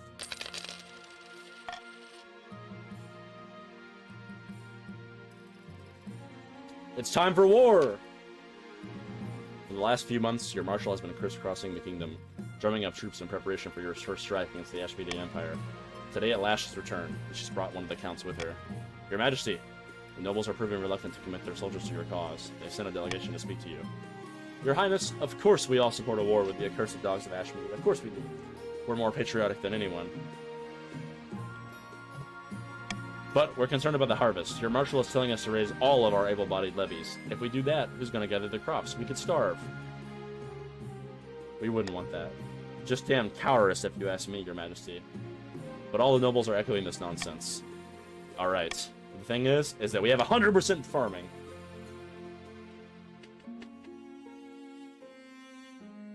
Time to teach those Ashmeadian bastards a lesson. I suppose it would look a bit bad for the Patricians if we did nothing while the rest of the kingdom fought, Your Highness. We'll send our troops. The grandees will welcome the chance to teach those godless Ashmeadian heathens a thing or two about the wrath of Ninth God. Oh, wait a minute, but you guys are atheists now. Alright, let's go to war! We need to ensure they're up to the task. I'll assemble the troops at once. When your marshal returns to the capital a month later, she's at the head of an army. The soldiers set up camp outside the city walls, their armor gleaming crimson in the light of the dawn. Inspect your troops. The camp spreads for miles outside the walls of the city. Their ground has been churned to mud, over 10,000 boots. As you approach, you are greeted by an awesome sight. Rank upon rank of hard-faced footmen, holding swords aloft. Knights on horseback. We're religion like America's religion. Archers and crossbowmen training furiously, hitting target after target. Beautiful, isn't it? Let's bring Ashmead to its knees. Blood! Blood for the Ninth God! Your soldiers let out a full-throated roar. For the kingdom! For the queen! The army is a vast, stinking, hungry monster that swallows up the landscape as it marches south. When you arrive at the border, your soldiers spill across like a flood, sweeping away the surprised Ashmeadian sentries in their path. To tell the truth, you don't see much of the fighting. Your job is just to give inspirational speeches before the battle starts, wave a sword around, and then duck back to your tent. Despite that, 3 games in a row with zero meat riders. What does that say about the kingdom? What does that say? What that says is, the curse of the Seventh has struck the patricians, and the Biancos are true and just rulers. By the time you return to the capital, you've conquered almost 100 miles of territory along the border. As the city gates swing open, you're greeted by a rush of joyous sound. Clapping, cheering, peasants are throwing roses at your carriage. Trailing behind you, of course, is also a retinue of wounded soldiers nursing deep-seated trauma and grieving their lost comrades. All hail the Queen, the conquering hero. All hail the Bianca lineage, the most glorious lineage in all of Climbergarian history. Wave to my adoring fans. The cheering somehow gets louder. They really think you're a hero, even though you spent most of your time in a tent looking at maps. When you return to the palace, your husband is waiting for you, holding Bianca IV in his arms. My darling, you're finally back. I've been breathlessly following the tales of your conquest. I only wish you'd brought me along. But I understand. Someone needs to hold down the fort. We have so much to talk about. Little Bianca IV has been growing up so fast during your absence. Sorry, dear, but the council requests a meeting. Oh, of course. We'll hurry back, my love. As you step back into the council's presence for the first time in many months, the nobles all look up at you with trepidation. Welcome back, Your Majesty. Let me be the first to congratulate you on your victory. But now we can get back to the business of ruling. There are many votes that need your attention. Votes? These small matters no longer interest me. But, my queen, what about democracy? What about the Constitution? Did the queen misspeak? We may have won a victory, but Ashmead will strike back, and strike back hard. We don't have time for voting. We need to prepare. We need to protect the people. And if you squabbling bastards don't unite behind the queen right away, you'll wake up next to you with Ashmeadian soldiers in your bedchambers. Do I make myself clear? Crystal. And let's begin discussing plans for our next campaign. Indeed, Your August Majesty. Whatever you say. After that, the nobles never defy you again. But it's not like your life gets easier. Your Majesty, I hate to interrupt your meeting, but I've just received word that the Ashmead Empire is marching on our newly conquered territories. They're sending 30 regiments. We need to mobilize immediately. With a sigh, you head back to the palace to say goodbye to your husband. Here we go again.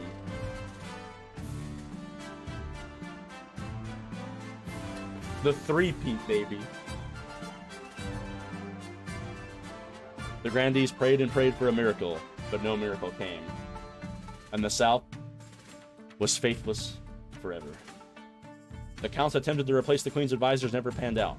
And one night, Countess Donna B awoke to find a smiling spymaster holding a knife to her throat.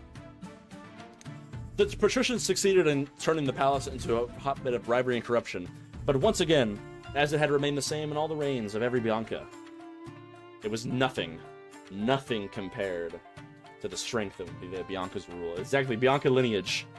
For all eternity, Bianca lineage. Queen Bianca III's reign spanned another 15 glorious years, mostly spent fighting in foreign fields. She conquered lands from Tavelin and Ashmead, lost it, campaigned to get it back, but by the time the old warrior died, she was a battle-scarred and celebrated as a hero. But most of all, she was tired. And the kingdom prospered, was showered in glory, and the Bianca lineage, the Bianca lineage was saved. The lore was awesome from a bird's eye view, but I don't know how I feel about the entire kingdom not being able to flip it. Well, you could have. I just kept rolling incredibly each time. I was getting super lucky on my rolls, let's be honest. You guys would have had it if that didn't happen. Because the game's supposed to be balanced where, like, I'm supposed to be equal to all of you, right? Because you're always supposed to be scheming with me. Queen Bianca, the Iron Tongue.